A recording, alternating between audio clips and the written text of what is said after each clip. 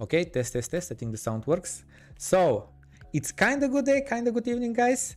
Welcome to everybody. I guess that at least half of the audience will be Bulgarians, if not more. In Bulgarians, we say zdrasti or zdravey, which means hello or good day. So with us is Taizen, and I don't know what to say. Like it's gonna be really hard for me to introduce him. I've shown many times to my audience clips of his and share his thoughts and how I personally really resonate with his way of thinking. So Tai, without further ado, could you please introduce yourself to the audience? Hello, Plamen. Hope I'm saying that correctly. Absolutely. Thanks for having me on your channel here. My name is Taizen. I was born in Vietnam. I left Vietnam after the war between the US and Vietnam in the late 70s. And I came to, because of the war. I lived in South Vietnam, so I left as a refugee after the war. And I lived in Malaysia, in the Malaysian refugee camps for like over a year. And then we went to America. And I grew up in America. How old were you then? Sorry, how old were you? I was around, I think like 5, 6, 7 years old. So really young. Yeah, real young. I was just old enough to know that I was not born in America or Malaysia, and that I was born in Vietnam, and know that I'm Vietnamese. So when I came to America, I do not come from a very wealthy family or an educated family, because we came from a very small fishing village in South Vietnam. It's called Song Doc, in the province of Cà Mau. Okay. And so we came there to America, and I grew up in America, went to school there and then I dropped out in the 11th grade. I never finished high school because I had to come home and help my family work and pay the bills. So, and school was a real struggle for me and my brother and everyone in our family. We are not one of those Asian families that's very academically inclined, so I know there's a stereotype in America that all the Asians are smart and they're good with computers and they're good with math and science and everything. And growing up, I always wished that I was one of those Asian kids, because I suck in school.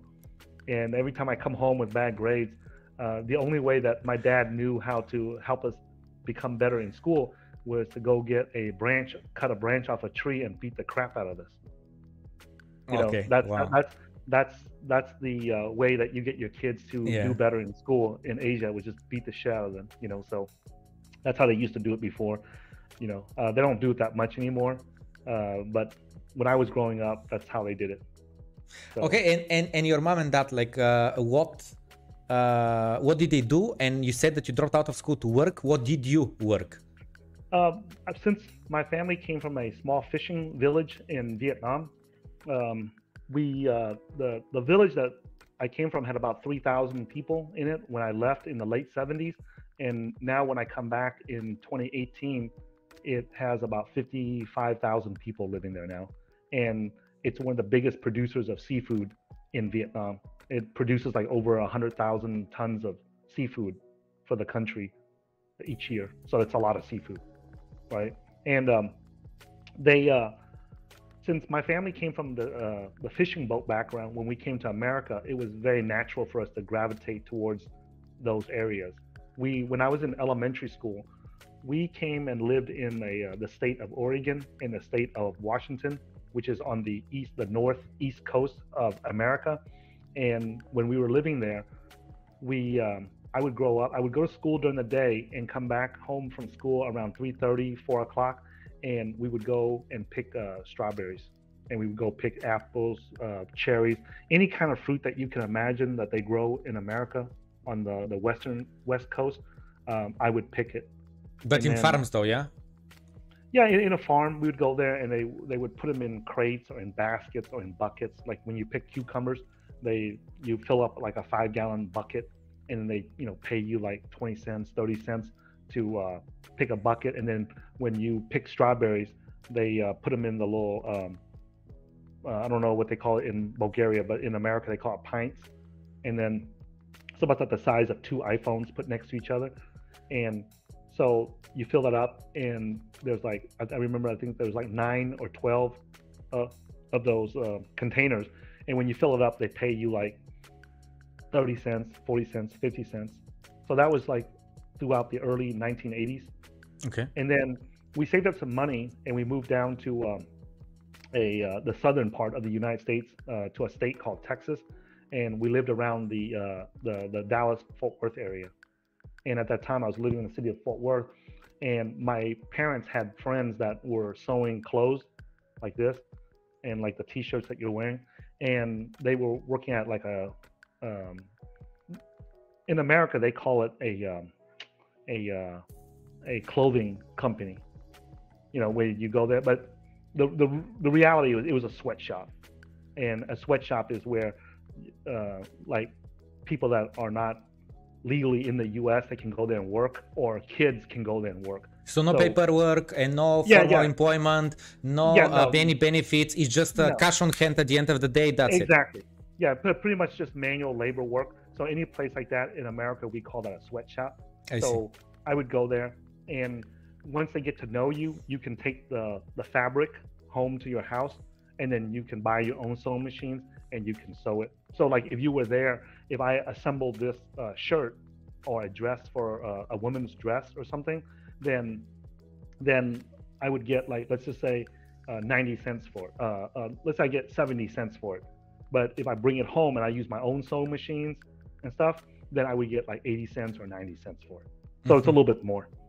So in the beginning, most people would come there and they would sew, and they would save up some money, and then they would buy their own sewing machines, and they would come home and they would sew it so they can get a little extra profit. So everything was piecework, which means that I would have to completely assemble this shirt or that dress or that dress shirt before.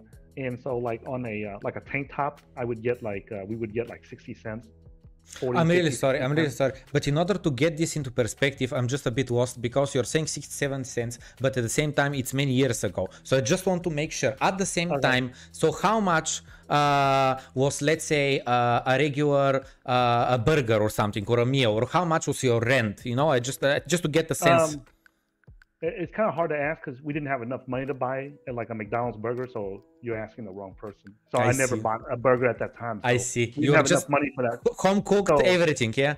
Yeah. Like I guess the best way, I don't know, if this was like in 1984, 85, 86, 87, 88, 89, and then 90. So during those years, so I know you're asking for a reference, but most of the stuff that we ate at that time was very low grade, low cost, low quality foods, because we didn't have a lot of money. So I did not do the shopping at that time. So, and we did not go and buy McDonald's or Kentucky Fried Chicken or Starbucks. They didn't have Starbucks back then, but we didn't eat the common fast foods that you would know of in America at that time. So I do not know what the prices of it were at that time. I just know the years that we were working there. Yep, I get it. Okay, and what about I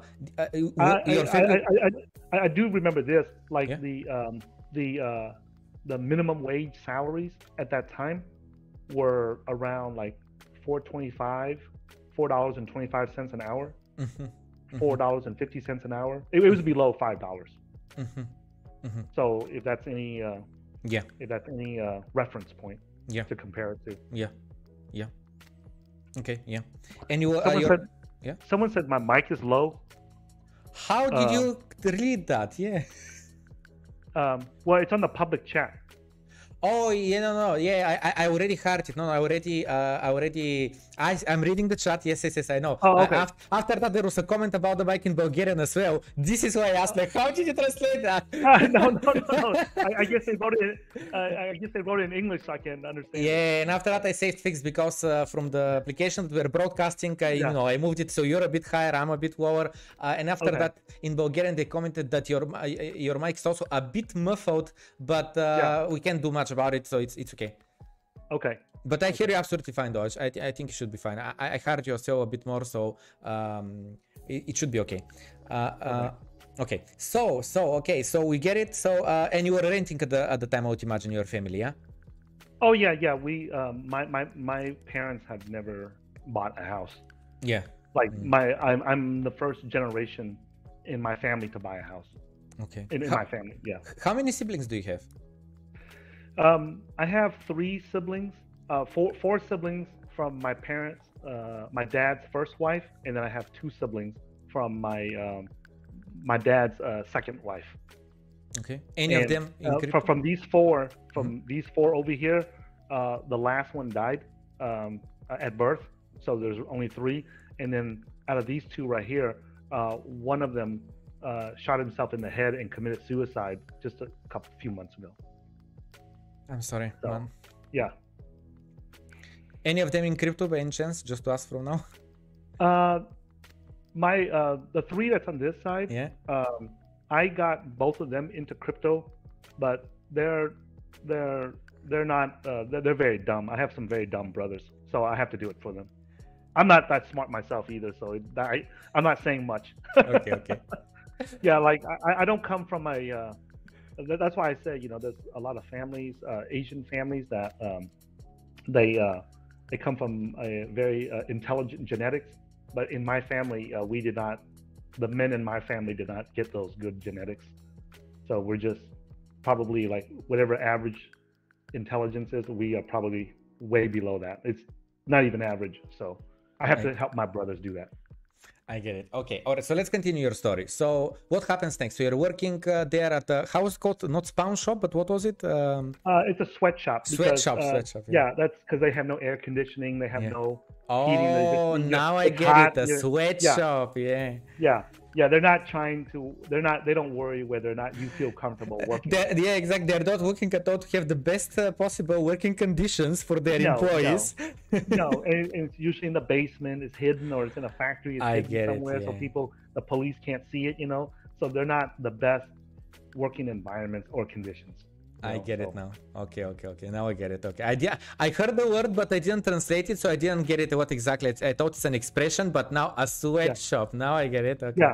Yeah. It's a factory where undocumented immigrants or refugees work there, or illegal people without paperwork. What countries? People from what countries were there, by the way, at the time?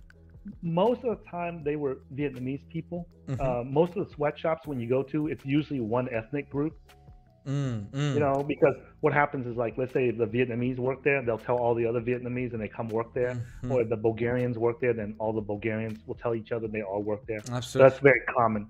They'll have common language to be easier to help each other, I guess. They'll be more prompt to helping because they're from the same country. Kind of makes sense. Actually, one other thing that I want to ask you about that, like, how did you get there? Meaning, like, if I, a Bulgarian, would like to go there, they're not gonna let me. Like, I got a tourist visa and I went there like 2 years ago, but best case scenario I can do is just like overstay there illegally and work at these illegal places. So how did you, your family got there?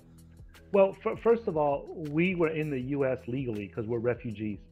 Okay. And so you had a refugee status. Yeah, I had refugee status, and you know, I had a green card at that time and everything. So I was legally in the U.S. So I was not there illegally. So what was illegal about what we were doing was that, you know, we were not documented workers, meaning that we didn't file taxes, we didn't do any of that stuff. I see. And I know it now, but back then I did not know that. Yeah. And I don't think that the people that worked there knew that either. Yeah. Right, because you know, we were making such small money that you know, everybody that was there were pretty much uneducated, just labor people. So they nobody even asked, what do you file taxes, or you pay taxes on the, you know, are you paying us the correct wages, you know, what's minimum wage? I don't think anybody asked that. How that's the thing I would like to ask you, like, you know, the term the rat race, right? So how did the life look for you at the time? Meaning, like, okay, you get up, I would imagine that you started work pretty early, you go to work, and then what happens? Like, how did a regular Tuesday look for you at the time? When you ask how life was, there was no life. We would just, my brother and I would get up in the morning, like the regular time that kids go to school in America, and we would get on the bus, go to school at like 7:30 in the morning, and then we would come home from school like around 3:30, and then go wash our faces, you know, change our clothes, put our shoes away, and then we would sew from like 4 o'clock in the evening until like 11 o'clock at night. So we just sit there and just sew on the sewing machine, just sew from 4 o'clock, and then we might get up to go take a restroom break or drink water, but we would just sit there and sew. And that was from the 5th grade, 6th, 7th, 8th, 9th, and then into the 10th grade, and even into we did part-time work in the 11th and 12th grade. So, I mean, I can sit there and sew right now on a machine just with my eyes closed. It doesn't matter. I mean, my brother and I would average about, if you talk about like a tank top, we would average about like 3,000 tank tops a week. Wow. Yeah, and then if we sew like just a normal women's dress, yeah, we would do like 700-800 of them. If it was a dress shirt, that took longer time and it was harder. Like a men's dress shirt, we would do like 500-600. Okay, I did not expect these quantities. Yeah, like we would I would say like 90% of the clothes that we sewed were women's clothes. Okay. What about quantities? Not quantities, sorry, weekends. What about weekends? Did you work on the weekends, or how did the weekend? Yeah, and on the weekends, the only difference was that on the weekends, we would get up at like the same time to go to school, and it would just sew all day until 11 o'clock again. Okay. Okay. So and then, obviously we'd stop for lunch and things like that, but we were sitting there sewing all day. Yeah. Okay, well, I just trying to find the good thing in that. I guess I just told you of being, like hard worker.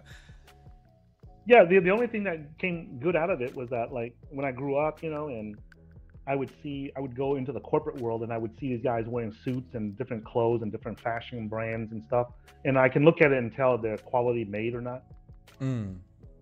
Okay. That's the only good thing that came out of it. Okay. All right. So let's. That I know of. Maybe in the future something else. In the future after this crypto bull market, when I go back to Vietnam, I would like to have like a private clothing company and just bring some designers together and design some nice dress shirts that I like to wear. Nice. Okay. Yeah. All right. So let's continue. So you're 12th grade, and what happens? We saved up some money there around from Fort Worth, and then we moved further south towards the ocean. And my dad met some friends, and they were selling. My dad's friends said that somebody was selling a machine shop, and the machine shop specializes in manufacturing metal components for fishing boats and for pleasure crafts like yachts, sailboats, things like that. But like 80-90% of their work was doing yachts and sailboats. So we saved up some money, and the owner of that machine shop was in an area called it's near the Space Center, the NASA Space Center in Houston. Okay. So we went down, we saved up some money in Fort Worth, and then we moved further south, which is about 3.5 hours away south, and we moved to that city of Houston, and my dad bought that machine shop at a really low cost. It was below market value. The reason was because the husband and wife was going through a divorce. So the husband just wanted to sell everything and just be done. Yeah. Okay. Right. So we because of a friend, our family went in and we bought that machine shop. And that was probably the first time in my life that we had a taste of financial success, because the machine shop was doing well. It was a profitable company, and so when we bought it, there was like 3 machinists working there, and then me and my brother stopped the sewing and we started learning how to machine and weld and cut and work with our hands and with tools and stuff. So we were like in the 9th, 10th, and 11th and 12th grade at that time. So we did that, and then so we did that for like 4 years in high school and 2 years after high school. Now that kind of overlaps with the sewing, because we would do that during the day and we'd come home at night, we'd still do the sewing. Okay. So and so we saved up some money from that, and it was the first time that we had a little bit of financial success in America. But unfortunately, we live in the trailer park, and I don't know how it is in Europe or in Bulgaria, but in America, if you live in a trailer park, and it's called a mobile home. A trailer park is a large piece of land where people put these mobile homes, and a mobile home is just a big old giant box. What was the 3 letters? CRT, something like CTR, like a recreational vehicle, VR, RV, I think Yeah, it's RV, called? yeah, an RV, yeah, recreational vehicle. Yeah. Yeah, but the difference is that the recreational vehicles, they have an engine in it, and you can drive the vehicle Oh, around. these ones, you have to drag it with something. Someone has to move you. I see, okay. You have to rent a truck, a giant Actually, truck. we don't have that in Bulgaria almost at all. The very few places, and in Europe overall, it's not very modern. But that's something I really love about US. I would love to buy one of these big RVs and just drive through the country. It's not good, no? No, because that's extremely low class.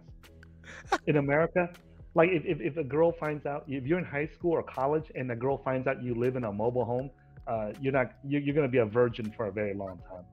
That's why I was a virgin for a very long time. I get it, but no. I met like an experience after I have a family or a girlfriend. Just go on the on the road trip, on the RV. That's what I meant. Yeah. Just see the country, No. What you're talking about is a recreational vehicle. People with money buy that. Yeah, I meant that one. Family.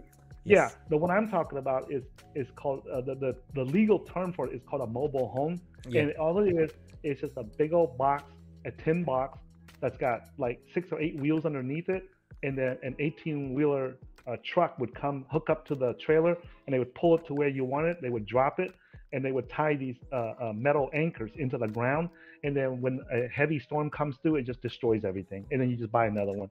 So to give your audience an idea of how cheap it is. For example, like if you buy a home, like a 3-bedroom, 2-bath home at that time in that area, it would be probably somewhere between 150 to 200,000 US dollars at that time. And you can get one of these mobile homes for anywhere between 5,000 to like 15,000. I see. Absolutely. No, I listen, I got you.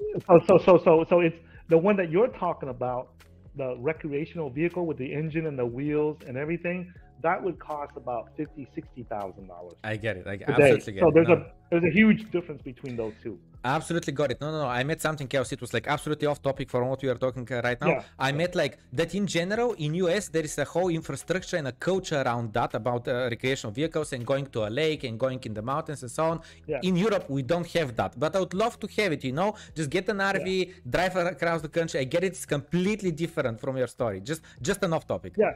No. Vietnam is the same way too. We do not have the RV lifestyle or it's called the RV culture or the RV lifestyle in Vietnam. We don't have that either. Yeah. Like maybe in 5, 10, 20 years they'll have it, but right now they currently do not have that either. I see. And so I was telling you about living there. Yeah. We were doing well with the machine shop, but one day some Vietnamese gangsters, they noticed that we were, they came to visit their uncle next door. So our mobile home was here and they were next door, and they found out what we did. So one day they came over and there was like 7 Vietnamese gangsters, right? These thugs, and they came over and they robbed us in the middle of the night. They came in. And if you ever seen a mobile home before, they're not that hard to break in. They're very low quality homes, so it's very easy to break in. So I was building a front porch for our mobile home at that time. So I was building a little wooden porch, and I had a bunch of pieces of wood left over. And in America, they would call these 2x4s, right? So these 7 guys came in there, and they took some of that scrap wood. And when they broke into our house, at that time, I was like in the 7th or the 8th grade. Yeah, the 8th grade, and my brother was in the 9th grade. So they came in, they just beat the hell out of my dad, my mom, and my little brother, the one that committed suicide just a few months ago. He was just born at that time. So they were trying to, put a blanket on him and choke him and everything to threaten my family to give them the money, to give him some money. And then I remember I was laying in the room at that time, and because it's a very poorly insulated house, I would sleep on the floor right next to the air conditioning vent because it came out of the floor. So my head was like, the air conditioning vent was like right here, and I would sleep like right here on the floor, and the door was right above my head. So imagine like the door behind me, if you open that door and before it opens even that far, it's going to hit me in the head. So at night, everyone in my family knows that that's where I sleep. And my brother sleeps on the bed and my parents sleep down the hallway. And so at night when I was laying there and the door slammed open and it just slammed me in the top of my head, I knew right away something was wrong. Because my mom, my dad, my brother, everybody knows I sleep right there. So nobody would slam the door open like that, right? And then it just happened really fast. I mean, like they just rushed in and they just started stomping on my face, right? And they started beating the crap out of my brother, right? And they had some shotguns, and you know the butt of the shotgun, they were just slamming it onto our face and into my brother's face. That's and then they, horrible. Yeah, I was like in the 8th grade. My brother's in the 9th grade at that time. And then they took the wires from the lamps, the desk lights and everything, and they hog tied us. You know, meaning they tied our hands behind our back to our feet and everything like a hog, like a pig. And they just left it there. And when the guy slammed the butt of his shotgun onto my face, you know, multiple times, there was one time I looked up and I saw the color shirt that he was wearing. And at that time in America, there was a famous rock band called Bon Jovi. That's It's popular. my life. Yeah, exactly. And so he was wearing a Bon Jovi shirt. And it, you know, this happened very fast. You know, the guy was pounding my face with the shotgun. And then I look up and I see it. And I knew exactly who it was. It's the guy next door. Because I had seen him earlier that day wearing the same shirt.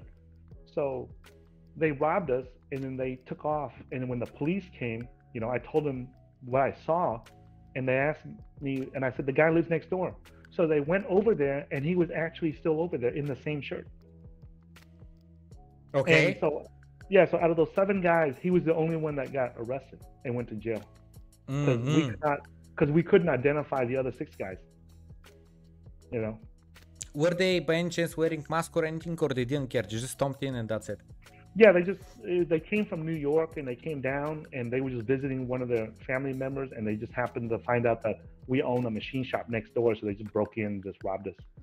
You know, me and my older brother was younger at that time, and you know we were real scared. We had never been out in the streets. You know, we didn't grow up in the streets. You know, many people that watch my channel know that my older brother was in federal prison for 30 years for drugs that he didn't have, and I was in prison for almost 14 years for drugs that I didn't have either. You know, so because of that, we didn't know nothing. We weren't street guys back then. We were just young kids.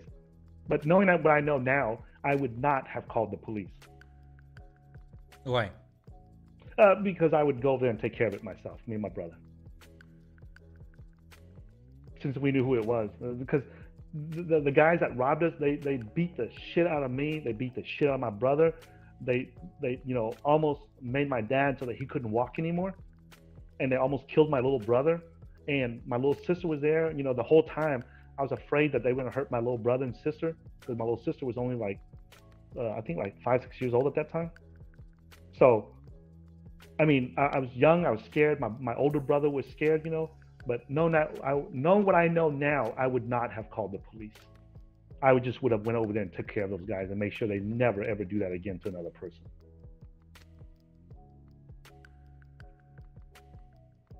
So we that's it was a struggle, man, because we grew up poor, and that destroyed our family. Because my dad couldn't work because he was all messed up, and I couldn't work, my brother couldn't work, and we still try to go to school, and everything just went downhill. Because when that happens to your family, it scares the shit out of you, you know. So it scared the shit out of my dad. So he was afraid they were gonna come back.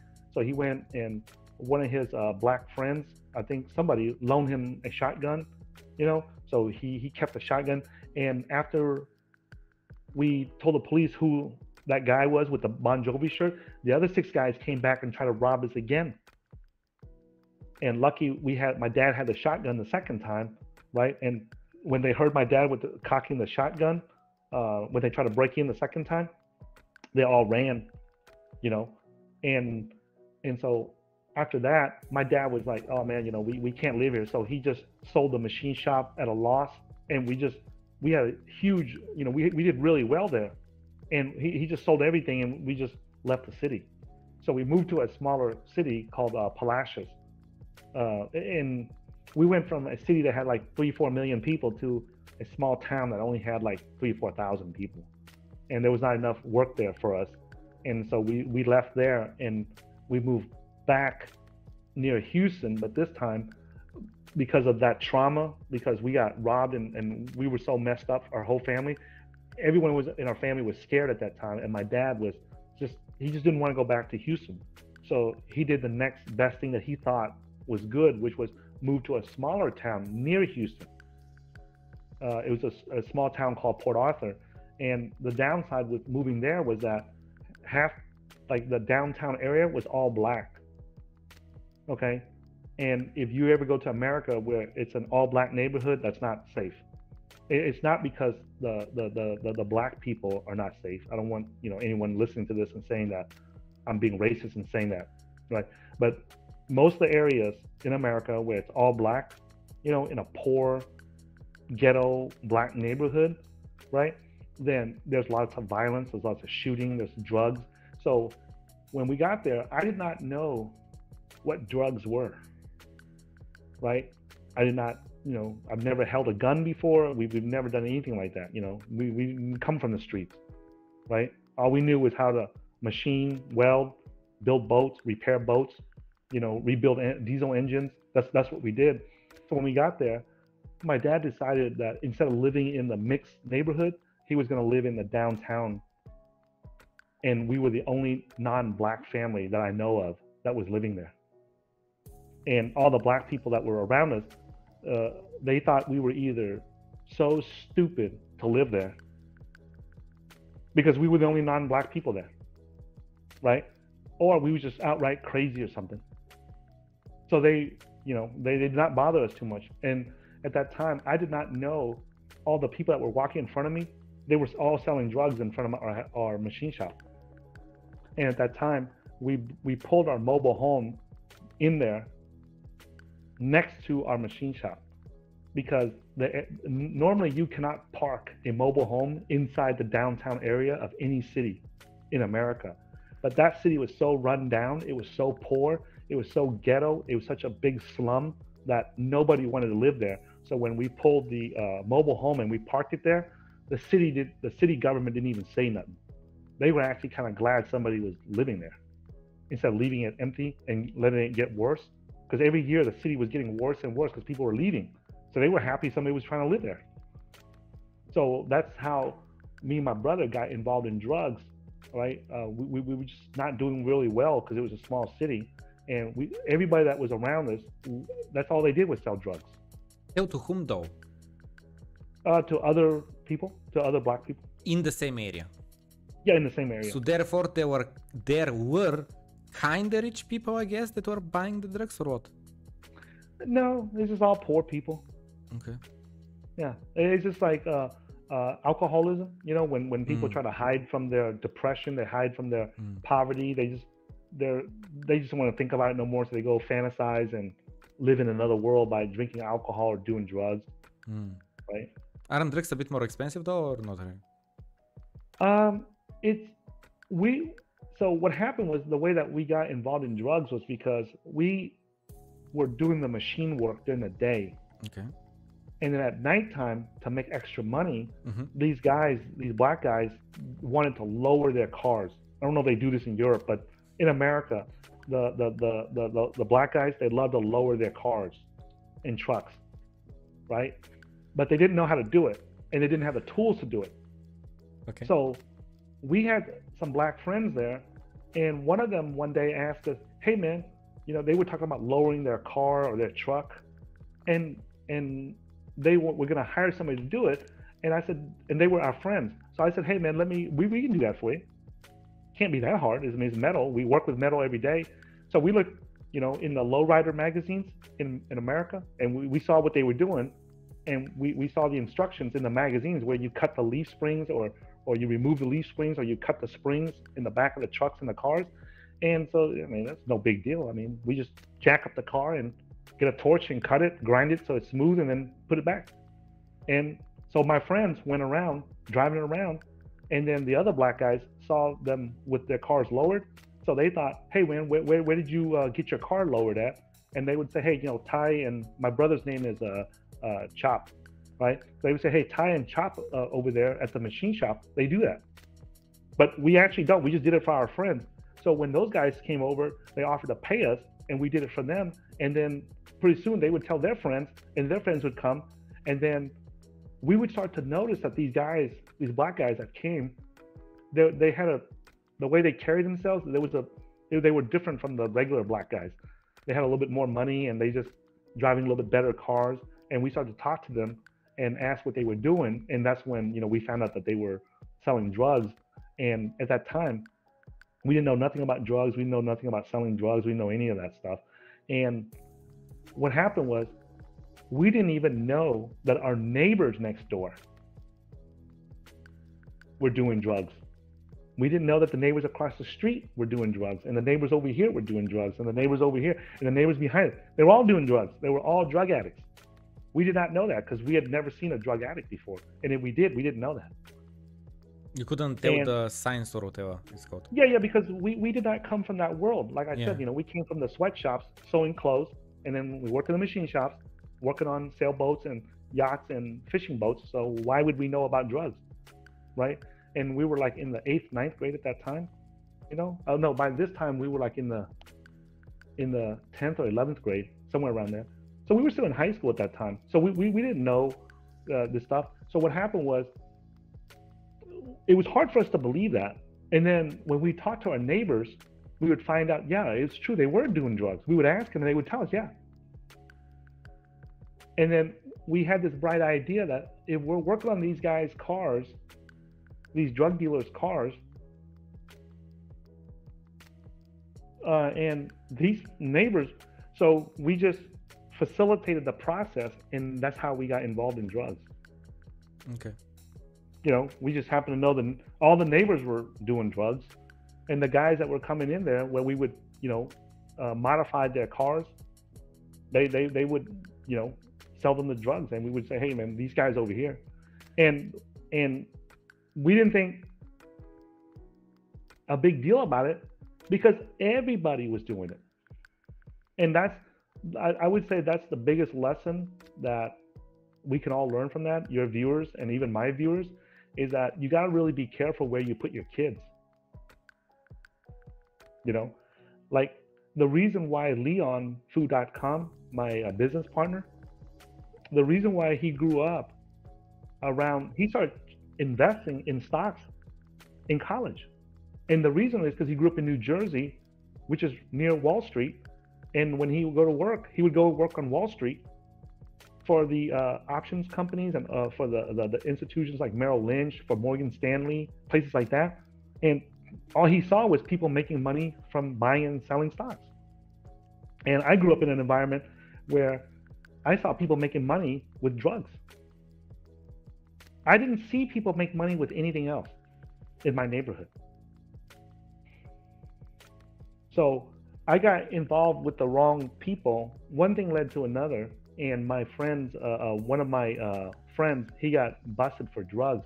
And I did not know that he got busted twice already. So this third time when he got busted, he was going to go to prison for life or for a very long time. So what he decided to do was cooperate with the police to get a reduced sentence. And he just snitched on everybody in the neighborhood, everybody. He just snitched on everybody. And even if you did not do drugs, it didn't matter. He would just make up a story, and then he would help the police set you up with drugs. So at that time, right, I had tried to get out of drugs. I tried to get out of the street life because I had been robbed multiple times, right? I had people point guns to my head and try to kill me multiple times. I've had to shoot other people to protect myself. Like, you have no idea how crazy this sounds to a Bulgarian and to the whole Bulgarian audience, because in Bulgaria, we don't have guns. Like, that's illegal. Only the police officers have guns, and not every police officer would have a gun. Like a random, let's say, traffic officer or something like that, they won't have guns, right? You have to have a reason as a police officer in order to have a gun with you.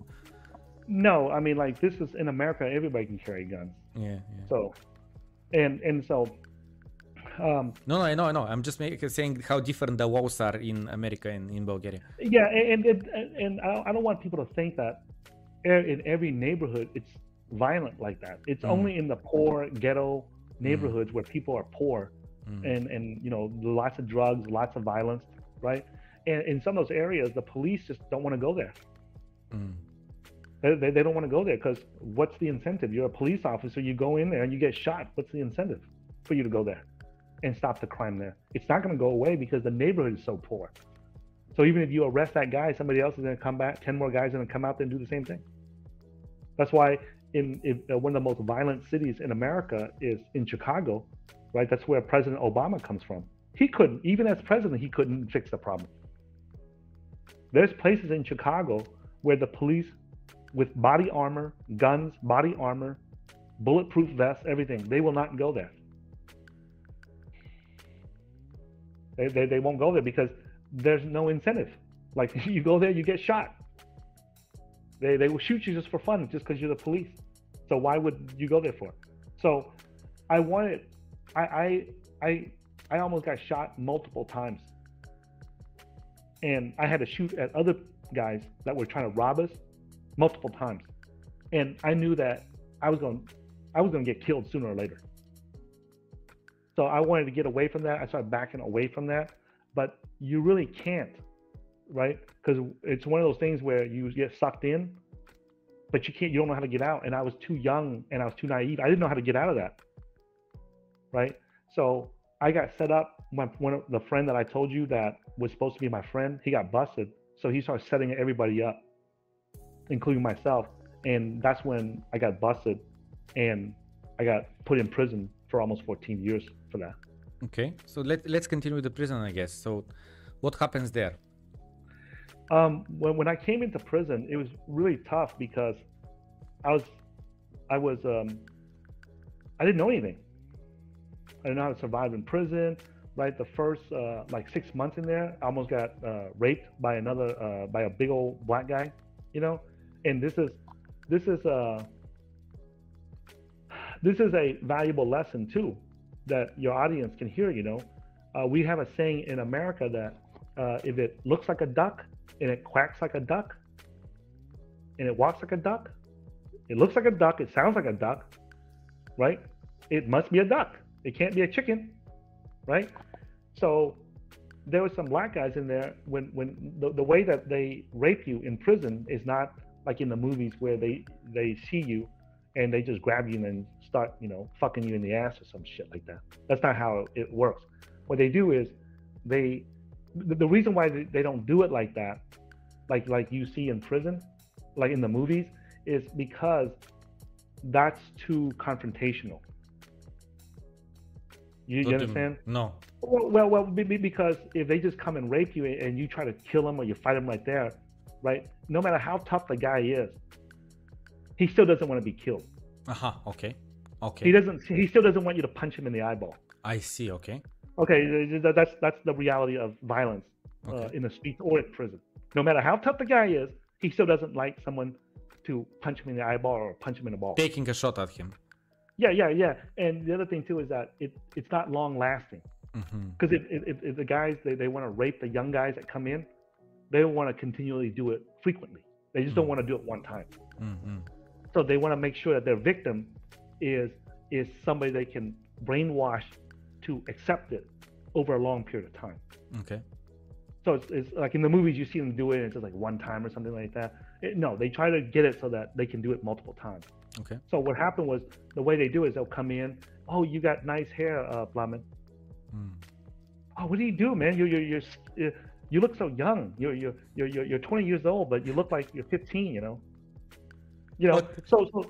So every time they play with you like that on the streets, if we do it, it's just a joke, right? If I call you a pretty boy in school, that's just a joke. Yeah. But in prison, I know now. I didn't know when I first came into prison at 18 years old, but I know now.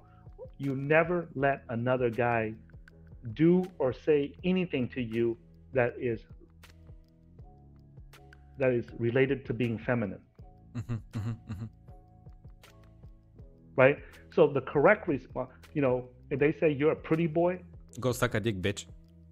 Yeah, yeah, that's it. Yeah, oh yeah. That's the correct. Anything that shows aggression, that shows you're masculine, is the correct response. I know. That's why I responded like that. I get it. Yeah. I get it. Yeah, so if they say your hair is, you know, hey, you got nice hair. Yeah. I'll fuck you up. Shut the fuck up. Yeah. You want to see the hair in my fucking balls? Yeah, that's good. Yeah.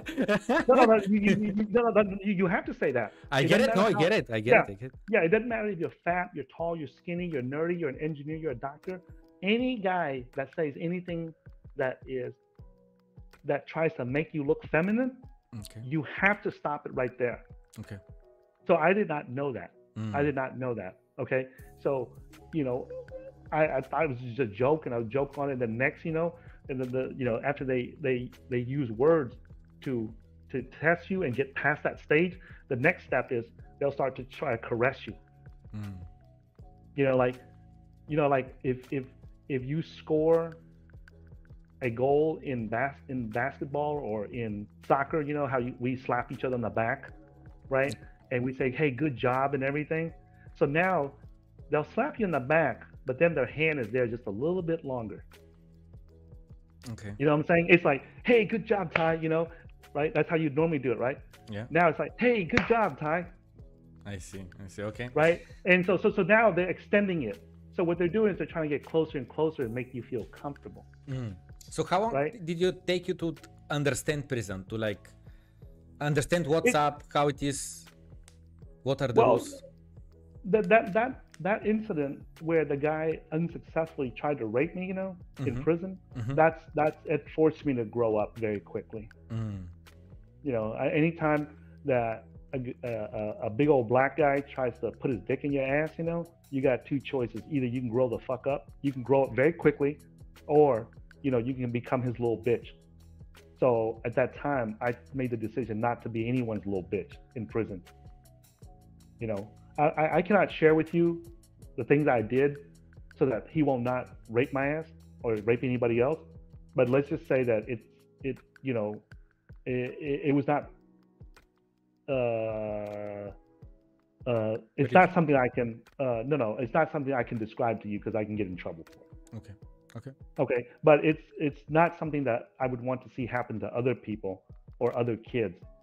But they're just, the key is you just don't let it happen from the very beginning.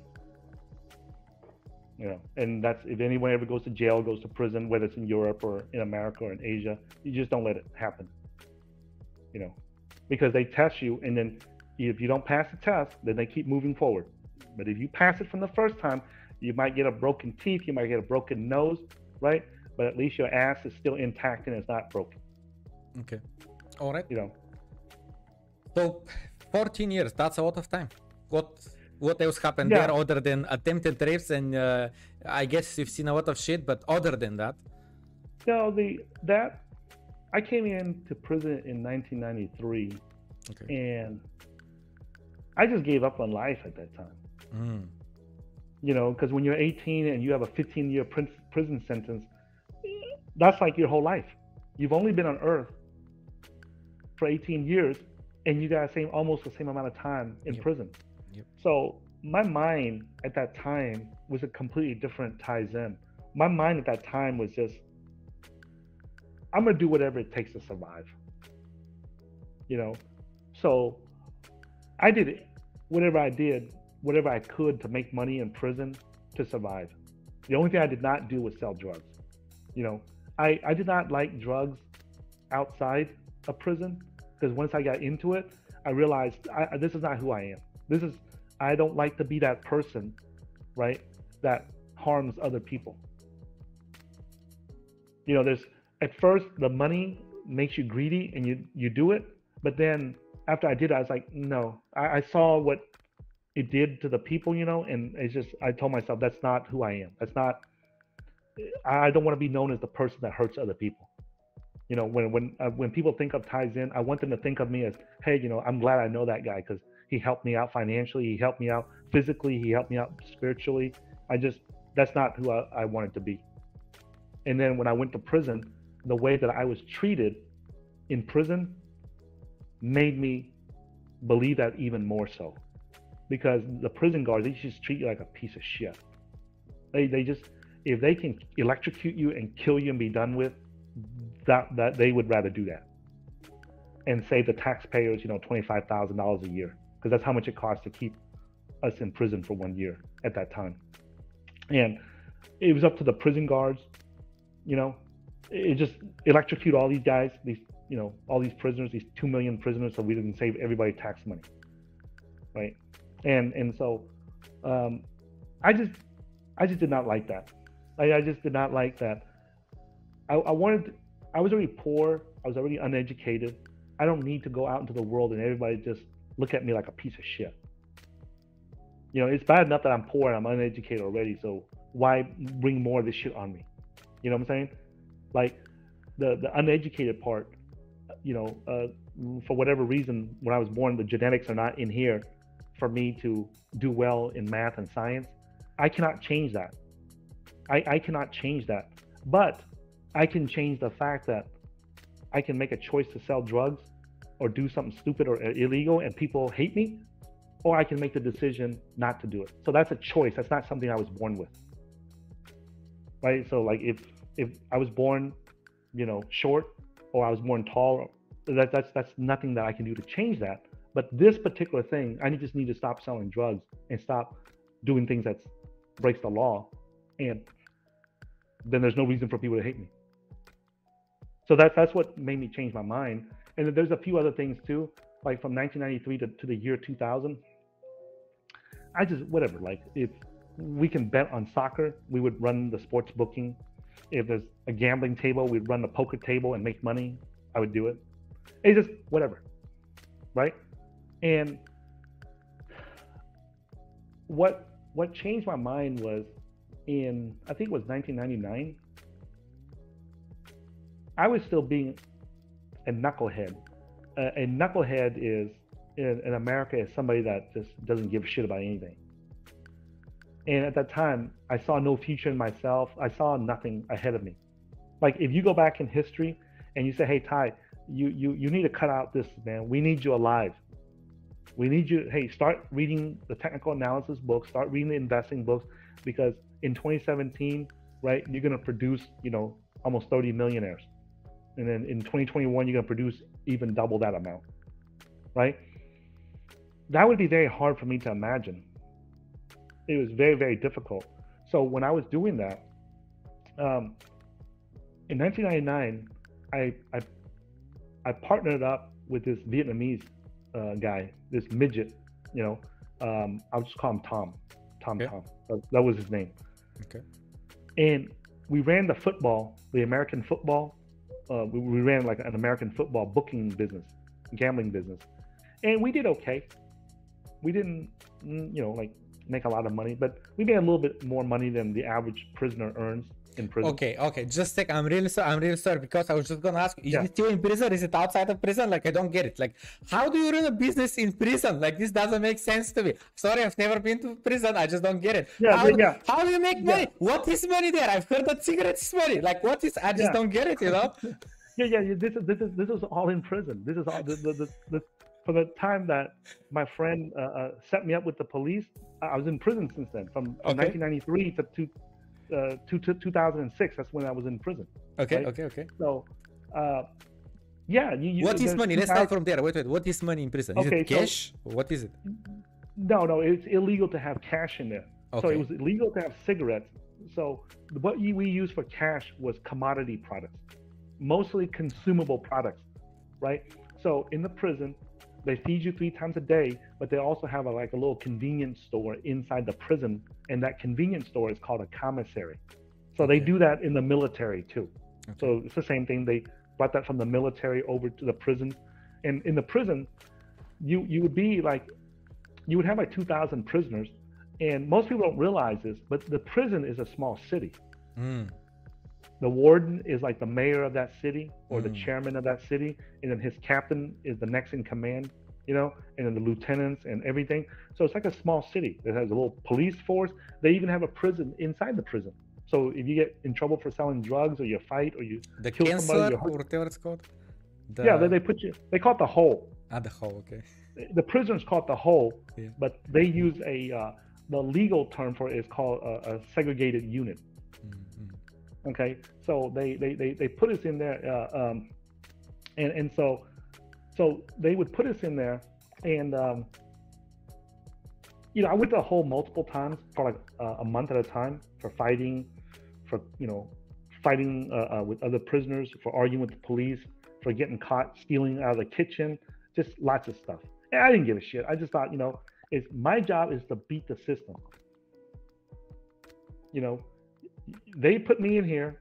I didn't want to be in there, and the thing that I was really pissed off at was that my crime, the 65 grams of coke that I had, I was supposed to get probation for it in the state of Texas. But because I refused to snitch on my friends and cooperate with the police, they turned my case over to the federal. Mm-hmm. So if your case becomes federal, it's automatic you're going to prison. Mm-hmm. Mm-hmm. Right? And then not only did I go to federal, but they charged me with 6,500 grams of coke. Mm-hmm. Okay. So they just sentence you to whatever they want. Okay, I have two questions. Just a second. So the word that I was looking for earlier, that you said the hole, it in Bulgarian it's called karcer, and a guy, a friend of mine just typed it in the chat. What is it in English as well? Karcer? Yeah, the hole. It's called karcer in English. Oh, karcer. Karcer. No. It's in Bulgarian, but the question is, what is the translation to English? I get it that it's the whole, but it's like a nickname or a label or something. It's not. I think that there is a proper translation of this word from Bulgarian to English, and it's different. Anyway, we're gonna look for this word. Okay. Anyway, so I just wanted to go back to the business. You said we had a few successful businesses. You said you were playing poker and how's it called? So they use cigarettes. They use cigarettes as a currency. Right, because there's a lot. It was a standard size, is a pack or carton or a cigarette, so you can use that as a standard. So anything that had a standard size and value, we can use as currency. So the number one currency that we use in there was U.S. postage stamps, because we were allowed to send mail home to our family. So you would buy the U.S. postage stamps because it was small, right? It was small. It was easy to keep, and you can keep lots of it. So you can have like $500 worth of stamps, and it would be a stack about this high, right? And then each book of stamps at the time that I went to prison was $5. Like it was a little bit less than $5. It was like $4.95, $4.85 or something like that. It was $5 for 20 stamps. So you would just each stamp, you just pay for your food, you can pay for your haircut, you can pay for, you know, if you're gay, you can pay for someone else to, you know, give you a blowjob. You know, you can pay for sex. You can pay for someone to fix your neck if you had a crooked neck. You know, your back was hurting. You can pay somebody to fix your back, because there's 2,000 people there, so there's somebody that knows something. Okay. So apparently, according to Google Translate, segregated segment, but also the word that I was looking for, it was incarceration. I think maybe that's the word. I don't know. Where in prison, literally they put it in a separate, you know, like a smaller unit to be separate. Yeah. But incarcerated in English, when you say someone like I was incarcerated for 14 years, that means I was in prison. Yeah. Right. Yeah. So the correct term, like sky the limit, is saying it's called the correct name for it. The legal name for it is called a segregated unit. I see. Just in Bulgarian, it sounds so much different, and it kind of sounds similar to incarceration, but no, it's completely different word. As again, it's carcer in Bulgarian, but it's completely different. Yeah. Okay. In Spanish, it's the same way too. Is it? Yeah. When you say like estaba en cárcel, I was in jail or I was in prison. I see. You know. Okay. And encarcerar is to imprison someone. I see. Okay. So it's all probably from the same Latin or Greek root or whatever it is, you know. Yeah. So that's what we did, right? We used the cigarettes, the coffee, and the ramen noodles. Believe it or not, ramen noodles, man, that was a very popular currency in there. Nice. Right. Matter of fact, I like to pay people with ramen noodles when they clean my room or cut my hair or something, because with the ramen noodles, it was like a big package. Like if you give them a whole case of, you know, ramen noodles, that you can see value in that, because I mean it's a big old case. right? So when you go there and get your hair cut or something, and you give the guy a whole case of ramen noodles, right, for your haircut, there's a lot of value. If you just give them a few stamps, people don't see that, right? So that's, and we did well that year. We made like, each of us had like over $1,000 in profit, which is a lot of money. Like $100 is like $1,000 on the street. So we had $1,000 of profit each. That's like $10,000 each on the streets. So that was a decent amount of money for us, and we didn't put up a lot of money to do that. So we thought we came out ahead. And then my business partner, my gambling business partner, he it was like the last week or something like that, they were doing the playoffs, and he went and took all our money and gambled it all away. Oh my God. Yeah, and I was like, what the hell did you do that for? We agreed that we were not going to gamble or do nothing. We're just going to run the books and have the advantage, the house advantage, the edge, and then just make the profit from that. And he just, and I just wasted a whole damn year doing all this for nothing. Like I just wasted, and I was so mad that I wasted a whole year, and it just pissed me off so much that I just wasted a whole damn year of my life, and I got nothing for it. Nothing, absolutely nothing, right? And so I was so pissed off at that time that I made a commitment to myself, you know, and I said that was the first major, what do you call that? That was the first straw that broke the camel's back. That was the first crack in the dam to show that the dam was about to break open, right? And up until then, I was still doing stuff that was illegal in prison. The only thing I did not touch was drugs. Like anything else, I would do it. Like you wanted to get bigger and stronger, and you needed some proteins, or you needed some supplement powders or whatever from outside, I would get it to you. You want a gold chain, you want a ring because you want to give it to your wife in the visitation room for your wedding anniversary or something, we would get it for you. Whatever it was that you could do to make money in there, I did it. The only thing I didn't touch was drugs, because I just never liked the idea of what drugs do to people, right? And I tried to quit that when I was on the streets, not when I came to prison. I just didn't know how. But when I got to prison, I just made a commitment. I was not going to do that no more. And so every year from 1993, 94, I would always look at myself and say, am I a better Thai today than I was last year? Is the 19-year-old Thai better than the 18-year-old Thai? And it used to piss me off that I was not. So is the 23-year-old Thai better than the 18-year-old Thai that came to prison? And the answer was always no. Is the 25-year-old better? No. Is the 1998 version of Thai better than the 1993 version when he came to prison? The answer was no. And that used to bother me. I don't know why. I don't know what to tell you. It just bothered me that I'm getting older, the years are going by, but I'm still the same person. And so that year, 1999, was a big year for me, because I thought that, hey, this is the year where I'm going to be different, because I'm going to have some money now. I'm going to have some extra money saved up for when I get out of prison. And I worked that whole year and I got nothing. And I was so angry and so pissed off at myself that another year of my life had gone by, and I'm no better than the 18-year-old. Didn't you through this year at least like make connections, get to know the craft, the business and so on? Like, I don't know. So next year you could do better, you know, even better than last year. I just finally realized that everything I do that was breaking the law, I just lost money at the end. Okay. Right? Yeah. And there was something that they teach us in the Buddhist culture in Vietnam, that if you mess with blood money, if your money don't come, if you make blood money, which is illegal money, you never keep it. Never. No matter how long you try to keep it, it will never stay in your possession, because that was never yours. But if you make sweat money, then no one can ever take it away from you. No one can ever take it away from you. And I believe that, you know.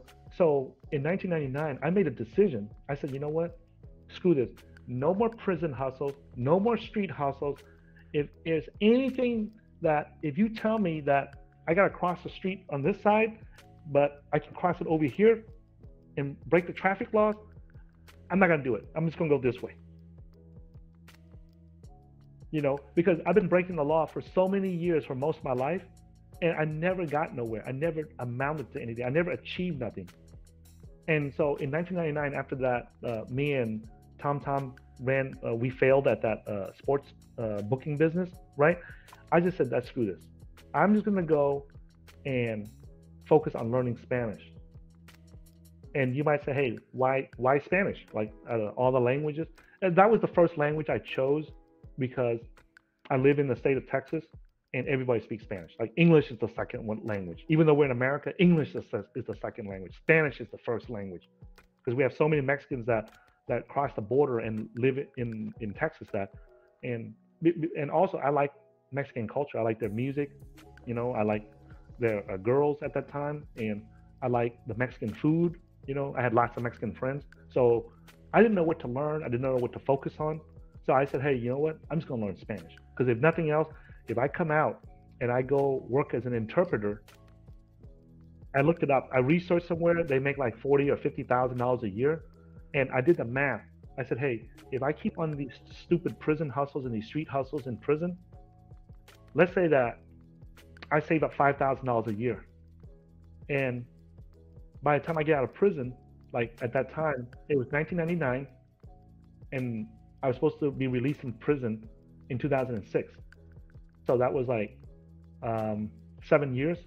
And I just did the math, simple math in my head. I said, hey, even if I did all this illegal stuff in prison, like the gambling and stuff, and I save up $5,000 a year for 7 years, that's $35,000. But if I just take the time right now to study Spanish, when I get out in my first year, if I work as a Spanish interpreter for like a criminal lawyer or a criminal law office or something, and I make $40,000, you make more, yeah. Yeah, I make more. So I just said, you know what? Screw this. I'm just going to delay the gratification now. I'm not going to get the rewards now, and I'm just going to work now so that I can get the rewards in the future.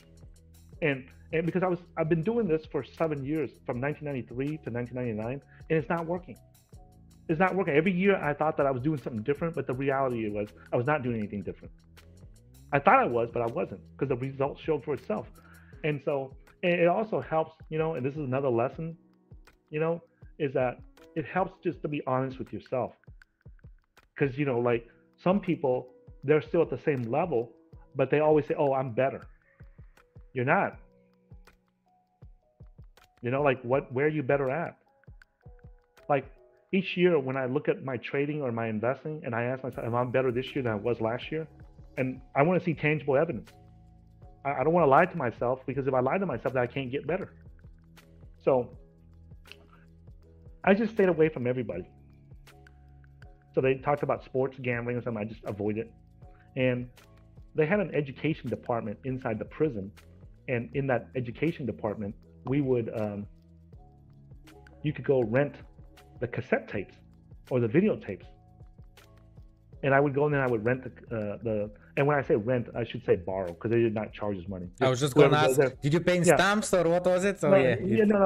You just go in there and whoever comes first, you know, can check out the book or the cassette tape or the videotape, but you have to sit there and watch it. So every day I would just go in there, like after I eat dinner, I would run over there first, and I'd try to be the first one in line, and I would check out the cassette player, the cassette tapes, and the video, the VHS tapes back then. And I would sit there and I would watch it. The sound was really horrible, the video was horrible, but I figured, you know, I always told myself that I'm gonna be rewarded for this someday. Right? And I don't have to worry about the cops trying to bust me for doing something illegal or something, you know. And so that's where it started. But, and I even promised myself that, hey, if I ever screw up and do this again, you know, do something illegal again, you know, that I get punished for it. And then I met this Mexican wrestler. Okay. I met this, and you know how some people, like, you meet, is you his don't get name along with them? the Ice Cold Steven or the Rock? Or No, he's just a really good guy, you know. We are still friends to this day. I met him, And come to find out, he was from California, I was from Texas, and we just hit it off the first time we met. I don't know why, but everything just clicked. You know, we were both teenagers. We came in at 18 years old. We both had long sentences, and we were both constantly trying to improve ourselves. Right? So it just everything clicked. And so I did not want to do anything that was against the prison rules or anything. And in the prison rules is you cannot hold more than 3 books of stamps. So each book is worth $5. You cannot have more than $15 worth of stamps in your personal possession at any time. On you, in your locker, in your cell, anywhere. And so the guys that were selling drugs in prison and running the sports betting businesses and the gambling, the prostitution, things like that, they need thousands of dollars worth of stamps because they had a lot of business, you know, I mean, for transactions. So, and this Mexican wrestler, he had a deal with another guy, with another white guy from another prison, where he would supply them with large quantities of stamps, like $500, $1,000, $5,000, $10,000 worth of books of stamps. And since there's no way to get that in prison, so he would go talk to all the drug dealers and the sports bookies, and he would gather $5,000, $10,000 worth of stamps from them, and he would turn around, he would buy it for $5 a book and turn around and sell for $6 a book of stamps. And he tried to run the same business when he came to the prison that I was at, because he had made good money off of that. And he'd been doing it with this other white guy, the guy that he would sell those thousands of dollars worth of stamps to.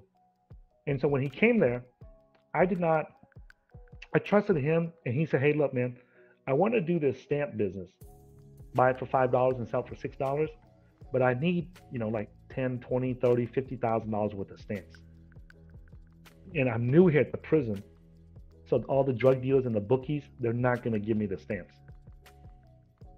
And since you've been here a long time, they all know you, you have a good reputation here, good credibility here. If you can get the books of stamps from them, I will sell it and we'll split the profits. And I trusted him. Like, I knew he wasn't going to rip me off or none of that shit. But what we didn't know was this. The old man, the white guy that he was selling the stamps to, the guy only had like 3 months left before he was going to go home. But he told everybody he had like 3 years left. It's a common scam in prison. You got 3 months left to go home. You tell everybody you got 3 years left. Why? Why do you do that? What do you gain from that? Because he'll come borrow he'll go do business with you. Because he has a good reputation of doing business. He'll borrow $100 from you, $1,000 from this guy, $1,000. He'll borrow from like 100 different people because he's never had a bad reputation. So in prison, we call it cleanup. He's going to clean everybody up. He's going to clean everybody up their wallets right before he leaves to go home. And he's going to use that money to get back on his feet when he's out on the streets. Okay, just one question.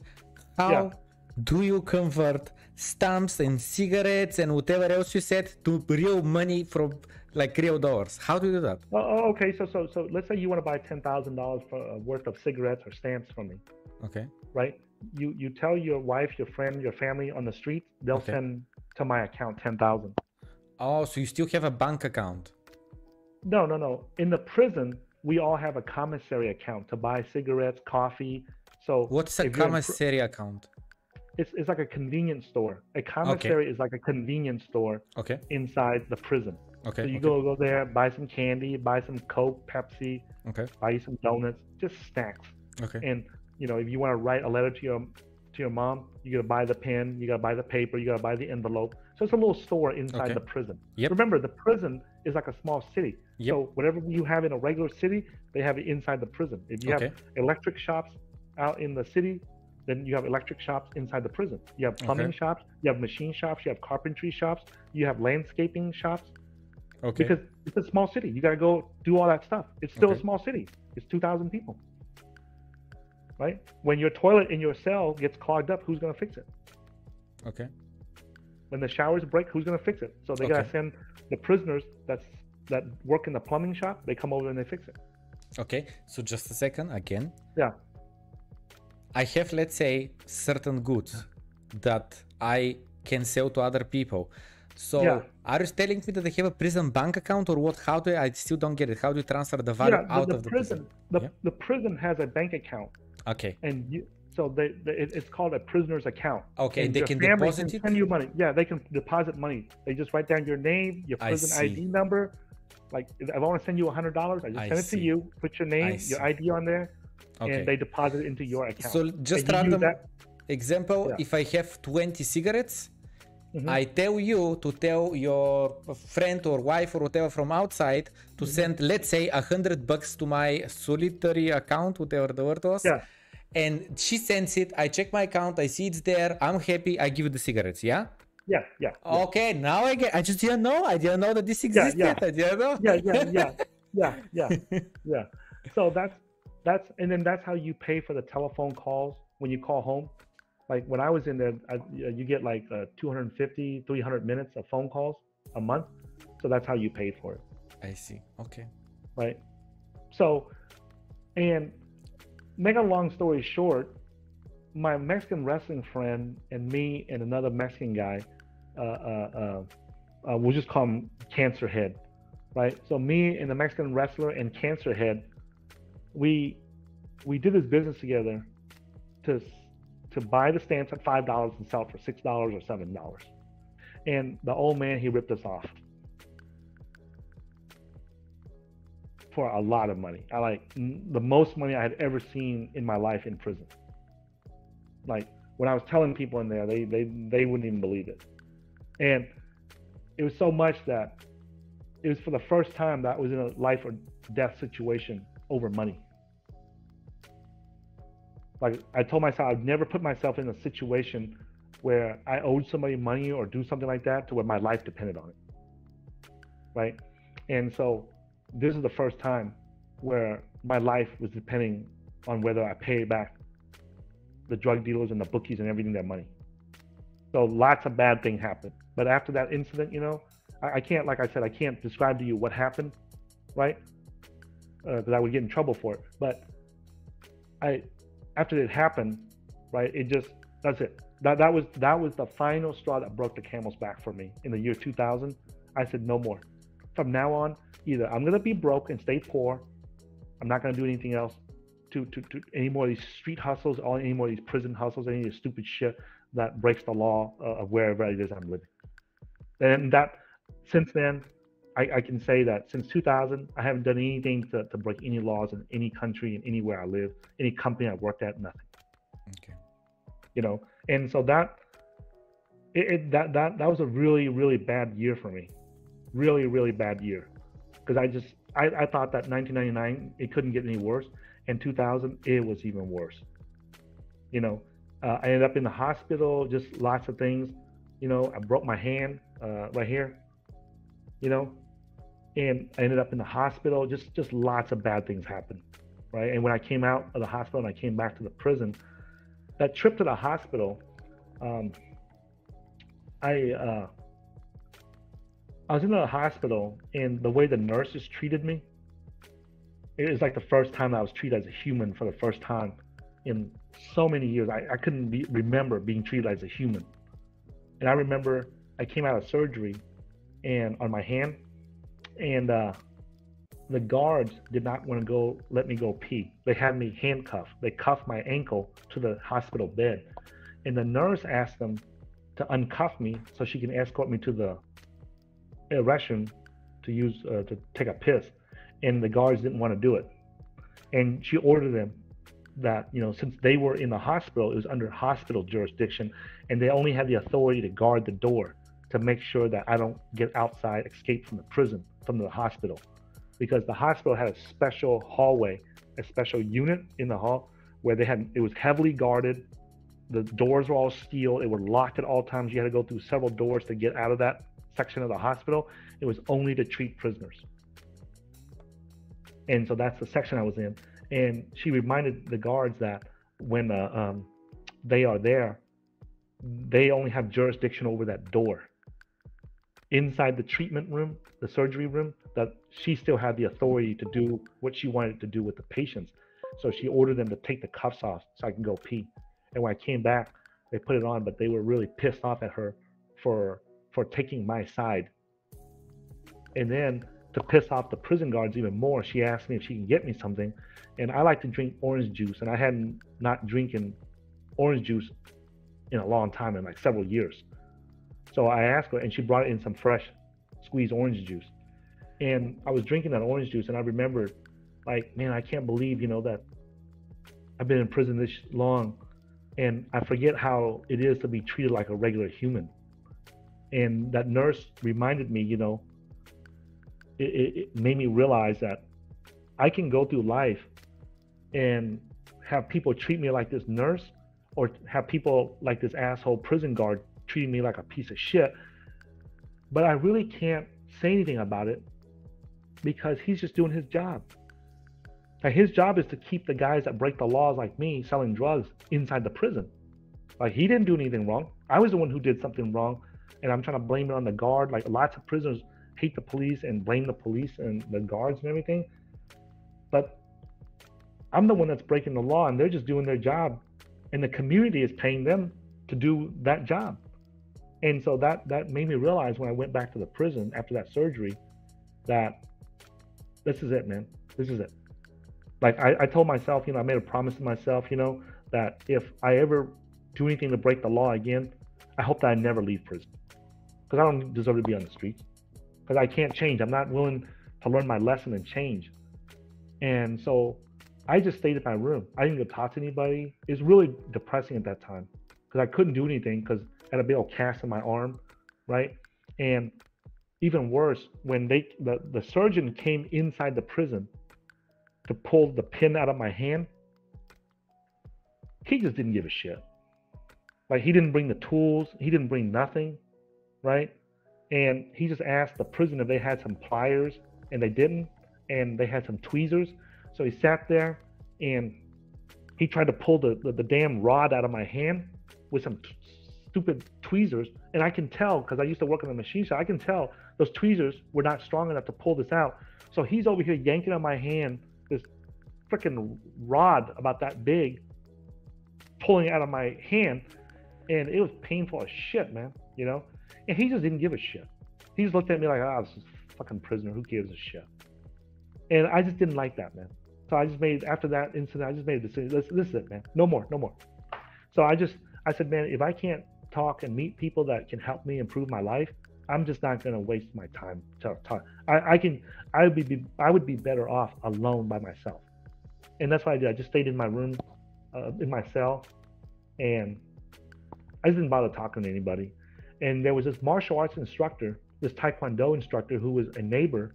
He was going home like in a few days, and he saw how depressed I was, right? And he threw me 2 books before he went home, and he said, hey man, you know, as friends, you know, could I just get you to promise me one thing? I said, what's that? He said, I'm not gonna be here no more, and we're never gonna see each other again.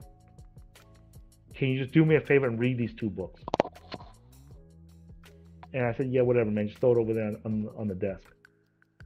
So he threw it there, and he goes, you're going to read them, right? I said, yeah, man. I'll read it, man. You know? And so he went home, and I didn't give a shit. I just said that just so that he can get out of my room, my cell. But then, you know, I looked at that book after he left, and the title of the book was Unlimited Power by Anthony Robbins. And I'm like, what the fuck is this? You know, gain more power, you know, unlimited power, huh? You know, I said, oh, fuck it, I'll read it. And when I read it, man, it was one of the first books in my life that I stayed up all night to read. And the reason was 18 plus, I was 18 years old in 1993, so by 2000, that's like 7 years later. I was like 25, 26 years old, somewhere around there. It was the first time when I read that book, it was the first time that I heard someone say that, you know, the things, your belief system creates who you are and the life that you're going to live. And, in the book, he gives lots of examples of how when you change your mind, you could change your life. And I realized, man, he's right. The reason why I kept doing all these illegal things and the reason why I kept doing these stupid street hustles and these prison hustles, because I actually thought that was going to make me rich and make me some money. And I realized that's the wrong mindset to have. I made a mistake getting involved in drugs, hanging around the wrong people, and I can blame the drugs. I can blame my unloyal friends. I can blame the judges for putting me in prison. I can blame the police. I can blame the courts for sentencing me to things for drugs I didn't have, right? Or I can change that mindset and ask myself, what can I do today to become a better Thai? So in the year 2000, that was the definitive year where how like the crabs in the caterpillar, they go into the cocoon? No, I don't know. Well, the caterpillar, in order to become a butterfly, it goes into the cocoon. Yeah. And then when it comes out, it becomes a butterfly. Yes. But the butterfly can never go back to becoming a caterpillar again. Yes. Right? So that almost a year period where I just stayed to myself and I focused on my mindset, where I was reading Tony Robbins, right? I read that book several times. It just completely changed my mind. And then the guys that used to help me smuggle, the gold, the jewelry, the protein powders, the supplements and everything into the prison, I got them to smuggle the cassette tapes from Tony Robbins, right? I got them to smuggle that in because this stuff was, it completely changed my mind. And I'm happy to say that I'm probably the first prisoner to ever smuggle the personal power tapes training program into 3 different prisons, 3 different American federal prisons. Why into 3? Because after that, I moved to another prison. I see. And I was telling other prisoners about it, and they wanted to know what it was, so I smuggled it into the other prison too. And then I went to another prison, and I telling other people, you got to read this Unlimited Power book and listen to those personal power tapes, cassette tapes. And they read it and they go, how do we get this? And I paid the smugglers to smuggle the whole cassette tapes in again. So hopefully, other prisoners benefited from that, And so that changed my mind there, man. I never went back after that. And that was in 2000. And I got transferred.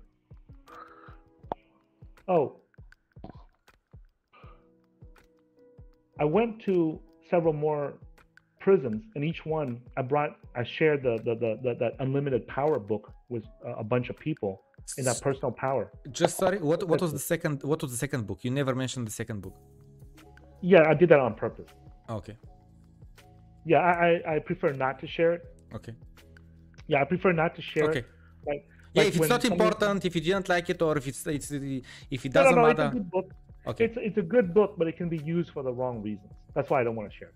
Okay. So when I meet somebody and I see that they are, a good person, I'll share it with them, and I'll show them how to use the information in that book. But you got to be responsible too. You just can't give information away so that somebody can go hurt somebody else. Okay. Right. So then I met this black guy from the Bahamas. 2004, 2005, somewhere around there. I met this black guy from the Bahamas. He's a businessman from the Bahamas. He's from the state of Florida. And same thing, he got a small amount of drugs and the government blows it up that he had tons of drugs or whatever, sentenced him to a bunch of time. And me and him ran across each other, and I shared with him the Tony Robbins books that I had. And he shared with me a book that the Tony Robbins book was the first most influential book I've ever read in my life. Okay. And on purpose, I'm not telling you what the second book was. Okay. So we'll skip that. Okay. But then this guy from the Bahamas, he shared with me the third most influential book I ever read in my life, which was Rich Dad, Poor Dad by Robert Kiyosaki. Okay. Right. And that was, man, the reason why it was the third most influential book I've read is because it was the first time someone told me that if you want to make money, you got to learn about money. Now, I know that sounds simple. I know that sounds simple, Like, hey, if you want big muscles, you gotta go learn how to grow big muscles. If you want to learn how to speak Bulgarian, right? You want to speak Bulgarian, you gotta go learn how to speak Bulgarian. Like, you want to learn Chinese, you gotta go learn Chinese, speak Chinese. But it never crossed. No one ever told me, if you want to make money, you gotta learn how to go make money. No one ever told me that. So I know that might sound simple to you and many viewers, but no one ever told me that. No, it is something like, just like you know, these people like Robert Breedlove, who has the What is Money show, and my point is like, he says like, it's such a basic question, what is money? But actually, if you ask 50 people 50 different questions, everyone has a different opinion. And the thing is that all of us, just because money is so embedded in the whole culture, in the whole planet, we all just think, of course I know what is money. Like, I don't need to read a book about money. Like, am I dumb? Like, no, I don't need books about money. And what I didn't realize at that time was that most people know how to spend money, but they don't know how to invest it. They don't know how to earn it. They don't know how to invest it. They don't know how to manage it. They don't know how to take care of it. They don't know how to save it. They don't know how to pass it on to the next generation. They don't know how to put some away in case you have an emergency, you have some money. Most people just know how to spend it. And that was a big waking moment for you, right? For me. And I realized I gotta start learning about money. Because up until that time, I still dreamed of coming out of prison and going to college. Right? So I finished getting like a high school degree equivalent in prison. And I said, hey, you know, when I get out, I want to go to college, get a degree, and turn my life around and stuff. But that book, I also had confused, I had mixed messages in my head, because on one side, on one part of me wanted to go to college and get a college degree like everybody else. But then there was a half of me that said, there's a lot of guys I've met with college degrees, and they're poor, they're broke, they have nothing. So the college degree does not guarantee that I will have money in life. Absolutely. In Bulgaria, we have this saying, there is people on the street markets, you know, that have 2 degrees and they're working there. So yeah. And we talk about, you know, the taxi driver that has a doctor's degree. So nothing against being a taxi driver, right? If I need to make money and that's how I can make some money, I will go be a taxi driver. But you don't need a doctor's degree to be a taxi driver. You don't need a doctor's degree to be an Uber driver, right? You just need a car and sign up on their app and go and drive. So that really opened my mind, and I realized that I can make money by building a business, by being an entrepreneur, by investing in stocks, right? Or invest in real estate. Build a business, invest in stocks, or invest in real estate. And so from then on, from then on, that's all I focus, all I do every day. And I would read book after book after that. Oh, speaking of reading books, I also want to squash this myth. I hear this shit repeated all the, you know, if you've been following our channel, you know that we're a real world trading and investing channel. So we talk about the real world stuff. Now, you know that when I was in prison, I have lots of time to read books. Who do you think has more time to read books? Me sitting in prison or a CEO of a Fortune 500 company? I think the guy in the prison would make more sense, as the guy in the CEO there is very busy. There is no way, and there's something that people don't understand too. If I've been reading books in there, I've read books, more books than most people know. Because I had lots of time. When I was sitting in the hole, when you're in the hole for a whole month, you have nothing to do but read books. Right? So I hear these stupid ass CEOs that go online and lie about, oh, they read a book a week. They read, you know, 50, 60, 70 books a year. They're so full of shit, man. I will call out any of those cocksuckers. They're so full of shit, man. When you're CEO of a Fortune 500 company, how the fuck do you have time to read that many books?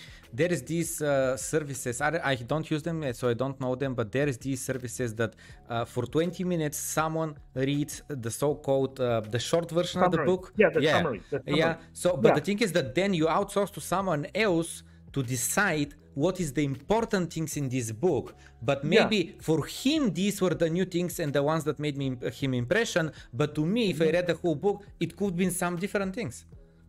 Yeah, and just so your audience and my viewers also know, I log in every book that I read. When I was in prison, I logged in every book. And the reason why I did that was because I wanted evidence to know that the Thai today is better than the Thai last year. So I started recording everything I did, how many push-ups I did, how many sit-ups I did, how much I bench press, how much I squat. I recorded everything because I wanted tangible evidence that the 2000 version of Thai was better than the 1993 version of Thai when he went to prison. I needed tangible evidence. So I would record. I don't have it with me, but one of these days I'll pull it out and I'll record and I'll show you guys. So you guys don't think I'm full of shit or something. I recorded every book I read, every book. If you gave me a book that was only this thick or that thick, I don't care. If I read it, the whole book, I would log it in. And if you see the books I read, you will know that I read it. I don't pull that stupid shit like Tai Lopez does and says that he reads a book every day or some stupid shit. You know, cuts the book up, and that's so full of shit, man. You know, you can say, if you say that you read 52 summaries, book summaries a year, I can believe that. But don't tell me you're gonna sit there and read a book a week, man. Of course. Any CEO, anybody that tells you that, they're full of shit, man. Of course. Because I have evidence, you know, and I can read, and my comprehension, my reading speed, and my comprehension rate is better than most people I know. Mine is horrible. Okay. I'm horrible at reading books. So what I do is I listen to audiobooks from audible.com. So there's like, you know, these professional people who read the book for you, but they read the full book. So I buy books from there. I buy audiobooks, and usually they're like 10 to 20 hours. And it takes me, well, sometimes a month, because, you know, I listen to the books, let's say when I'm in the gym, when I'm going for a walk, and I can concentrate, like I'm doing something brain dead. I'm just walking, you know, I can walk without thinking about it. So when I do something brain dead, or when I wash the dishes, I always put a book on and I listen to the book. But audiobooks, but reading, I'm horrible at reading. I read super slowly. I'm not very good in school, but I do read a lot, because somewhere along the line, someone told me, or I read somewhere, someone told me and I read it somewhere, where the way that someone tells if you have a high school degree or a college level education or higher is by the amount of vocabulary that you know. Right? So I believed in prison that since I don't know, I'm a high school dropout, I want to be educated, right? So what I would do is every time I heard a word or I saw a word or something I didn't understand, I made sure I looked it up and understand it. And I was always studying vocabulary programs to learn new words in English. Like in 1 year, like I do lots of reading every day, you know, doing research. And I would say that in 1 year, I might look up less than 5 words in English that I don't know the definition of it. Okay, so that's only because I spent like 14 years. I couldn't study anything else other than vocabulary. Yeah. Right. So I have a pretty good reading speed, and I have a pretty good comprehension rate. And the friends, the guys that I hung around with, we logged in every book we read, and we would read about somewhere close to 50 books in a year. And that was like reading every day, hours every day. And so when these CEOs and these jackasses like Tai Lopez come out and say that, you know, they read a book a day or some stupid shit like that, that's fucking so full of shit, man. You know, because when I look through my log books, my reading logs, I think the highest was like 40 something, like somewhere around 50. It was not more than that. And I was reading like 4, 5, 6, 7 hours a day. So it's not none of this, you know, come home and read 30 minutes and then No, of course. Brag to everybody that you read a book a week, man. No, of course. This is complete bullshit. Yeah. So, but that's what reading that Rich Dad Poor Dad completely changed my mind, man. You have no idea how that you know, if I ever meet Robert Kiyosaki one day, you know, I'll thank him, you know, shake his hand, thank him for putting out that book, because that was the third most influential book I ever read. You know? What is the second? You said the first one is Unlimited Power, I think. What is the second? No. The first one, the second one, I'm not going to share with your audience, but the third one was Rich Dad Poor Dad, and I'll share with you what the fourth one is. Okay. Right? the fourth one was a book called A Victor's Reflection. A Victor's Reflection. Okay. By Michael C. Tang. Okay. Michael C. Tang. Tang is spelled T-A-N-G. All right. Okay. Tango, Alpha, November, Golf. Okay. So I read that book, and I just oh, you know what? I made a mistake. My apology. I made a mistake. Dude, I'm getting old and my memory is fading from me. The number one most influential book I read was that Unlimited Power. The number two book was A Victor's Reflection. Okay. And the number three was Rich Dad Poor Dad. Number four is the one that I don't want to share with your audience. Okay. Okay. Unless I know them personally. That's the fourth one. There's only four influential books that I've read that I remember and I talk about. All the other ones that are influential, I don't talk about it. So these are the only four. The fourth one, I'm not going to share. Okay. Okay. Unless I know the person. So that the second one is actually the Victor's Reflection by Michael C. Tang, right? Because that's the martial arts instructor gave me that. It's a Chinese history book. And in that book, the author was surprised that when he came to America, most people, you know, they talk about Confucius, they make fun of different Chinese politicians and, you know, like the Art of War, General Sun Tzu and all these things, but they actually don't know who they are. So he decided to write a book called A Victor's Reflection. Now, I would have probably changed the title of the book. Yeah, I was gonna say this is a very weird title because a victor isn't a victor the guy who comes to your house to tell you have to leave because you didn't pay your mortgage? No. A victor is someone who wins victory. Oh, a victor, not a victor. Yeah. No. A victor. Yeah, a victor is a person who wins in victory. Okay. Yeah. A victor's refresher. Yeah. I get it now. Okay. Yeah. A victor is a person. What was the word for the guy that tells you to get out of the house? A victor or something? Evicted means that you've been kicked out of the house. Like, yeah, I thought it's evictor's reflection. No. Like, that's a very weird name for a book. Yeah. Yeah. So what happened was, we yeah, not evicted, a winner's reflection is, if you translate it correctly. Another way is a winner's reflection. You got it, yeah. Right, but the name of the book should be a summary of Chinese powerful people in Chinese history. That's what it should be. The book should be the title of it. You know, a summary of the most powerful people in Chinese history, because it's a great book, and it's one of those great books that don't get a lot of attention. They teach a lot in that book.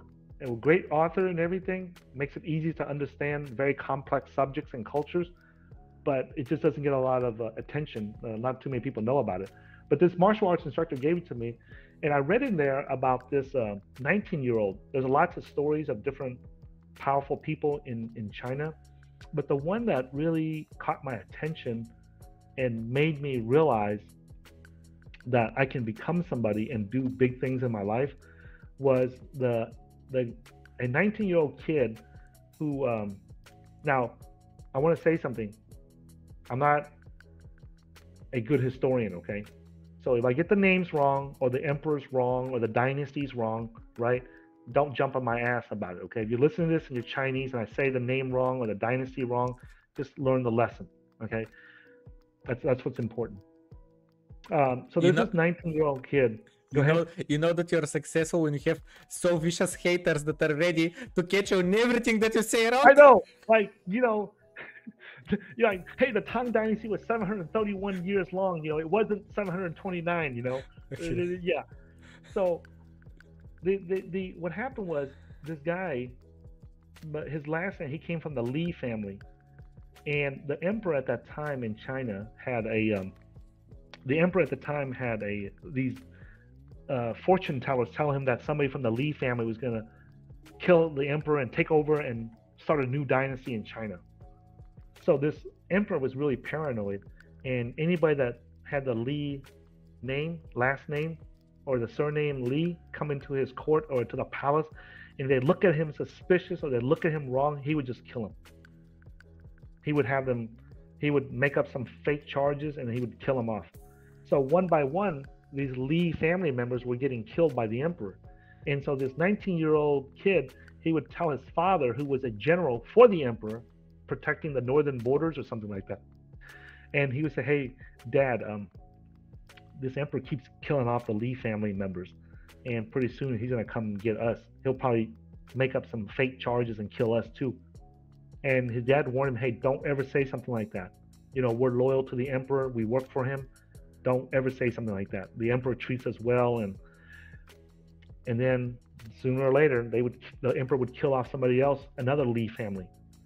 And the son would tell his dad, who was a general, said, hey, we got to build allies with other generals, and in case this emperor comes after our family or something. And his dad would tell him, hey, stop talking about, you know, you can get killed for treason, for things like that. And then the emperor would kill off another Li family. And now the general's starting to get worried. So he starts to build an alliance with other generals that's protecting the Chinese border.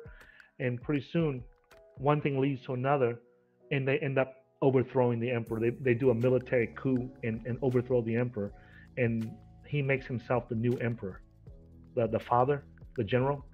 And then after a year, he steps down, and his son gets him to hand over the emperorship to him. And now he's the new emperor. So he's like the second emperor, I think, of the Tang dynasty. So that's like the biggest, the longest dynasty in Chinese history. And he was the most powerful emperor. He lived to be like over 100 years old. So he did a lot of stuff for China when he was alive. But it started when he was 19 years old. And he started planning these things to become the next emperor of China. And I was thinking at that time, you know, I was thinking like, damn, like I'm 20, I think I was like 26, 27 years old at that time. It was in my mid or late 20s. And I couldn't imagine like a 19-year-old plots to overthrow the emperor and makes himself the new emperor. And has the most powerful, becomes the most powerful emperor in China and the longest and most powerful dynasty in Chinese history. How is that possible that a 19-year-old did that? How? And here I am rotting away in prison. Here I am, I'm healthy, you know, I can see, I can hear, and I'm just rotting away. I'm nobody, I'm just rotting away in prison. You know, and I was like, if this 19-year-old kid can become an emperor of a country, why can't I come out, find a wife, make a decent living, take care of my wife and kids, have kids, and have a family? Is that so difficult to do? This 19-year-old went and started a whole dynasty, the most powerful dynasty in China, and here I am just trying to get a wife and have kids when I get out and have a family, and that's it. Like I gotta be a total loser if I can't even do that, right? So that really inspired me. And then in that book they talk about the first empress of China. There was only one empress in China, and it explained the story of how she plotted her way and planned her way from the time she was young all the way up until the time that she became the empress of China, the first and only empress of China. And so these stories of these powerful people in China that started at a very young age really, really inspired me. Like, if these people can do these things, why can't I just make a decent living and find a good job when I come out? Why can't I do that? So that book influenced me to look, because when I grew up in the ghetto, in the poor neighborhoods in America, the only thing I can dream of, man, is just hoping that I have enough food to eat tomorrow, and hoping that I can still live in the same, you know, place next month, and that I don't get kicked out or get evicted, like you said, evicted. So that was what inspired me, and I share those books because it was very influential. You know, it's in that book, Unlimited Power by Tony Robbins, there's something he talked about in there where if you want to learn how to make an apple pie, you get the recipe, right? Anything that you want to learn, whether it's making an apple pie or or being a mechanic or being a doctor, any skill, you got to learn the components of what it takes, and you learn how to do it in the correct sequence, and then you can achieve similar results.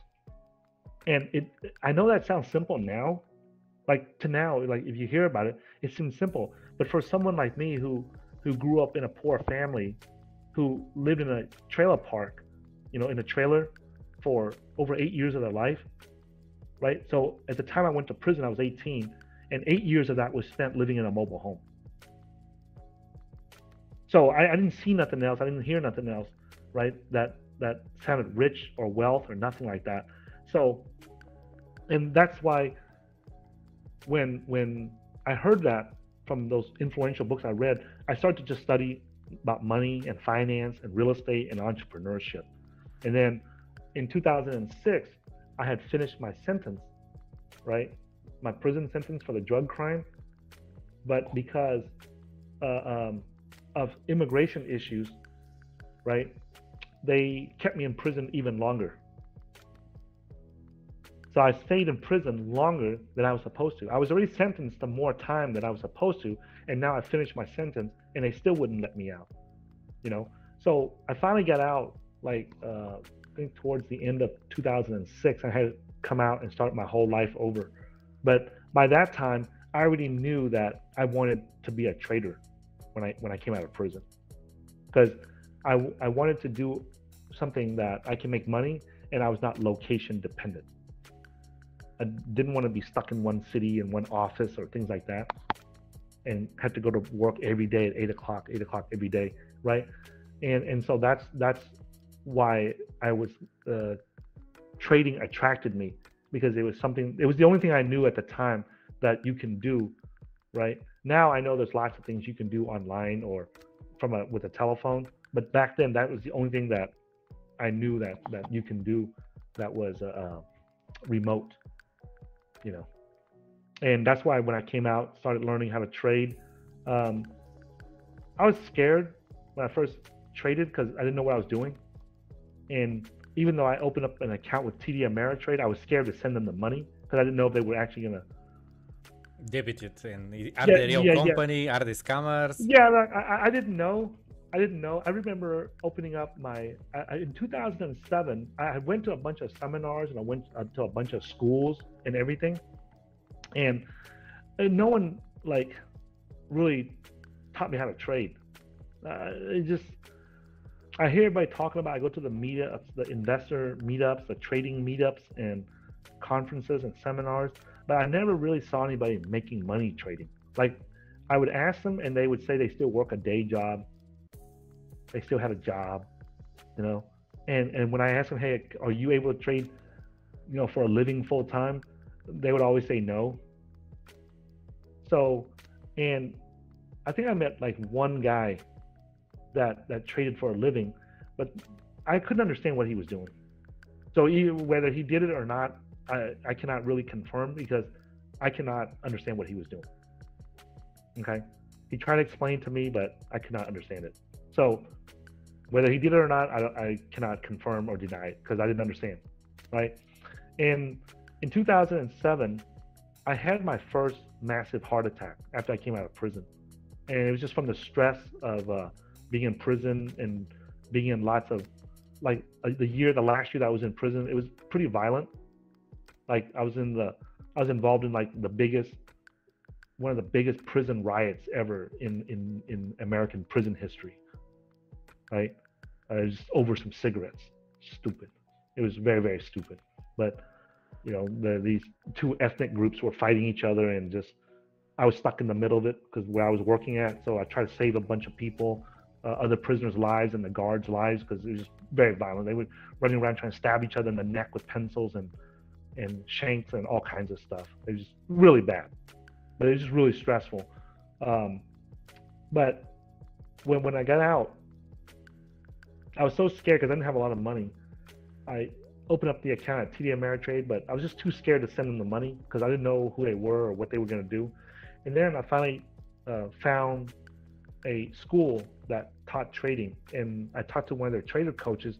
It was the first time he sat down and he showed me how to buy some stocks because I didn't know how to use a computer. I didn't know how to use software and things like that. So he took the time to show me, and I was like, oh man, I gotta learn from this guy. You know, because he took the time to sit down and show it to me. So I took the course with him, and then later on, I started trading. I remember opening my first stock trading account with a broker named Terra Nova, right? And I still remember the two representatives' names to this day. Is Dennis and Lisa. And I asked them, hey, let me take a picture with you guys. And I took a picture with them, and I said, hey, you know, I just want to keep this for memory, you know, because this is the first time I ever opened up a stock trading account. And what they didn't know was that was true, but the other reason why I wanted to take a picture with them was because in case they run off with my money, right, I would know who they are. And that was the real reason, right? But I just told them, hey man, you guys are the first, you know, brokers to help me open up a stock trading account. So I just wanted to take a picture with you guys for memory. But the real reason was, if they took my money, I know who they are. And I even told them after we took the picture, I said, hey, I got a picture with you guys. Don't run away with my money. You know, I told them I've been in some very bad places, okay? And you don't want to go there if you take my money. And, you know, God bless them, you know, they were the best brokers I ever had. They had the best trading software. If it hadn't been for them, the reps and their software and everything, it would have been very difficult for me to learn how to trade, you know? So I started from there, and that's in 2007. I made my first live trade in the stock market, and then 8, 9. So I've been trading since 2007, you know? It's a long journey.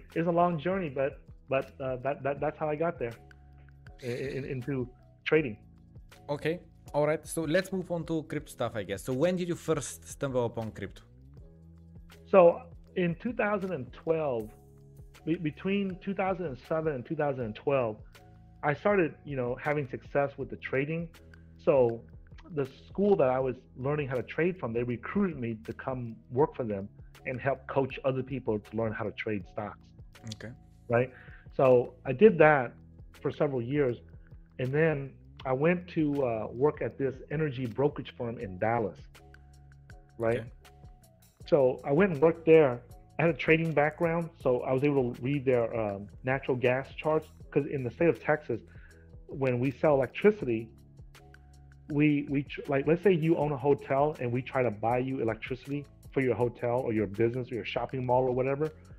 We would look at how the prices of natural gas, and when it tanks, that's when we would call you and get you to renew your electricity contract for the next 5 years. Because when natural gas prices are low, the electricity is low, and the way the electricity is sold in the state of Texas, we can buy that electricity contract for the next 5 years. So now the benefit to you is that you buy the electricity at the lowest point possible. Yeah, at the cheapest rate. Not the lowest point possible, but really at a lower cost than what it currently is today. Mm-hmm. And then after you buy it, you're good for 5 years. And then during that 5 years, during like the last year or two, then we start shopping again. We start monitoring the markets again. And when the price of natural gas tanks, and there's always a reason for it to crash. You know, they just discovered a new gas well over here. Something happens over here in politics, or something happens to a war over here. There's always something that happens in a year where the price of gas goes up and it goes back down, goes up and down. And when it goes down, that's when we want to renew your electricity contract. Now, the owners of this energy brokerage firm that sells electricity, they are very wealthy. They make a lot of money because they had really good customer service, and they had really low, the system that they had to get you low cost electricity was really good, right? And they had like a 99% customer retention rate. That means that if you sign up to be one of their customers and they buy you, the only time they lose a customer is when you go out of business. They have really good service. You have a problem, you call them, boom, they jump on it, they fix the problem for you. They try to make it so it's the least amount of headache for you when it comes to electricity costs and usage and bills and everything. They take care of all of it for you, right? So people love them, and they were making a lot of money, man. These guys, they had a shitload of money, man. I mean, like they make the owners make good money. They live in like some of the biggest houses that you see in America, not just in the city they live in, but they live in some of the biggest houses that they build in America, in the state of Texas. And so what happened was, they would always ask me if I knew anybody in China to get these ASICs chips to mine Bitcoin. And I'm like, dude, you're making a shitload of money. You're making a ton of money from selling electricity to these commercial business. Why aren't you focused on that? Why are you focused on this magic internet money called Bitcoin? And I would make fun of them and call them stupid. I would call them, you know, man, you white people, you just believe anything they tell you, don't you? You know? And they were buying ammunition and they were buying gold coins and they were buying ammunition. So lead and gold in America, those are precious metals. Gold, silver, and people always forget lead, which is bullets, right?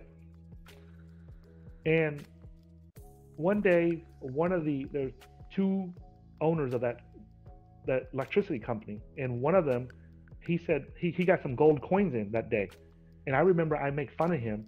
I said, yeah, I said something to him like, yeah, you know, that gold is real. That Bitcoin that you guys are you know, spending all that money on to mine and everything, they're just bullshit. And so he got tired of it. He goes, hey, look, man, quit being stupid and go read the Bitcoin white paper so you know what it is before you open your mouth and sound like a dumbass. Okay. Right? Just right? small pause. You're already an idiot. Don't make it worse. Okay. Right? Okay. So I went and I said, you know, oh, I'll show you. I'll show you. You know, I was trying to prove to them, I'm going to prove that you're wrong. So I went to go and download the white paper and I started reading it. And I'm not good in math and science and computer science, but I can read the Bitcoin white paper and tell that it is, it makes sense. And the reason why it makes sense was because I was already trading stocks, futures, Forex, and things like that at the time. And I know how long it takes. It takes like 2 weeks for all the money to clear and settle from the time I make a profit until the time that I can pull the profit out of the exchange and actually get to use it at my bank. It was a long process because all the financial institutions required what's called, in America, it's called T+3, which means transaction plus 3 days, or trade plus 3 days. So all the financial institutions, the banks, the brokers, all of them, they have, by law, they have, after the transaction is done, they have 3 days to process it and clear it, right? So because of that, when I found out that this Bitcoin can be cleared and settled in like 10 minutes, I was like, if this is true, it's going to change finances. Who cares if it's an electronic peer-to-peer cash? If it can just clear and settle financial transactions in 10 minutes or less, dude, that's a huge game changer. Because no one has been able to fix that problem on Wall Street. Even your Bulgarian banks, all the banks, they cannot clear and settle less than faster than that in 3 days. So I wasn't sure if this was bullshit or not, so I sent it to my friend leonfu.com. The reason why his name is Leon Fu, but I call him leonfu.com because he's so nerdy. He's one of those real Asians that's good with math, science, computers, everything, right? And he was working at Dell Computers at that time, and he was one of their senior developers. And so I sent it to him. I said, hey, man, read this Bitcoin white paper and tell me why this is a scam. Make a list of it and send it to me so I can tell my boss at work why they're being scammed. In just a second, what is Lee to you? Just a friend? Where do you know him from? Me and him, when we were single, we would go, and when I came out of prison, I would work as a bouncer, as a security guard at the clubs, at the dance clubs, where all the college girls go and dance. So my job there was to be a security guard, or I would go out there onto the streets and pick up single girls and bring them into the club. And then the guys would see that the club has a lot of girls in there, and they would come in there and buy alcohol and stuff like that. And that's how the club made money. So he would see me bring all those girls in there, and then he would go into the clubs that I would work at because I bring in a lot of girls into the club. I was the top club promoter down there for the 3 years that I worked there. I would bring in more girls into the club than any other club promoter down there, right? And so that's how me and him got to know each other. So when we were single, we would go down to the clubs, and then we'd go down to the downtown area, and we would go and meet girls. That's how me and him met. And later on, the whole time I always knew that he was in technology. And so I sent him the Bitcoin white paper so that he can read it. And instead of telling me that it was a scam, why it's a scam, he went out and started buying Bitcoins. In this 2012, yeah? This was in late 2012. It might be like November, or it was under $50 Bitcoin. Bitcoin was under $50 at the time. Okay. Right? So he bought his first Bitcoin, I think for under $50 or under $60. And then I bought my first Bitcoin that I bought was like $160. Right? So he bought it back then. And then when I called him for the list of why Bitcoin is a scam, he told me, "No, it's not a scam, man. You gotta go out there and buy as much as you can." I was like, "What are you talking about?" He goes, "Yeah, I already bought several Bitcoins already." And I said, "Hey, man, I sent you the Bitcoin white paper so you can tell me why it's a scam. I didn't tell you to go buy it." He goes, "No, it's not a scam. It's just a database system. If the math in it all checks out, it's all good. It's not a scam. The only way it can be a scam is if we try to buy the Bitcoins and we send them the money and they don't send us the Bitcoin. That's a scam. But the Bitcoin software itself, that's not a scam. It's just software.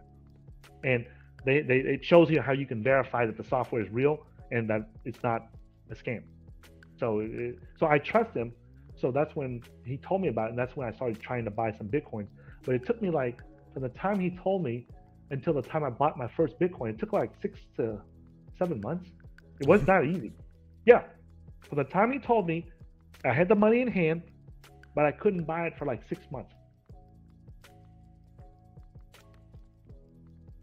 It was not easy to buy Bitcoin back then. So a lot of people say, "Oh, Ty, you're lucky. You and Leon got into Bitcoin early in 2012, 2013.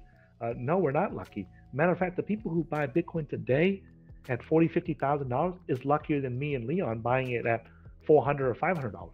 Do you know why? I know why. Do you want me to tell you? My at Yeah. I'm gonna tell my opinion. Because in my opinion, firstly, you were not lucky. You were how is it called?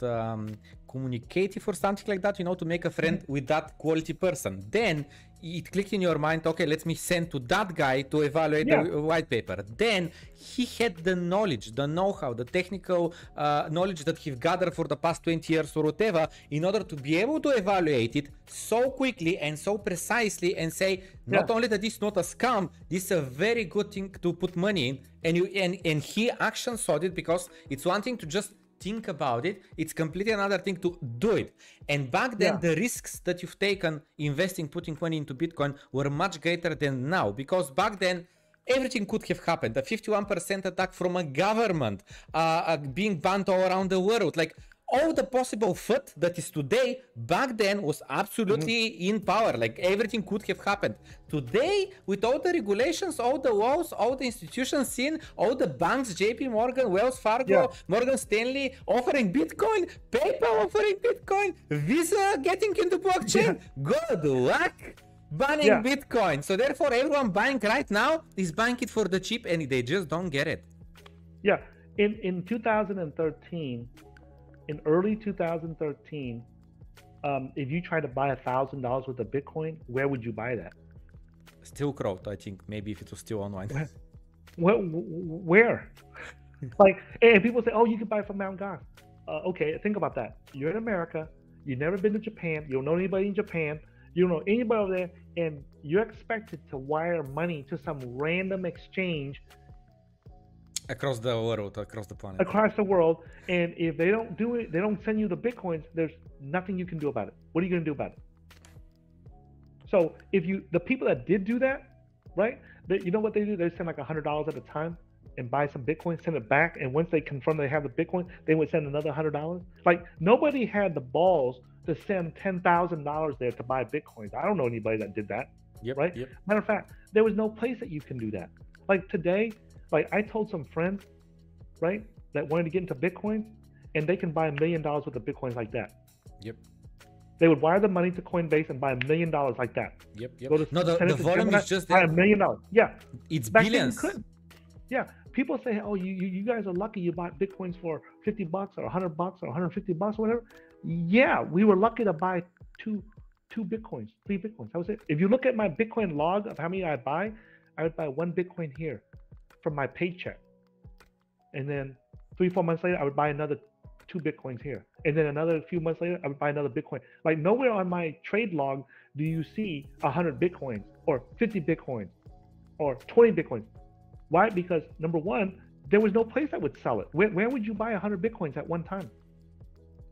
And then nobody that I knew of would push $10, $20, $50,000 into Bitcoins. They would buy it with like 100, 200 bucks.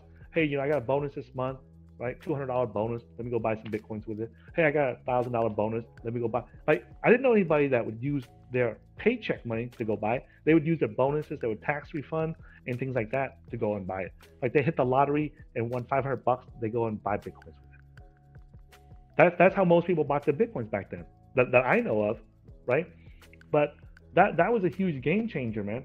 And the thing, I never saw Bitcoin when I first invested into it. I did not invest into it because it was a currency. I invested into it because it was the best clearing and settlement technology for Wall Street. And there was no reason why that Wall Street would not use it.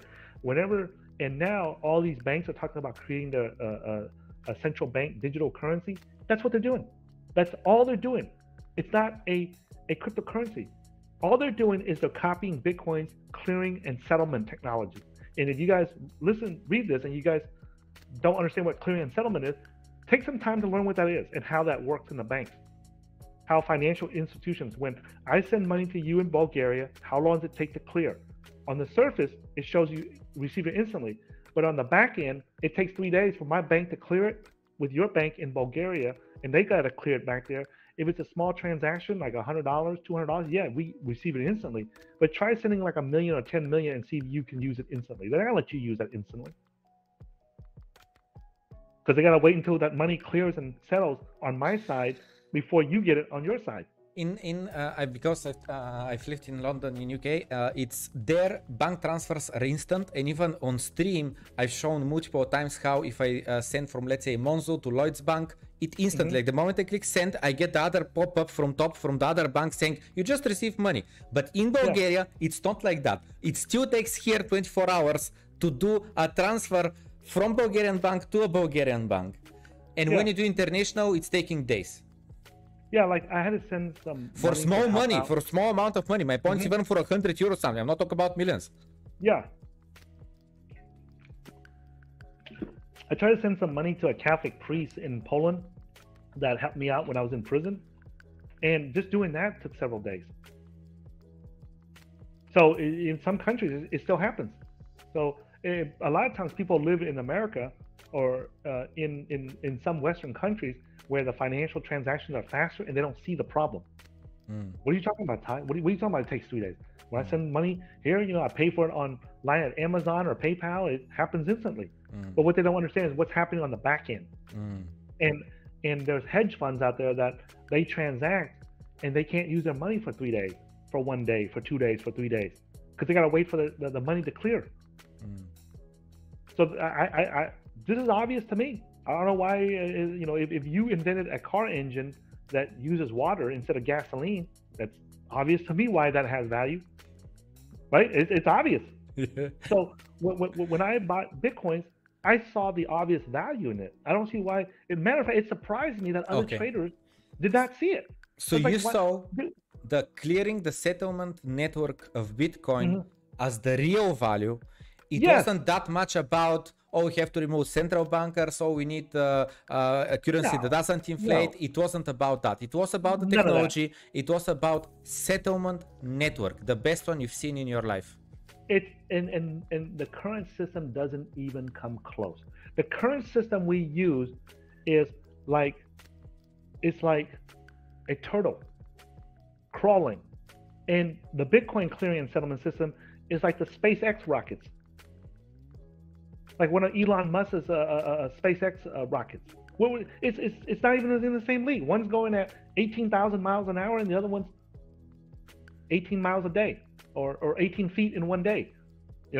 So it is a huge difference in speeds here, right?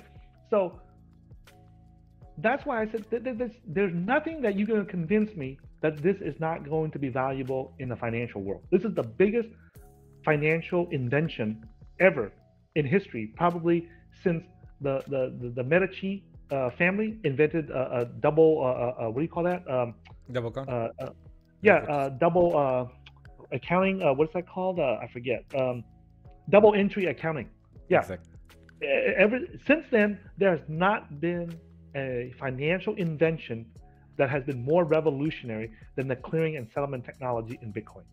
Now, once you have that reliable and fast clearing and settlement technology, what can you use that network or that platform for? And the first use case, the first obvious use case of it is to use it as a peer-to-peer electronic cash. But that has been hijacked since the Bitcoin maximalists came in. They have changed the role of that, and they want people not to worry about that, and they wanted the Bitcoin network to become a store of value. Now, if you are a loyalist, right, and you want Bitcoin to stick to its original white paper objective, which is to be a peer-to-peer electronic cash, then you would support Bitcoin being a peer-to-peer electronic cash. But if you are a trader or an investor and you want the most money to gain the most profit for your Bitcoins, then you would support it as a store of value. The reason why is because if we support it as a peer-to-peer electronic cash, there's competition. There's PayPal, there's Venmo, there's Square. There's 1,000 different competitors, and the market cap for that is not very big. It's just a payment network, right? However, if it's a store of value, then the market cap is unlimited. Because if people stop storing their value, their wealth in gold, there's 10 trillion right there that comes over into Bitcoin, right? Now, from 2000, and so that your audience knows, from 2012, when we first got into Bitcoin, until about October of last year, September, October, until about the third quarter of last year in 2020, I supported, right, Bitcoin as being a peer-to-peer electronic cash, right? It's only been recent that because what happened was during that whole time, during the Bitcoin civil war between Bitcoin Cash and Bitcoin Core, right? All the maximalists kept saying that this is a store of value. And I argue that it's a peer-to-peer electronic cash. It's not a store of value. The white paper clearly says that, but it doesn't matter what the white paper says. It's what the community that had the most money and the most power and the most influence, they were able to change the route that Bitcoin takes, right? And it created a lot of confusion in, like, I would say, like between 2014 and 2018 and even into 2019. So there was like a 5-year period there where Bitcoin stalled.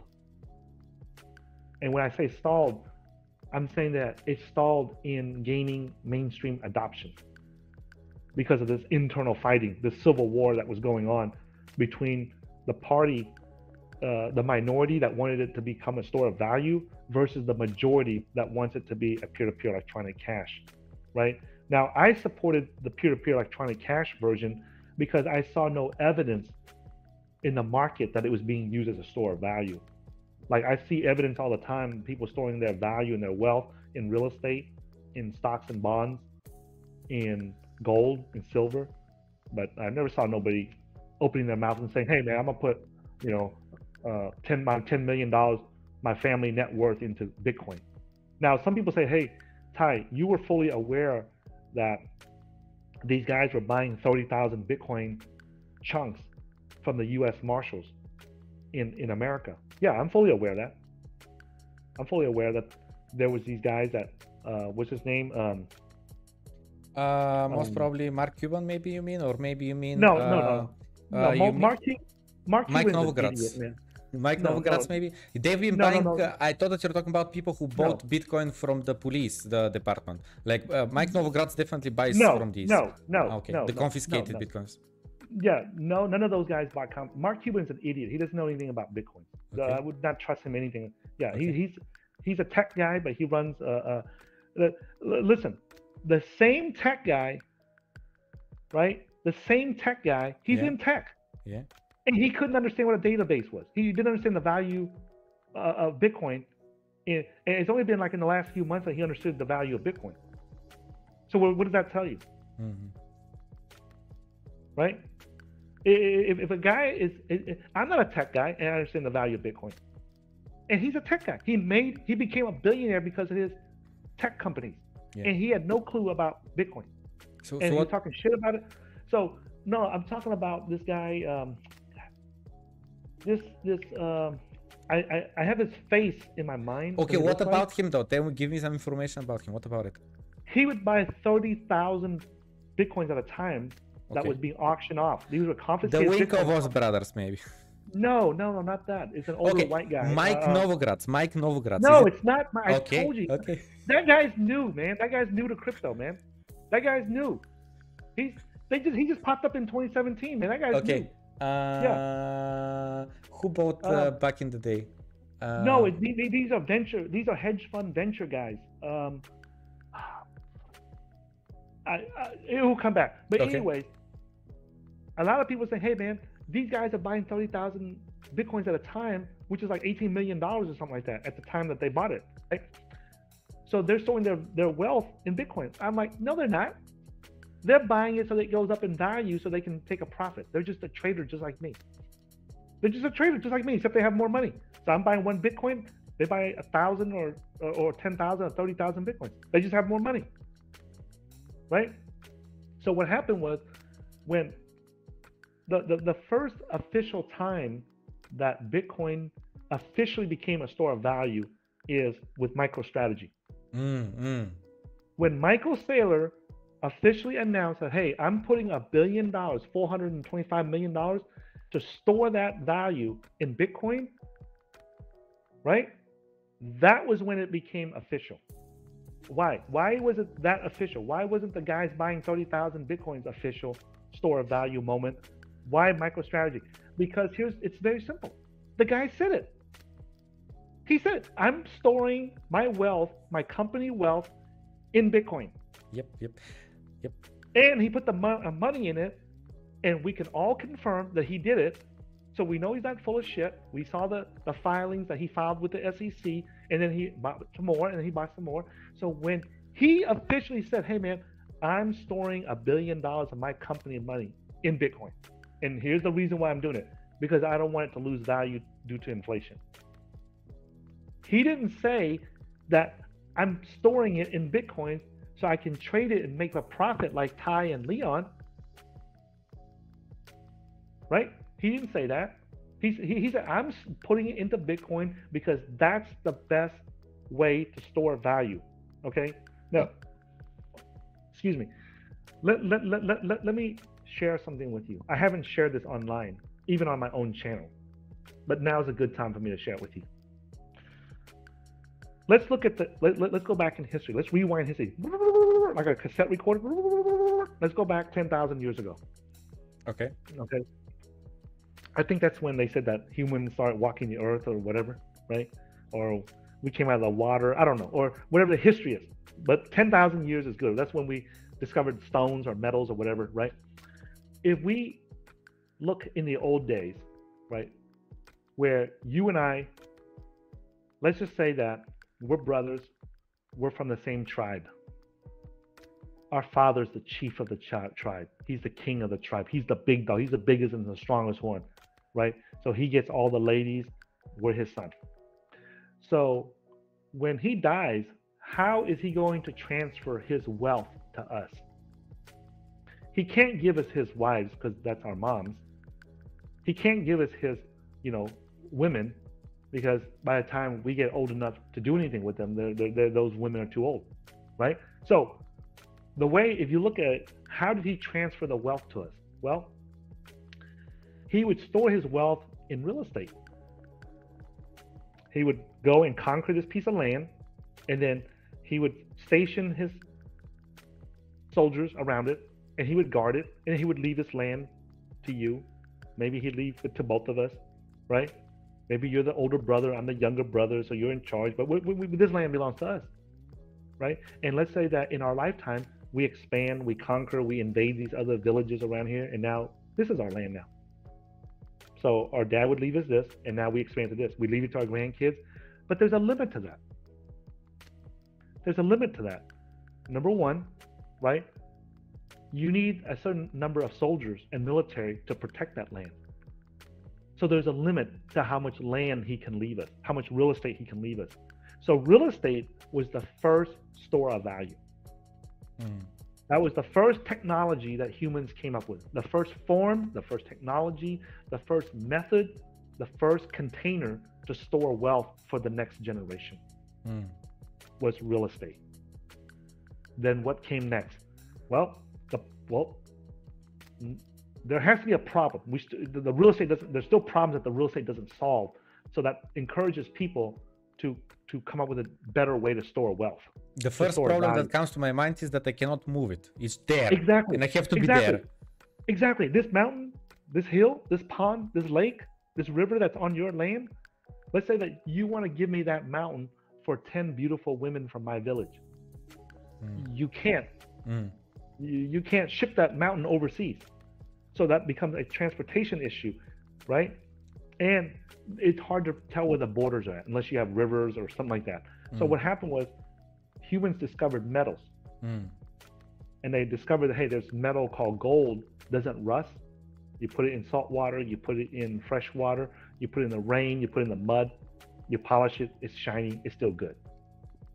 And it actually has some utility use. You can stretch it, it's ductile, it's malleable. You can flatten into a piece of paper to create a Bible or a Quran with it, right? You can stretch it out into jewelry like this, right here, right? So because of that, it has value.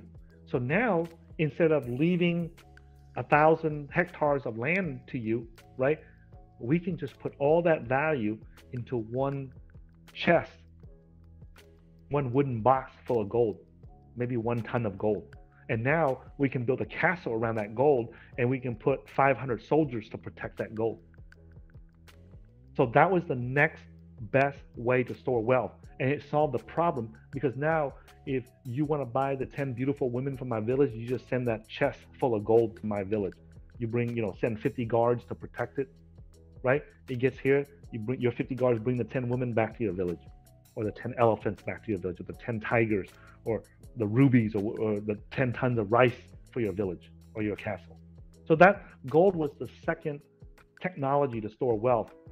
And then that still created a problem, because when you want to ship it overseas, now you got to have an army with it, because you bring that 1 ton of gold overseas and people find out about it, they're going to try to pirate your ship and take it from you.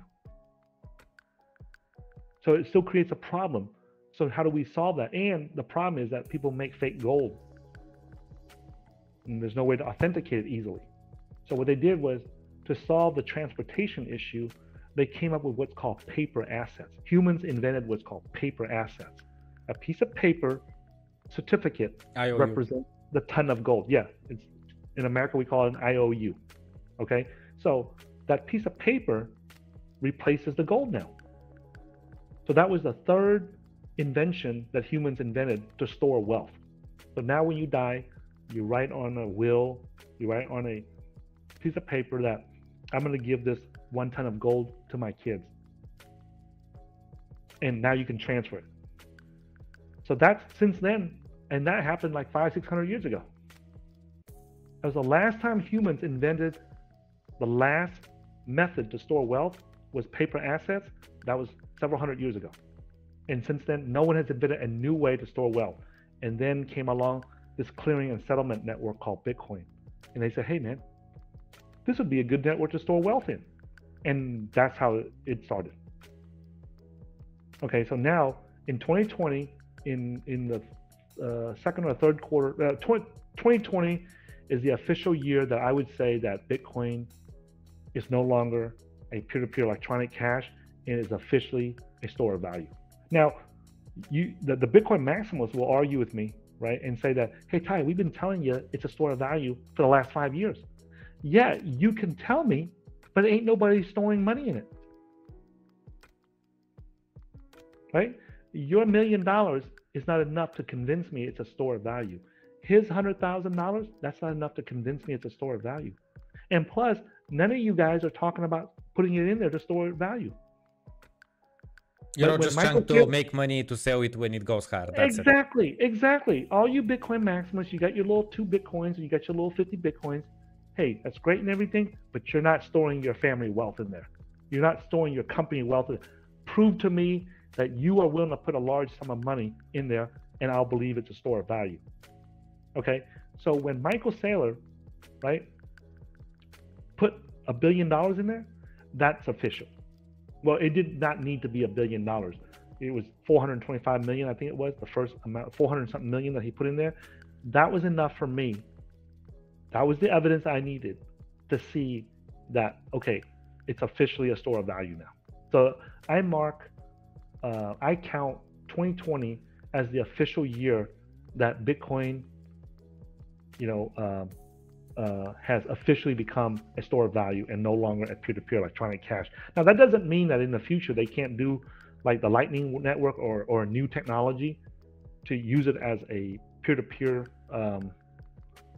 cash, but it doesn't matter. Like, if you are a trader and an investor and you want to make a profit off of Bitcoin, okay, then it doesn't matter if it's a payment system or not. Let PayPal, let Square, let Venmo, let WeChat Pay, let Alipay, let Bitcoin Cash, Bitcoin SC, let them guys be a payment system. It doesn't matter, right? And in English, we have a saying that says winner takes all. Like if you look at the top athletes, every athletic team, the top #1 guy on the team makes all the money. He makes like 60, 70, 80% of the salary of the team. And if you look at a soccer league, whoever the #1 guy, #2 guy is, they make the most money out of the whole league. They get the most pay. The other, they make 20 million euros, 30 million euros, 50 million, 100 million euros, while the guys at the bottom may make only 100,000, 200,000, 300,000 euros, right? So when you win your use case, right? There's lots of use cases for crypto, and when it comes to the store of value use case, it is undisputed that Bitcoin has won that use case. And it doesn't matter if it's used for anything else. All you need is to win one use case, just like Google won search, Facebook won social media. That's all it takes. If you are the dominant one in your niche, in your industry, that's it, you're done. And it's so far ahead as a store of value now that there's no reason you would use something else as a store of value. You can use Ethereum, you can use Cardano, you can use Tezos as a smart contract platform. You'll put some money in there and stuff, but you're not going to say to yourself that, oh, let me just store $10 million of my family wealth in this network. And if you do, the only reason why you would is that's only because you have 500 million and you're putting 10 million into Tezos or 10 million into Ethereum. The other 400 and something million, it's going to be sitting in Bitcoin. So, like, I don't know if I'm painting a picture to illustrate where the value of Bitcoin is coming from.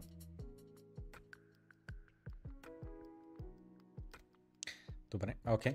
Yeah. How do you see the future though? Like at the moment, in the US we had that what was it called, the infrastructure bill, where they tried to add some additional text to completely mess up miners and stakers, to have to be brokers. Are you familiar with that or not really? Yes, I'm familiar with that. The reason why you haven't seen me say much about it on my Twitter or my social media, right, is because there's issues that are real and there's issues that are just fake, right? And to me, that's a fake issue. That's not a very real issue. The reason why I say it's a fake issue is because of several reasons. Number one, there's already clear definitions in the law in America of what's a broker.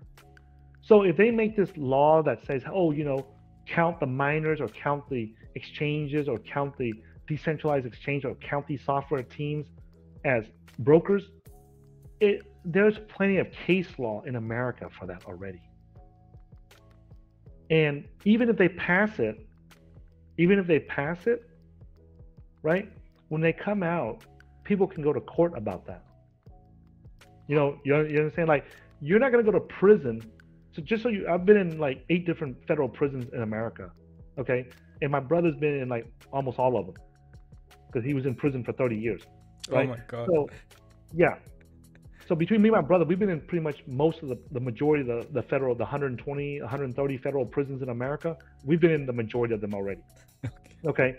So, and you don't find anybody in there in prison because they were a broker when they weren't supposed to be.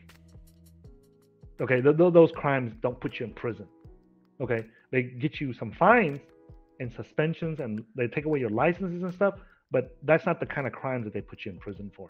And just so that your viewers know, the reason why there's so many drug prisoners in America is because in 1971 or 72, when they started the bullshit drug war, to incentivize the police to go arrest people for drugs, they made the law so that before the drug war, if the police arrest you for drugs, they can only take the drugs.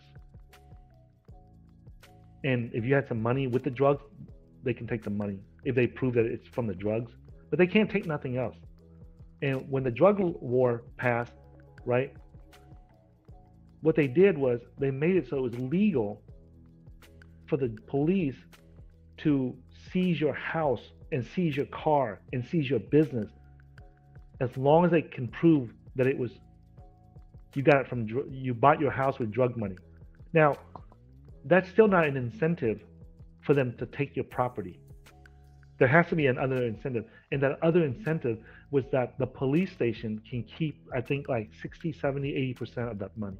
You understand? So yeah. they before, when they arrest you for drugs, that money goes into a big pool. And it's called like a victims fund. That money goes in that pool. So, you know, to help the rape victims. A victims fund? Victim. No, kidding.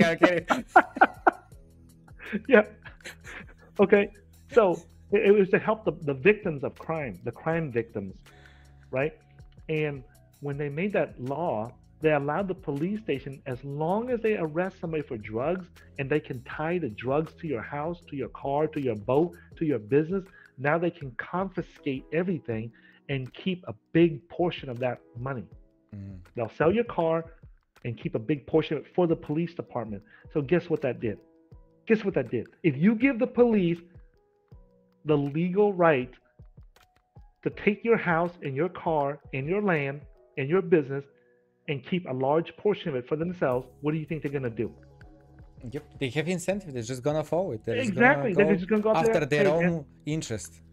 Exactly. They're going to go out there and arrest people randomly and just make up stories that, hey, man, you bought your house, your business, your condo with drugs, we're going to take it. Now we're going to sell it and keep a big portion of that for the police department. Okay? So that's what happened. Okay. I have a few questions written up that I would like to go to. Okay. And the next one is about like decentralization and other cryptos. Like from what I know, for sure you like Ethereum, for sure you like Bitcoin, or at least that's my expectation. That's my understanding. Oh, okay. So that we're clear on that. Okay. Yeah. What do you like? What do I like as a trader? Is looking different. to make money is different from what I like from a philosophical perspective. Okay. So if you ask me for my philosophy and my beliefs about crypto and how it can change the world, those coins are different than the ones over here where I'm a trader. I make money off of this. Okay. So if you ask me, make sure that you ask me, hey, Ty, got it. What do you think about these coins from a trader's perspective? What do you think about these coins? from a philosopher, a crypto philosopher's perspective, what do you think about these ideas in crypto? Okay, so let's start So with they're two different things. Got it. Okay? Absolutely got it. Yeah, absolutely got it. Okay, Yeah. so let's start with the ideology one. So tell me, what is in that bag? What cryptos are the ones that from philosophy perspective you do like, from changing the world and so on? Oh, changing the world, obviously Bitcoin. Like that's from a crypto philosopher perspective, then I would say that Bitcoin has the biggest potential to change the world. Okay. Right? And then the smart contract platforms like Cardano, like Tezos, like Ethereum, they have a huge potential to change how we do finances in the world. Right? And there are other smart contract platforms out there. The reason why I'm focused on these are because these are the ones that demonstrate that they understand the Western financial laws, and they are making an effort to comply with Western financial laws, meaning they're trying to comply with US financial laws. Okay, so are there better smart contract platforms out there to look at? Yeah, it's possible, but I don't waste time with it because number one, they don't show evidence that they are trying to comply with Western financial laws. Now, are there going to be some difficulties because, you know, smart contracts are a new technology, blockchain is a new technology, cryptocurrency is a new technology? Yes, I expect there's going to be, you know, the government, the politicians, the regulating bodies, right, the government agencies, they're going to try to figure out how to regulate this stuff, right? But at the end of the day, there's laws already for these things. And I want to see if I'm going to put large amounts of money or if I'm going to put my money into something, I want to know that they're making an effort. They're making an effort to show that they're trying to comply with the laws of Western countries, because the Western countries have the strongest financial laws. And if you don't comply with them, they're not going to let you do it. And we can say that it's censorship resistance, decentralized and everything. Yes, it is. But if the government says, hey, man, the banks, you can't transact in that, what are you going to do? Okay. All right. Right? Could you please refresh the window that we're in, the site that we're in? Just refresh just this window. Okay. Just to make a new connection to the...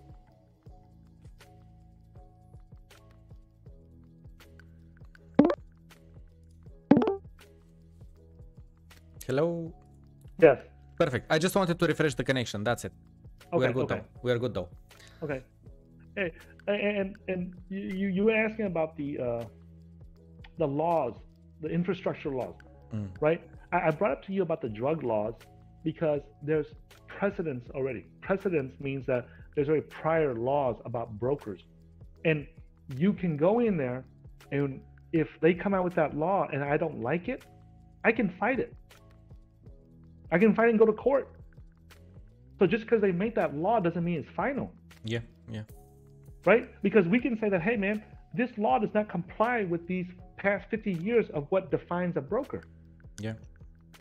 So whenever people, I call that, you know, it's not a real story, it's like fake story. It's not, when I say it's fake story, it's not that it's false information or fake information. There's already a process in the legal, the court systems and the financial system for new laws to come out, and it goes through the courts, and that takes years. It goes through the courts to see if that is what the law was intended to do. So at the moment it's just noise.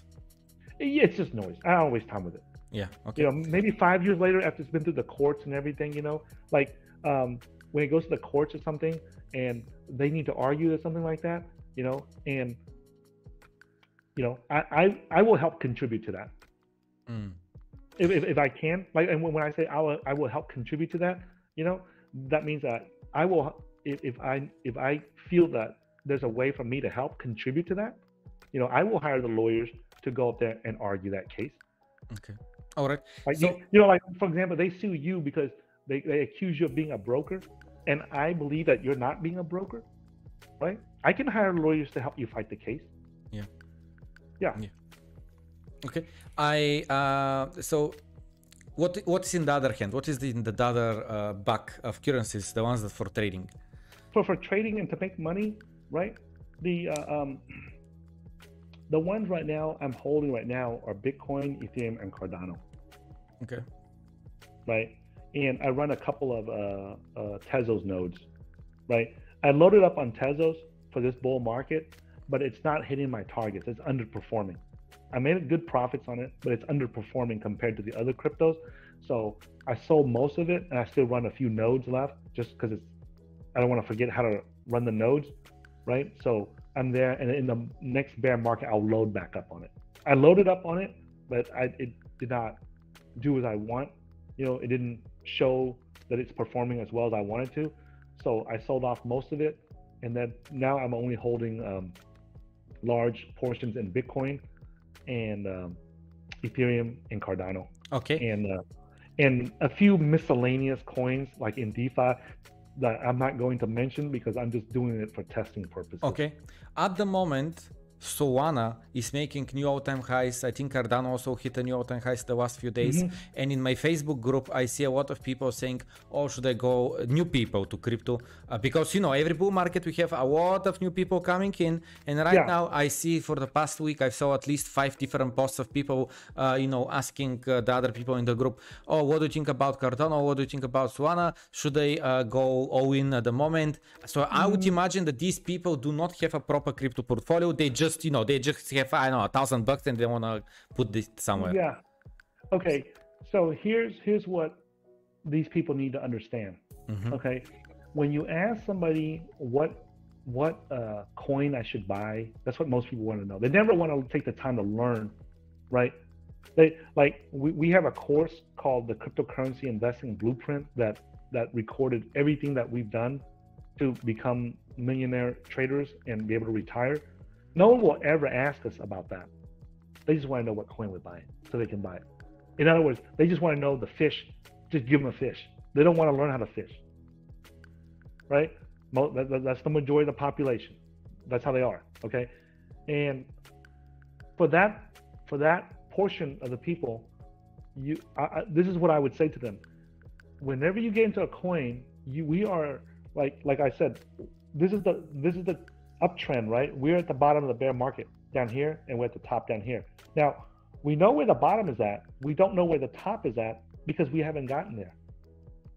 So, but we know everyone can agree, even the non-traders, they can agree that we're not at the bottom because the bottom was 3,000 something Bitcoins, right?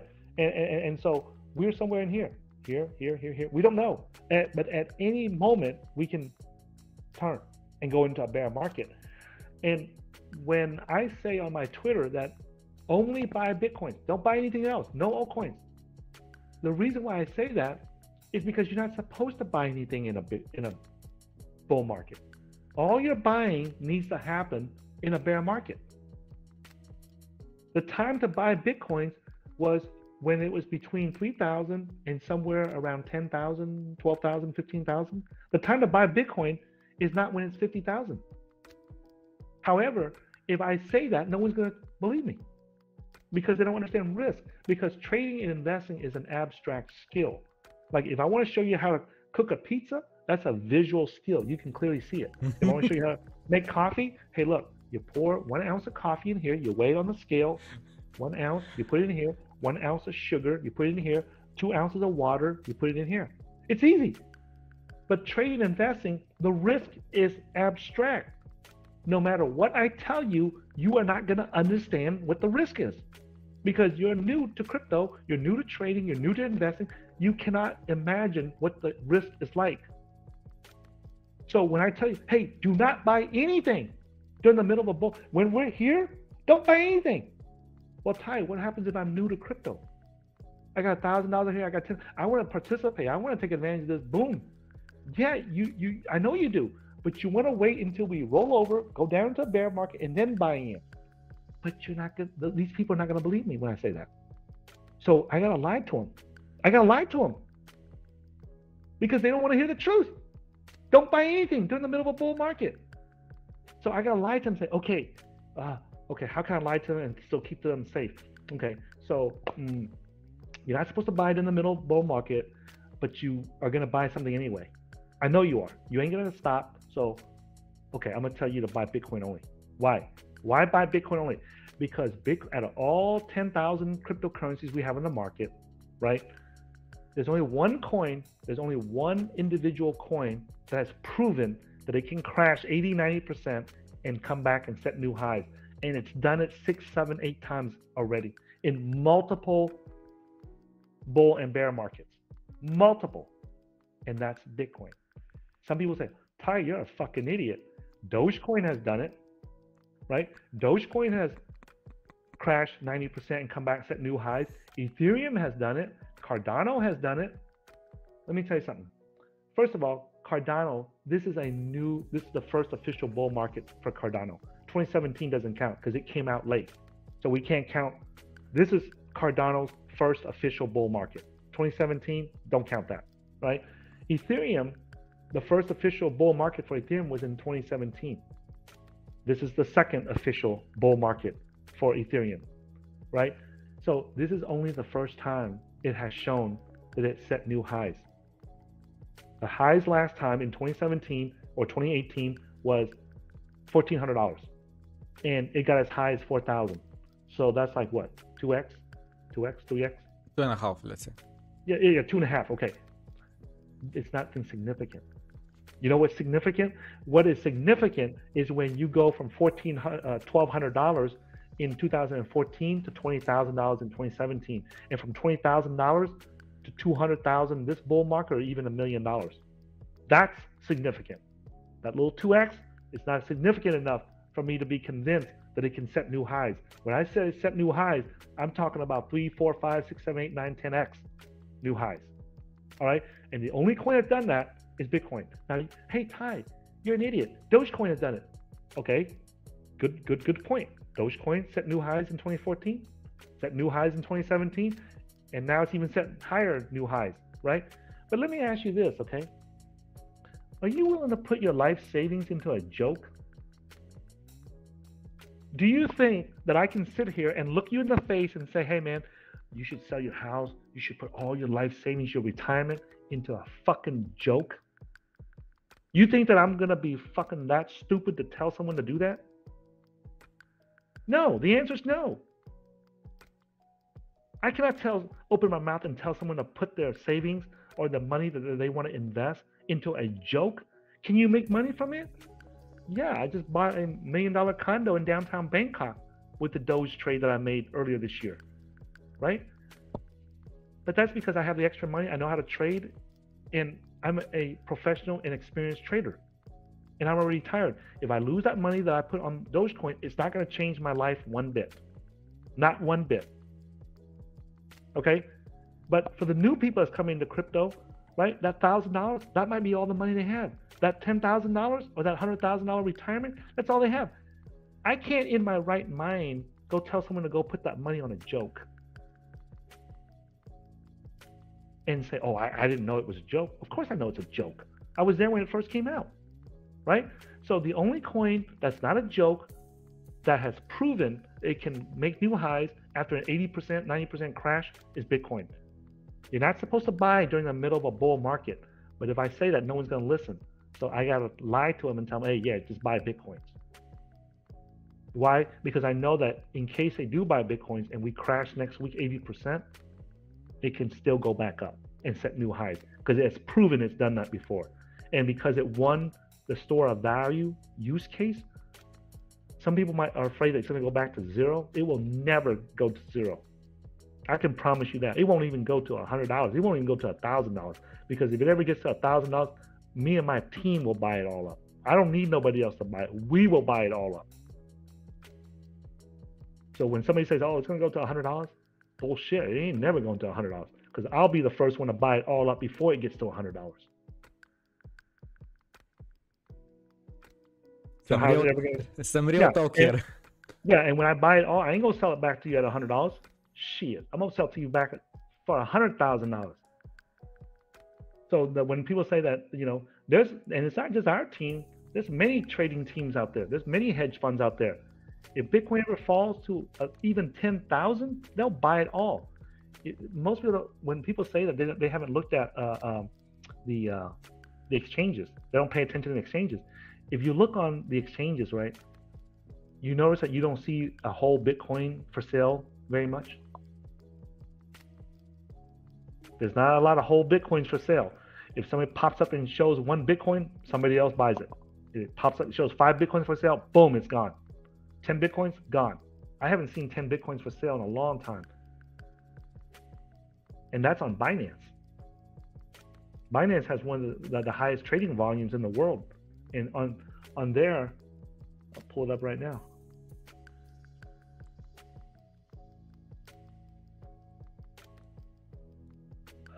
Bitcoin's at 49,000. It's gone up since we started this broadcast. 4 Bitcoins gone. 5 Bitcoins gone. 1 gone. 0.8, 0.00. Most of them have zeros in front. Most of them start with 0.0 something. That's it. I haven't seen another whole Bitcoin yet. 1 Bitcoin gone. Look at that. In your opinion, where are we now in the bull market? Meaning that in 2000, I'd say we're somewhere in here, in the middle. In the middle. Yeah, we're not even like 3/4 of the way. Yeah. Yeah. That's why I've been tweeting out every other day, you know, for people to buy Bitcoins below 50,000. And so let me okay. So your audience got to understand this. When people say something online, you never know if they're full of shit, right?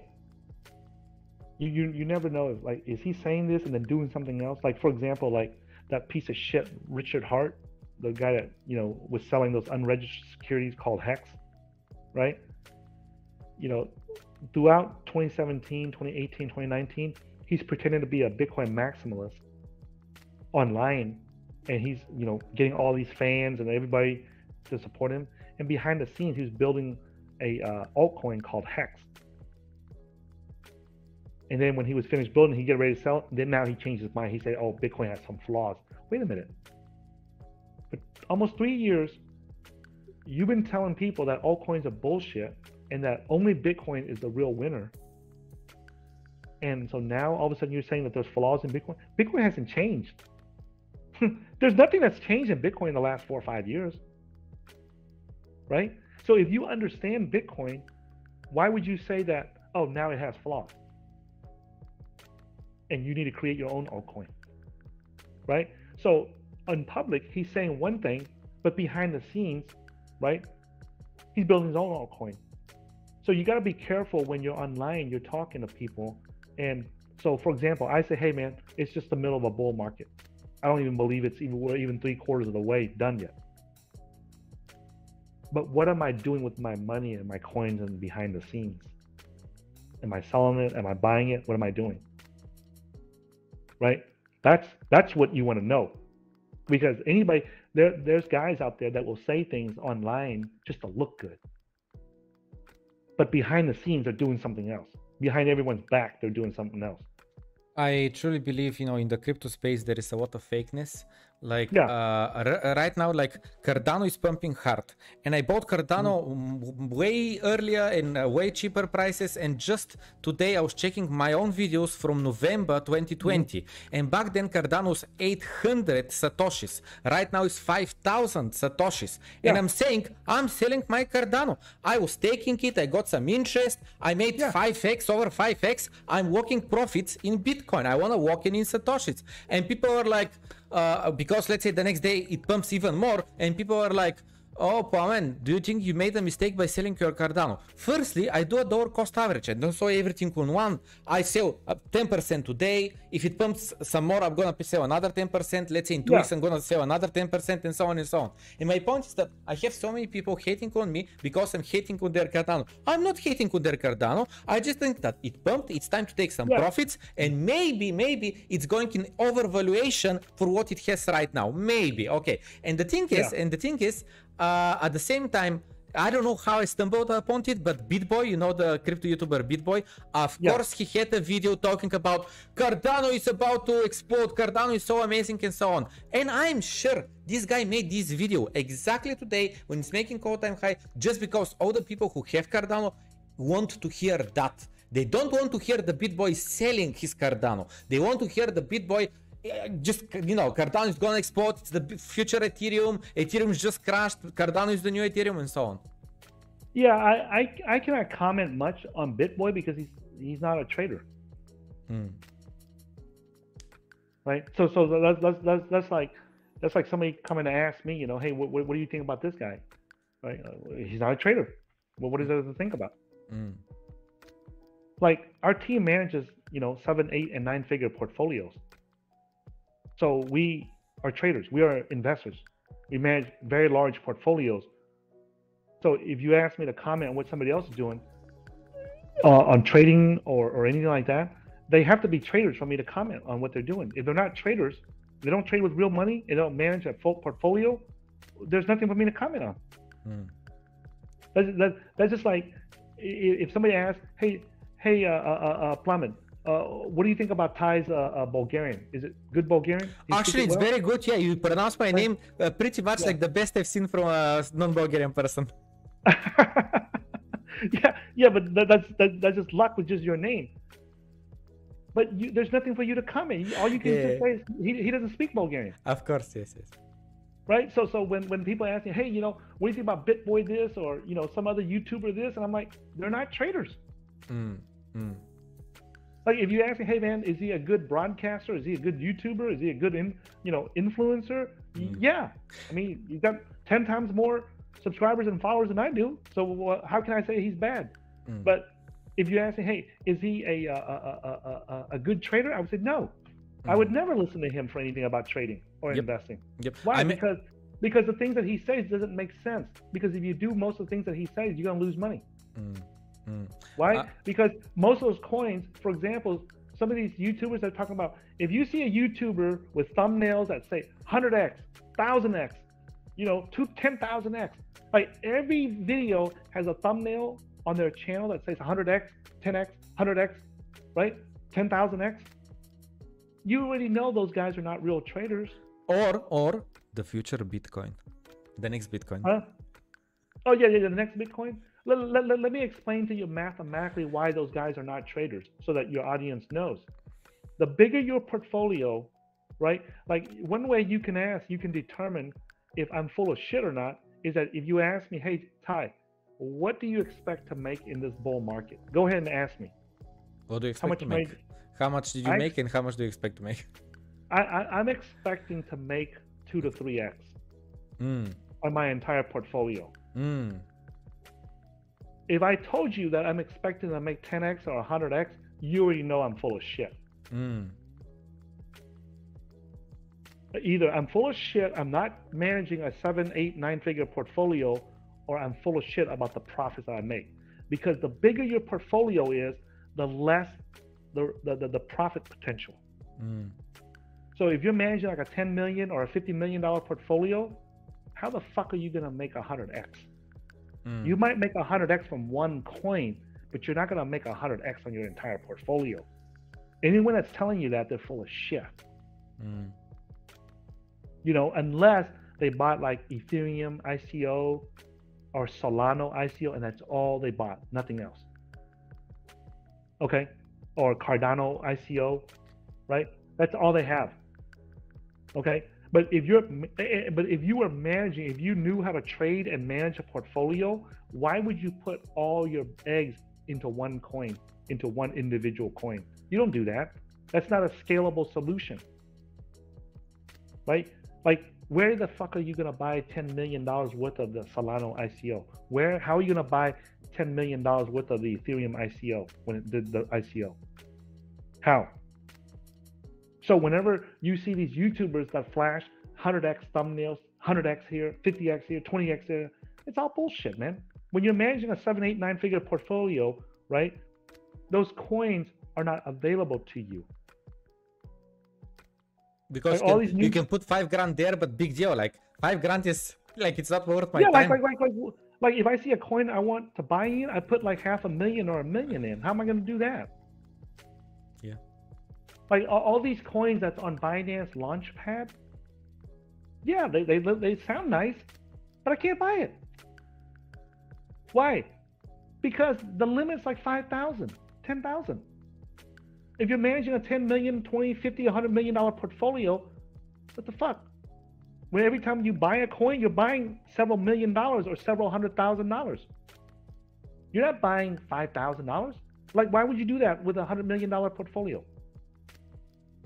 So the fact that these guys have these videos talking about 100x, 10x, you know, 1,000x on every video, and all these coins that trade like, you know, 2-3 million in trading volume a day, that lets you know they're not managing a big portfolio. They just started. If they're doing as successful, half as successful as those thumbnails say, they would be managing an 8-9 figure portfolio right now. And if they were doing that, they would know that you cannot, there's not enough liquidity for you to buy that. I'll give you an example. I'll give you an example, right? Like this guy tried to bullshit me at a conference one time. Yeah. And he was trying to sound like a big shot trader, you know, like a multi-million-dollar trader. So I just gave him a really easy test. I said in the first half of 2017, yeah, you know, how long does it take to sell $1 million? To take a profit, you know, to pull out $1 million into your bank account. In the first half of 2017, yeah? Yeah, yeah. Back then, I mean, Bitcoin starts at $1,000 in 2017. No, I'm not saying with the price of Bitcoin. Let's just say you made $1 million profit, and you wanted to take profits and put that $1 million into your bank account in America or in any country, right? How long does it take to do that? Okay, I have no idea. It takes about 3.5 months. Why so long? Why so long? Because the only exchange that did it was Coinbase, and their limit was $10,000 a day. Okay. So even if you had $1 million, it still takes 3.5 months to send $1 million to your bank account. Yeah. Why were the limits so small though? Because that was the limit. It was new. Okay. And then in the later half of 2017, and some people say, well, Ty, they have Cumberland mining, they have these OTCs. You could have sent just $1 million there or $500,000 there. Man, nobody knew what an OTC was back then. Nobody. So you need to sell $1 million, right? You need to send $1 million to your bank account. Are you going to be the first idiot that gets scammed? You're going to send $1 million worth of Bitcoins to some random OTC exchange that you never heard of? Are you going to be the first one? You going to be the guinea pig? Yeah. Are you? Yeah. Huh? I'm not. Yeah. Nobody that I know of was. Now, we had some team members that, you know, they hit really big. And so to test $100,000 was not a big deal to them. So they were willing to test it. So they tested at Cumberland. Oh, shit. They do send you the money. And then after they tested it and we found out that it works, then that's when we start using Cumberland and we start using other exchanges. And then by the time that we proved that Cumberland was safe to do a large transaction, by that time, right, our team had to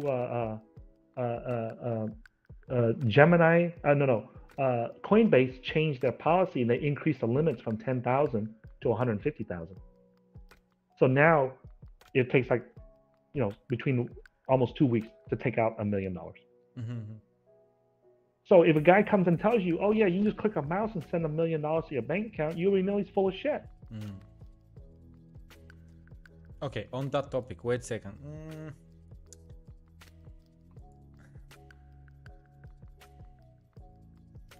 I lost my train process, but earlier I wanted to interrupt you just for a second.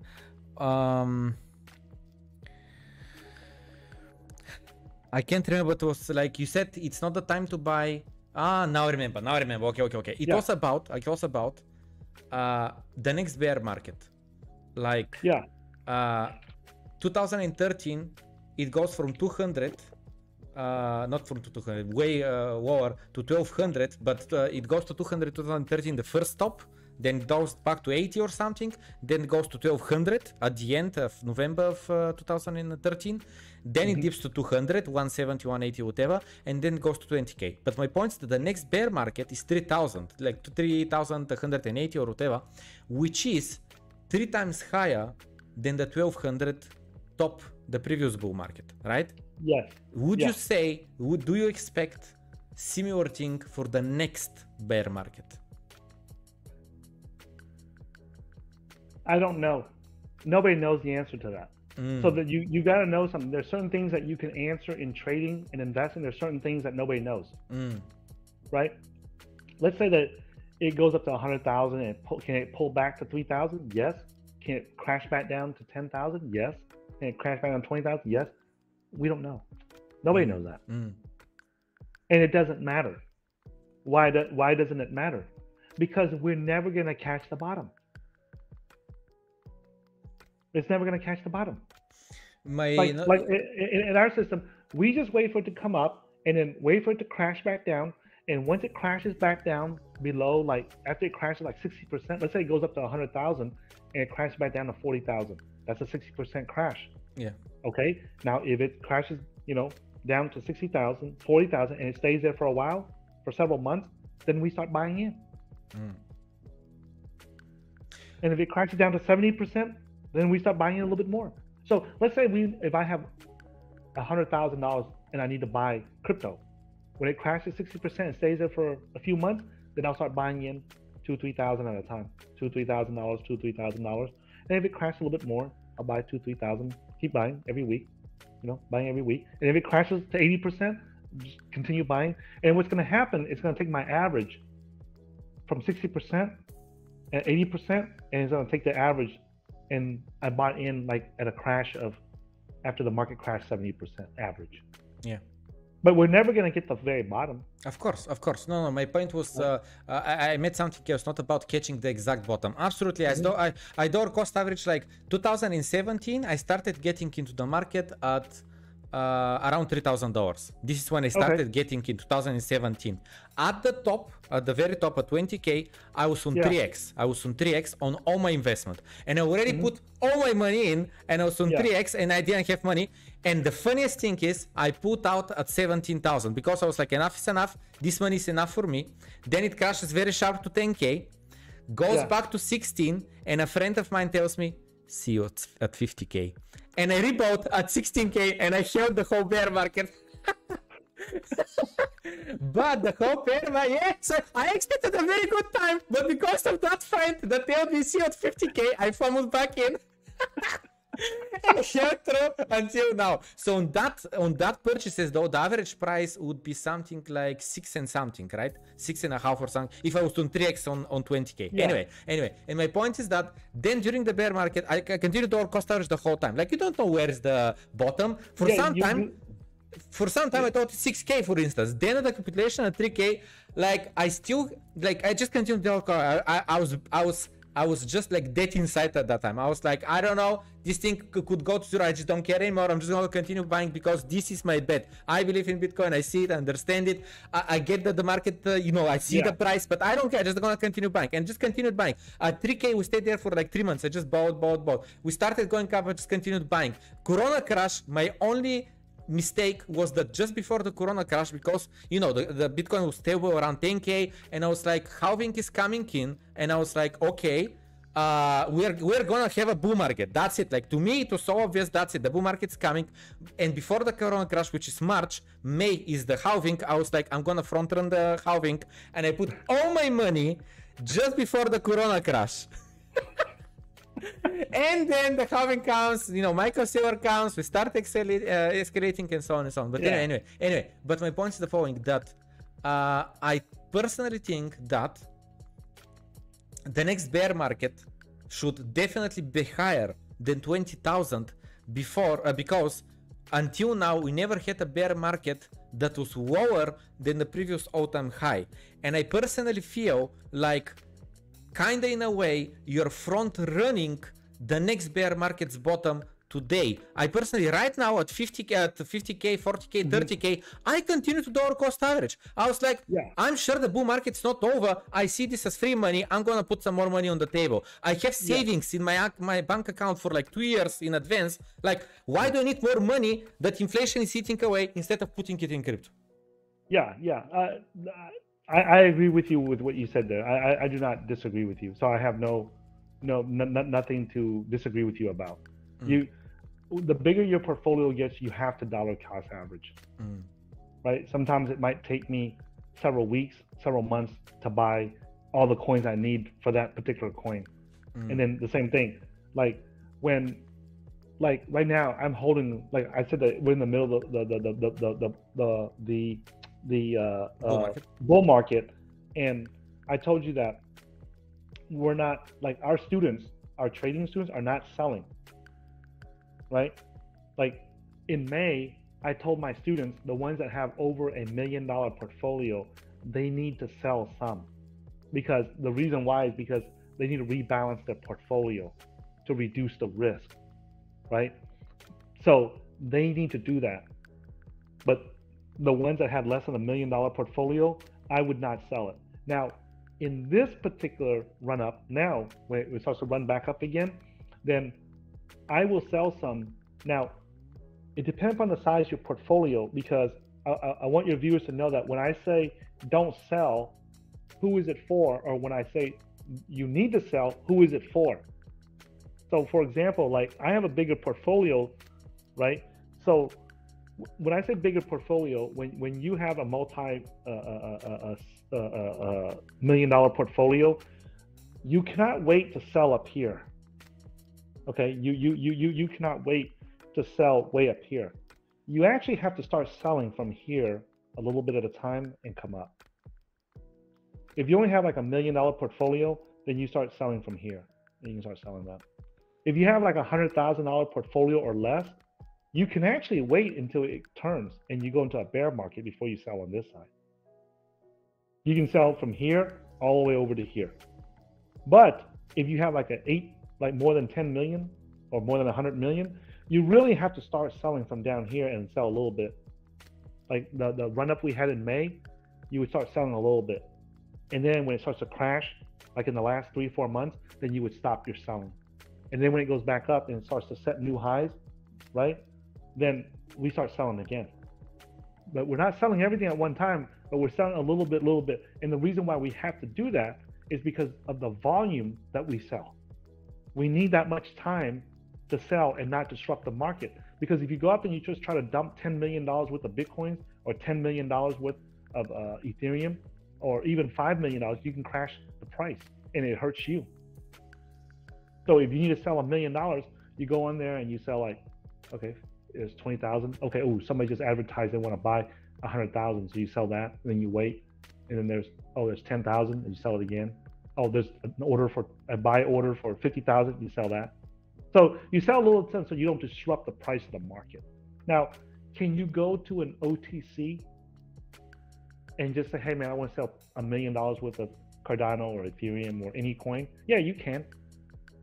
You can.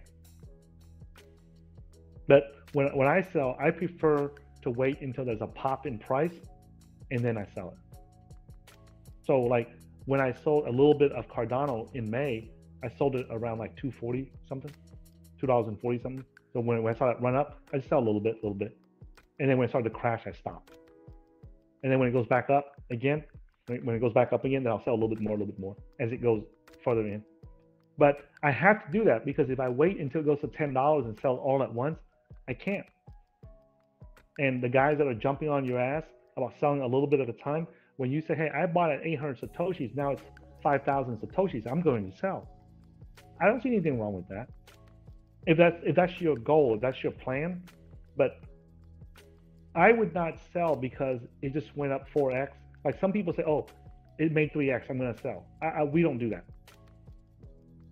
We don't do that. Like it doesn't matter if it's 1x, 2x, 5x, 10x. There's got to be clear. We have to see enough signals in the market to say that, hey, you know what? We're going into a bear market, so we need to start selling. Or we have to sell because that coin has gotten too big for our portfolio. For example, like in 2017, Stratus was a huge winner for us. And it got so big that it was actually a risk in our portfolio. So we had to sell. We don't want to sell it. It's going up. No, just a second. But we have to sell it. This was so good. This was so good. So you made so much money off of coin that it became a risk, a liability to your portfolio. Yes, exactly. And we don't let any coin, no matter how juicy, how delicious, how sweet and sexy that coin is, we don't care. At the end of the day, our entire portfolio has priority over any coin. And when that coin starts to become 50, 60, 70% of our portfolio, we have to sell. Even if we don't want to, we have to sell it. Why? Because we can't let one coin dominate 60% of our portfolio, because what happens if they get hacked? I mean, I want you to think about it. If you have a $10 million portfolio and Stratus is $6 million of your portfolio, what happens if they get hacked? You lose 60% of your portfolio. Yeah. What happens if the founder gets hit by a bus? Right? Well, there's 1,000 things that can happen. And are you going to let 60% of your portfolio go to zero? You can't do that. You can't do that. If Bitcoin is 60% of my portfolio, that's okay, because Bitcoin has already survived thousands of hacks, thousands of attacks every day for the last 11 years, 10, 11 years, whatever, right?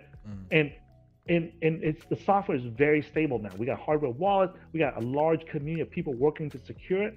So 60% of my portfolio is Bitcoin, that's okay. But I'm not gonna let 60% of my portfolio be in like Ethereum or Solana or any of these new coins, right? I can't do that. Why did I sell Doge when I got into it at the beginning of the year? Because it was starting to get too big for my portfolio. I can't let a large portion of my portfolio be sitting in a joke. Yeah. What would you say if I said, hey man, you got $10 million. Why are you leaving $3 million in a joke for? You're putting $3 million of your money in a joke? Like, I see guys on YouTube bragging about how they, like 80% of their portfolio is Doge. It's great that you made money off of a joke, but don't be stupid and leave like, 20, 30, 50, 80% of your money in a joke. Come on, man. Especially if you have like a multi-million-dollar portfolio. Are you nuts? Are you crazy? In the same video that I told you from November, I just stumbled upon it. I was looking for something else, and someone linked it. Now I remember. Someone linked it to me at the end of the video, and at the end of that stream, the daily stream, I was going through the prices, and this is why I saw, oh my god, November, the prices were like this. November, I'm looking in Satoshis. Doge was 18 Satoshis. 18 Satoshis. Yeah. So my point is that, like today, if you got in at 18 Satoshis, and I don't know, if you had the 1 Bitcoin, you put 0.1 there, you have like 5 Bitcoin off of Doge. To not lock in this profit and be dependent on Doge, to me, is just a mistake. Yeah, the way I look at it is like this. When you're new to crypto, if this amount of money can change your life, like get you to quit your job or retire or pay off the debt on your house, and you know that you got a house that's clear and free, you never have to ever worry about housing again. I want you to consider this. Is that worth the risk? Right? Like, I had several students when I looked at what they did, and I said, oh my God, like, why didn't you guys take profits in 2017? You could have been retired. They were waiting for it to go up higher. I said, it doesn't matter if it goes up higher. When we talk about life-changing profits on our channel, we talk about things that you do that can change your life. If you're able to quit your 9-to-5 job, your day job, at 25 years old, at 35 years old, at 40 years old, do it. Who cares if it goes up higher? There's going to be another bull market. The crypto ain't going to go away. It's not going to go away. We're doing this to change our life. If we do this to put money in a bank account and let it sit there and it doesn't change our life, then what's the point? If you go to work every day, you're stuck in a cubicle, you're stuck in the office, or you're digging ditches every day and you're tired of it and you're sick and tired of it and you don't want to live that life no more, and you have an opportunity to change your life, right? And life-changing profits is different for everyone. For you, it might be $100,000. For me, it might only be $30,000. For somebody else, it might be $1 million. But if it's something that can change your life, right? Like, I know, like in Africa, there are some traditions where you have to like give, like if you want to marry that girl, you have to like buy 4 pigs or so many pigs and so many cows for in English it's called a dowry, a gift. You have to give the wife's family a gift, an expensive gift, in order to bring the wife home. And I know I've met some African guys where they can't bring their wife home because they don't have the money to buy the 4 pigs or the 2 cows or whatever it is, right? So if you have an opportunity and you need $2,000 to buy that pig and you have $10,000, hey man, wouldn't it be better if you take out $2,000 so you can bring your wife home? I mean, isn't that more life-changing than to make another $10,000? I mean, so people need to consider, man, that because sometimes, like that's one of the first things that we tell our trading students is that know what you want because each person has a different goal. Okay, let's do a thought experiment because this is something that I plan for a lot. Like, firstly, my definition of a life-changing amount of money is 1,000 salaries. Everyone works on a different salary. Some person works on a, let's say, monthly salary. I'm talking about monthly salaries. So someone works, let's say, for $1,000, right? This is his salary. Like in Bulgaria, the average salary in Bulgaria is like $500. In the capital, where they're higher, it's like $700. So that's the average salary in Bulgaria. So someone who is working for $700 a month, multiplied by 1,000, that's 700,000, right? Like, you can tell me that's not life-changing amount of money. Like, of course it is, because 1,000 salaries you would make literally in like 100 years of working. Like, no one's gonna work for 100 years, right? So that's your whole life. That's one life. Yeah. Okay, so I would invite you to consider this, because remember, when you talk to people about money, just remember this: money is abstract to most people. So when you say, "Hey, look, you made 1,000x on this, why don't you take profits so it can change your life," right? The way that I would try to convince that person or say to that person so they can understand it, because if you say 700,000, they may not know what that means because that number is so large, they don't understand that. Absolutely, yes. Okay, because if you're making $700 a month all your life since you came out of college, why would you understand 700,000, right? Yes. So what I tell my students is this, is we measure everything in the months and years that you have to work. Yes. Oh my God, this is so good. I'm really sorry. Yeah, go. Okay, so instead of telling you, hey man, you just made 1,000x, you made $700,000, why don't you quit your job? Yes. Right? I would say, hey man, look, every year, when I would get a calculator out and I would say, hey, every year when you work, right, and I would do this right in front of them. I would do, because people are visual. If you tell them something, they can't picture it in their head. So I would pull up a calculator and I would say, hey man, look, check this out. 700, right, times 12 months. That's 8,400 in a year. Okay. And let's just round it off to 10,000, just to be on the safe side, right? Okay. So you need $10,000 a year to live, right? And you have 700,000. Right? Divided by 10,000. Right? That's 70 years. Right? And you're 50 years old right now. You think you're going to live to be 120? You're not. So the average age that, you know, people die in Bulgaria, 87, 88 years old, whatever the average age is, right? So you would have to live 40 years above the average age or something to use all this money. So it's not worth it. Take it out right now. Take out, look, 70 years, you're 50 right now. What do you think? You're gonna live to be 100? What's the oldest man that 90 in your family? Your grandfather, your great grandfather, 90 years old? Okay, 80 actually. Yeah. So that's 30 years, right? So you have 70 years worth of living expenses here. So let's take out half of that. Let's take out half of that, put it in the bank, earn interest off of it, and you know you're set for the rest of your life. And then you can still take risk with the other 35 years that you have left in there. We have to expand on this. So I use that, the living expenses each month, because people can relate to that, because each month is very emotional for people. They gotta pay the bills, they gotta pay the rent, they gotta pay the electricity, the water, so they understand that.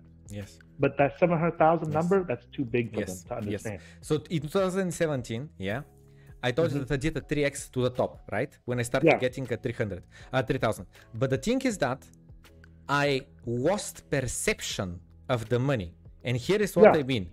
At that time in my life, I was living in London and I was balling, okay? I was making good money. But I'm a poor Bulgarian by heart, okay? I've never, in Bulgaria, I've been living paycheck to paycheck every single month. And once in Bulgaria, when I got a better salary, for the first time I had such a good salary that every single month my mobile phone was stopped because I did not pay my bill, because I was like, they give me like a week of extra time until I paid, so I'm just gonna pay it then. But then if I forget, they stop it, and then I have to pay it, you know, and stuff like that. Anyway, and then when I got to that new job, I was like, okay, there is no way I'm gonna let my mobile phone being cut off, because if I do that, if my colleague calls me, he's gonna be like, why didn't you pay your bill? You know, like it's gonna be embarrassing. So I was like, okay, that stops. When I went to London, to UK, I started making good money, and I was like, just for the first time in my life, I could see my bank account number increase every month. For the first time in my life, I was not like, what date is it? Is the payment coming? Because I didn't care. Like, I had an extra salary sitting there. I didn't care what date of the month is it. Did they pay in time my salary? And my point is that 2017, when I got in all my savings in crypto and it did a 3x, I lost perception. Why am I saying that? Bitcoin started crashing, but you know that the altcoins still continued up, right? They peaked in early January, while Bitcoin finished its bull run at late December. So there's like 20 days of delay. And me, being hungry for more gains, I started selling Bitcoin for altcoins, right? Yeah. And what happens is, I'm putting there, I don't know, like 5% of the portfolio. It's just 5%. And then I realized, what the fuck? That's like multiple months of rent. I was like, what's wrong? Why am I betting so much money on a coin because to shoot in Reddit? Like, I was making so many stupid mistakes, and I was so dumb. But you know, I learned from my mistakes. And my point is that this perception of money, it really, the X, the percents, and especially money that you never had in your life and you never spent in your life, you lose perception. You're just lost. Yeah, so I'm glad you say that, because one of the things that we tell our students to do to take profit, because that's like the two biggest questions we get from our students is this: hey, when do I buy? What do I buy, and when do I buy it? And then after the bear market is over, then now we go into the bull market, and the question is, when do I take profits? When do I sell and take profits? Okay, so there are lots of market signals that we use to signal us that, hey, it's time to take profits. One of the most important market signals that I'll share with you and your audience is your personal financial goals. You gotta write down what it is your goals are. So I'll use myself as an example. So when I was living in the US, right, before I retired and moved back to Asia, right, my average monthly expenses for a family of 4 people, me and my wife and 2 kids, was $4,000 a month. So I take 4,000 times 12 months, that's 48,000 a year. Okay, so 48,000 a year, I'm gonna round it off to 50,000 so that the math is easy. Okay, so 50,000, I need 50,000 a year. If I have a chance to take out 100,000, that gives me 2 years where I don't have to go to work. And I have to ask myself, is 2 years enough? Can I quit working? And I'm like, no, that's not enough, because the bear market can last 2 years, 3 years, 4 years. So I want to make sure I have enough for the whole cycle, right? So it's 5 years. So 50,000 times 5 years, that's 250,000, right? So now if I have an opportunity to pull out 250,000, I can retire early. And that's what me and my team members did. We started pulling that out, so now we locked in 5 years that we don't have to go to work. And we're confident that the money that we have left, within another 5 years, we'll have another bull market. And when we did that, by the end of 2017, the market kept going up, so we pulled out another 5 years. Now we have 10 years. And then it went up some more. We pulled out some more money, and now we have 15 years. Now we have 20 years, right? But before you think of 20 years, just start with the first 5 years. I think that's a very good, like, so for example, someone that's living in the US, they need like $50,000 a month. But you know what I could have done? Right? I could have left the US and moved to Bulgaria and live on $1,000 a month. Yep. right? So I'll still live the same lifestyle. Let's say I want to live in luxury, and you know what? I'm not going to live on $1,000 a month. I'm going to live on $2,000 a month. Mm-hmm. Well, I just increased my runway. So in English, it's called runway. How much years of living expenses you have. So if you have 2 years of runway, that means that you can live for 2 years without having to go to work. If I have 5 years of runway, that means that I can live for 5 years without going to work, right? So now, by moving to Bulgaria, I just decreased my living expenses in half. So now I went from a 5-year runway to a 10-year runway. So that's another strategy. Like, hey man, like, why do I need to go sit in the office and work and deal with the managers and have them harass me, and I have to deal with working with people I don't like or I don't enjoy, right? I know that the whole cycle, bull bear market cycles, they last between 3 to 5 years. So if I have 10 years of runway, I know that I have enough money to live and wait for the next bull market to hit. Now, I recommend that people, like, this is very important right now when people are taking profits, don't go spend it. You know, like people, you know, they make their first million or their first $100,000, and the first thing they want to do is they want to go buy gold, they want to go buy a Rolex watch, they want to go and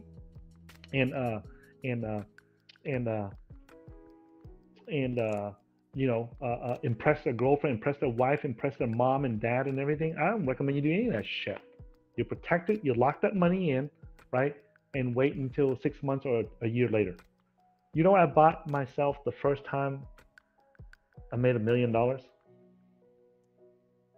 A very nice dinner. No, not even that. I bought me, as a gift to myself, I bought me a set of drills, some cordless drills, some tools. Nice. Because that was something I always wanted. Nice. Right? Yeah, that's it. Yeah. That's it. Yeah. I bought my wife a brand new 2018 Toyota Camry. Yeah. Right? Because when we first met, when we were still dating, yeah, I told her to sell her Camry so that we can save money and reduce our expenses each month. And I told her that one day when I make it, I'll buy her whatever car she wants. And so when I made it, right, I told her, you know, hey, I'm going to get you a car. Which one do you want? And so I didn't realize from 2011, when I first met her, until 2018, 7 years had gone by, and the Toyota Camrys were so much more beautiful. I mean, significantly better than it was before.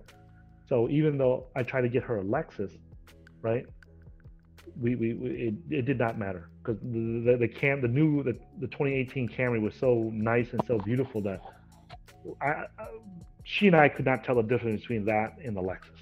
Yep. So we ended up getting the Camry. This is something that I remember I've been saying a few times, that when people hear $1 million, they imagine it's a lot of money. In my head, it's not a lot of money, but here is why. Because when they hear $1 million, they imagine how they spend it. Oh, I'm gonna buy this car, I'm gonna buy this watch, this clothing, I'm gonna be partying there, I'm gonna leave tips of $100 and so on and so on and so on.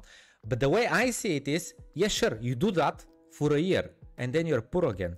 The way I see $1 million is, I have to invest it in something, and hopefully I get 5% back, so that's 50 grand a year. So to me, $1 million is not $1 million. To me, $1 million is 50 grand a year. So this is the topic I really want to hear your opinion on, which is, how do we protect the gains that we made off of crypto? But I need just 30 seconds, okay? Give me just 30 seconds, okay, I'm coming, just 30 seconds. Yeah.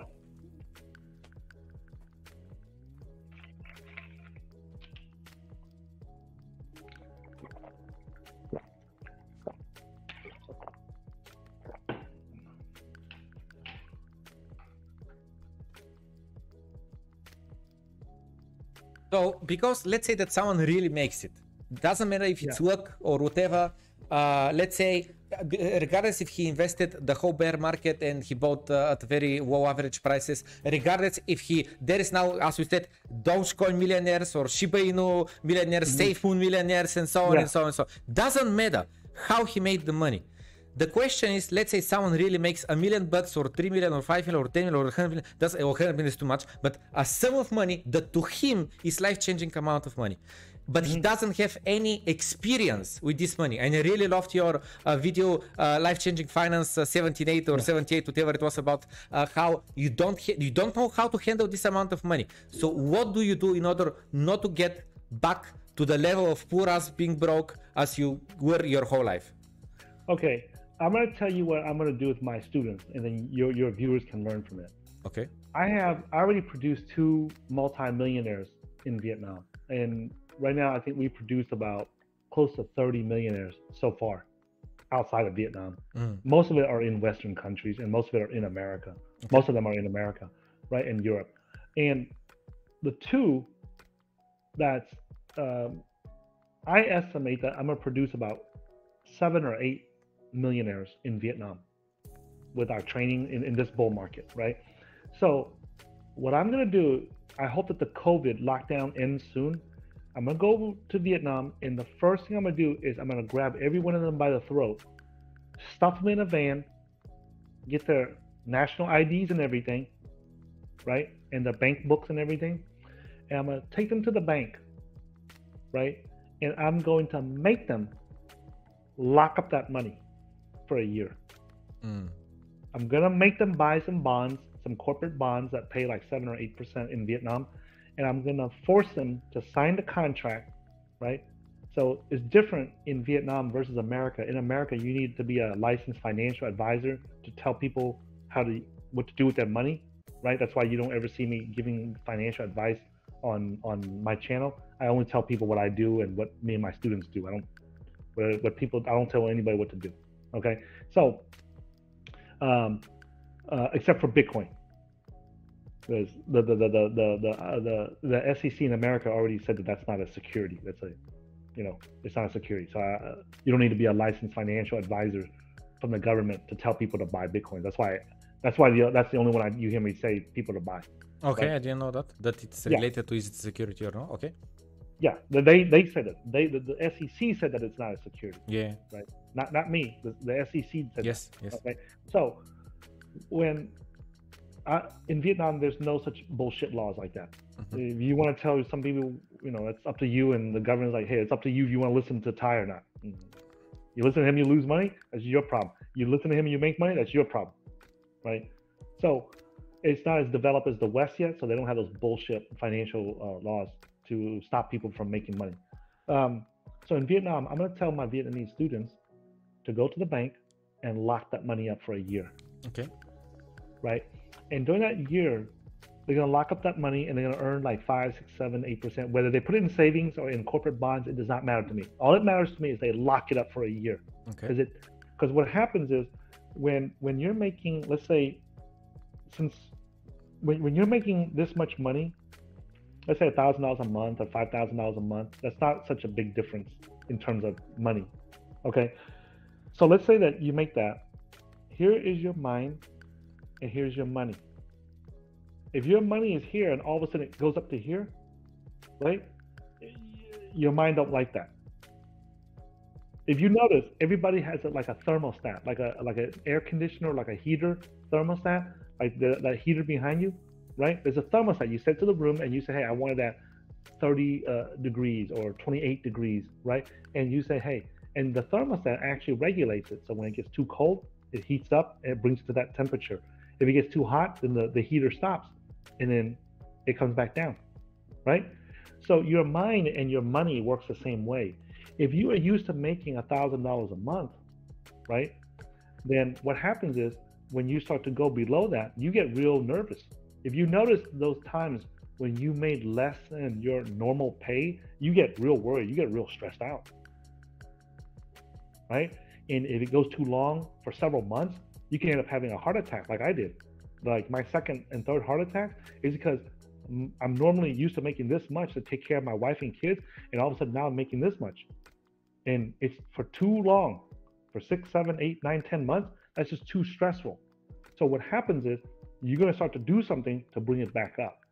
So your money is here. So what happens is if you're used to making $1,000 a month and all of a sudden now you have $1 million or 100,000 or $1 million, Your mind is still down here. It hasn't caught up to that yet. So you got to lock that money up. You don't buy nothing with it. You buy nothing, right? Because that money's yours. It's not going to go away. The first thing you have to do is you have to defeat the self-sabotage that your mind is going to do to you. It's going to, hey man, what are you doing with all this money, Ty? You know, Plamen, you never had this kind of money before. What are you doing with this extra $1 million? You know what? You need to bring yourself back down and get comfortable. And what does that mean? That means you got to spend it and bring that money back down to where you're comfortable. So now your money and your mind can be away a little bit. That's okay. Let's say you normally have $10,000 in your bank account. Now you have 15,000, or now you have 20,000. That's okay. But you can't make that big jump like that. So what you got to do is, I got to lock up my students and force them to lock up their money, right, in Vietnam, because their money's up here. So now their money's locked up in the bank. They can't touch it for a year. So now during that year, it gives their mind time to grow. Like that. And it just takes time. There's nothing you can do about it. Now there's things that you can do to speed up that process, right? So like that $1 million, you can take out 50,000 or like 20,000 and invest into yourself. Like what? For example, like you can go to like a Tony Robbins event, like, you know, one of those Awaken the Power Within, Awaken the Giant Within events. You can go and just travel around. Like if you've never left your city, then, you know, check out all the other cities in Bulgaria. If you've never been to Europe, go take a tour. It doesn't cost that much. And what it does is it opens up your mind, expands it. Go to, you know, some estate planning seminars, go to some tax planning seminars, you know, attend one of our boot camps, attend one of our conferences, right? So learn to improve your mind and learn new skills. For example, right? You don't know how to ride a motorcycle. Go learn how to ride a motorcycle. You're from Vietnam. You never drove a car before. Go learn how to drive a car. So any skill that you learn to make yourself better brings your mind up. Okay? You want to buy the Rolex watches? There's nothing wrong with that. If you have $1 million, you can afford a Rolex watch. That's not going to kill you. But instead of going there to buy it, go do the research on it. Go do the research on it and then write down which one you're going to buy at the end of the year. Okay? So the first thing you got to do is you got to live within your means. Now, can you eat a little bit better? That's fine.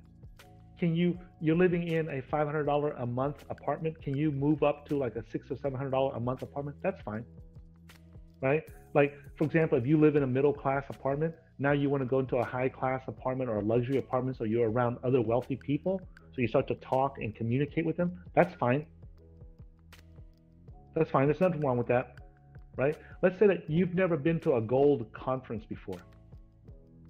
Like in Thailand right here, every year they have these big gold conferences where tons of people that attend it. Go check it out.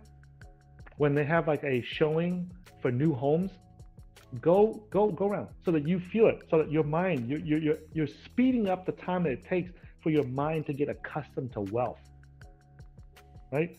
Let's say that you never imagined buying a Mercedes-Benz before. Go into the dealership, talk to the dealership. Right? You know, go through the process, see how much it costs for financing, see how much it costs. Even though you know you have the money to pay cash for that car right there, you still don't. You go through the process. You have to be around wealthy people and talk to wealthy people, associate with wealthy people, and so that you can get that wealth mindset. Because if you've been living poor, grow up poor all your life, like I did, you don't know how to think rich. You don't know. Like, I'll give you an example.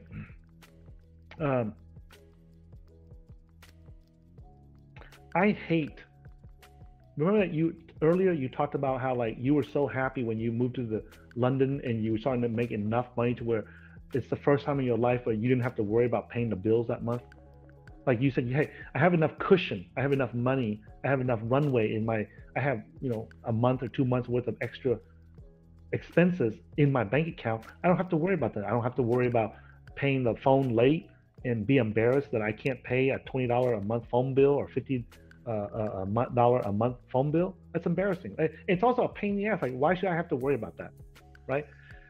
I remember when I first got out of prison, right, and every month I would have to spend like 2-3 days every month calculating my budget. I would add up how much is my electric bill, how much is my gas bill, how much is my water bill, how much is my garbage bill, how much is my rent, how much is my gas. And I had spreadsheets of this stuff every month. I had to live within this, man, I only made so much money. I only made this much money, and I had to make it work within that, right?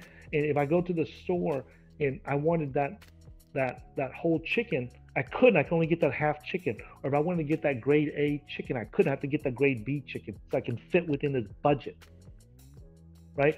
And I hated living like that, because to me, there's no different living within that budget. There's no difference than being in prison. In prison, I was in a 2 meters by, I think, a 3 meter cell, right? And that was it. No, 1.5 meter by 2 meters, something like that. It's in America, it's 6 foot by 10 feet.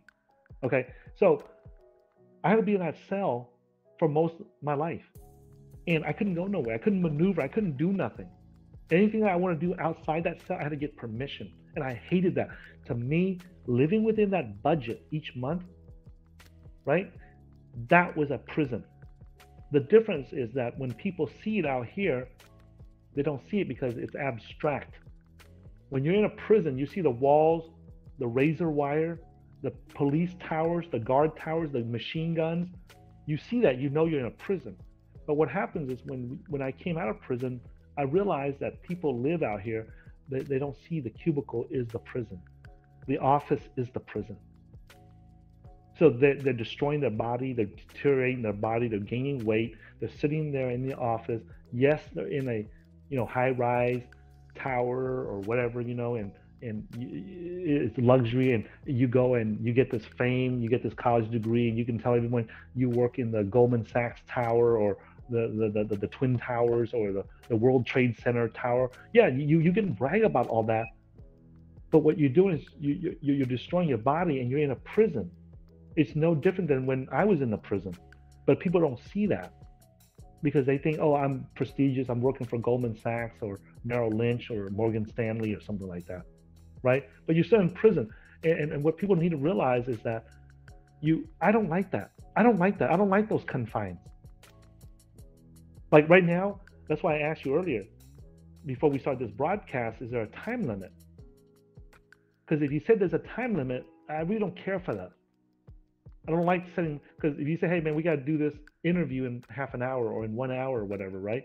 Well, what if I don't want to do it in an hour? What if you say something that I want to comment on and I want to discuss further with you that takes more than an hour? So now I got to stop just because you got a limit of 1 hour? See, I don't like limitations like that. I don't like putting, invisible prison walls in front of me like that. So I try to work to eliminate that. And when your mind is not ready for that money, and I can tell you this, 100% of the people that make $1 million for the first time, they are not ready for it. I used to work on Wall Street, man. People and all the private bankers that we know of, that we talk to, all the kids that when their parents die and they leave the inheritance to them and they get $1 million, $2 million, $5 million, they blow it all within the first 90 days. In America, 90 days? Yes, What? yes, that's all it takes. That's all it takes. It takes 3 to 6 months to blow away all the money because they don't value it, because their mind is here making $2,000 or $3,000 a month, and all of a sudden now they got $1 million. Oh shit, let's go blow this shit. And I'll prove to you. When the Europeans came to North America and took over the land, they like to tell everyone that nobody was living there. There was millions of Native Americans that lived there long before the white Europeans came over and conquered and invaded the land. Okay, there's millions of Indians there already. So what happened was, when they got conquered and the Europeans took over their land, they put them in these what's called reservations. So it's the worst piece of land in America, and they just stuffed all the Native Americans there, the locals there. They said, you got to live within this boundary. And then later on, they find out there's oil and gas and everything underneath that land. So they're always fighting over the land. And the Native Americans say, hey, yeah, fuck you. You guys told us, took our land already. You told us to live here, and now you find out there's oil under here, you want to take it back? Fuck you, you know. So what happened was, when they find this oil, and the other thing too is that they can do whatever they want on this land. They have laws, the local Native American laws for this. So one of the laws is that they can have casinos. So most people in America, you can't have casinos, but they can build a casino inside the Native American land, the reservations. So what happens, they would build these casinos and they would pump the oil and do all this shit, and they make money. And to ensure that their race, their ethnic group grows and don't die off, what they do is they give everybody, they put a trust fund together for all. And if you show that your blood, you're part of that Native American ethnic group, that minority group, when you turn 18, they give you like $18,000 or $20,000 to get your life started. So that's their government does that for its ethnic group, right? And guess what happens? I have several friends that come from the reservations, the Indian reservations. Guess what happens to 100% of them as soon as they receive that lump sum of money when they become an adult at 18 years old? They spend it immediately or what? Like that, in 30 days. Oh well. Okay, Yeah. so I personally, not I cannot speak for the audience, but I personally don't have issues with that. I don't think that they have issues with that because I said I noticed you used the word bowling or something, and earlier I used it, but I used it in a different manner. What I meant was like I was making big bucks, but I was not spending it, and this is why my savings grew, right? Because I was spending, let's say, 50% of my salary. I could have spent the other 50, but I didn't. I didn't have any desires, you know, that are not fulfilled. Like one of the things that I started doing was I started traveling, like, but let's say 2 travels a year. I went to, let's say, Paris, I went to Amsterdam, right?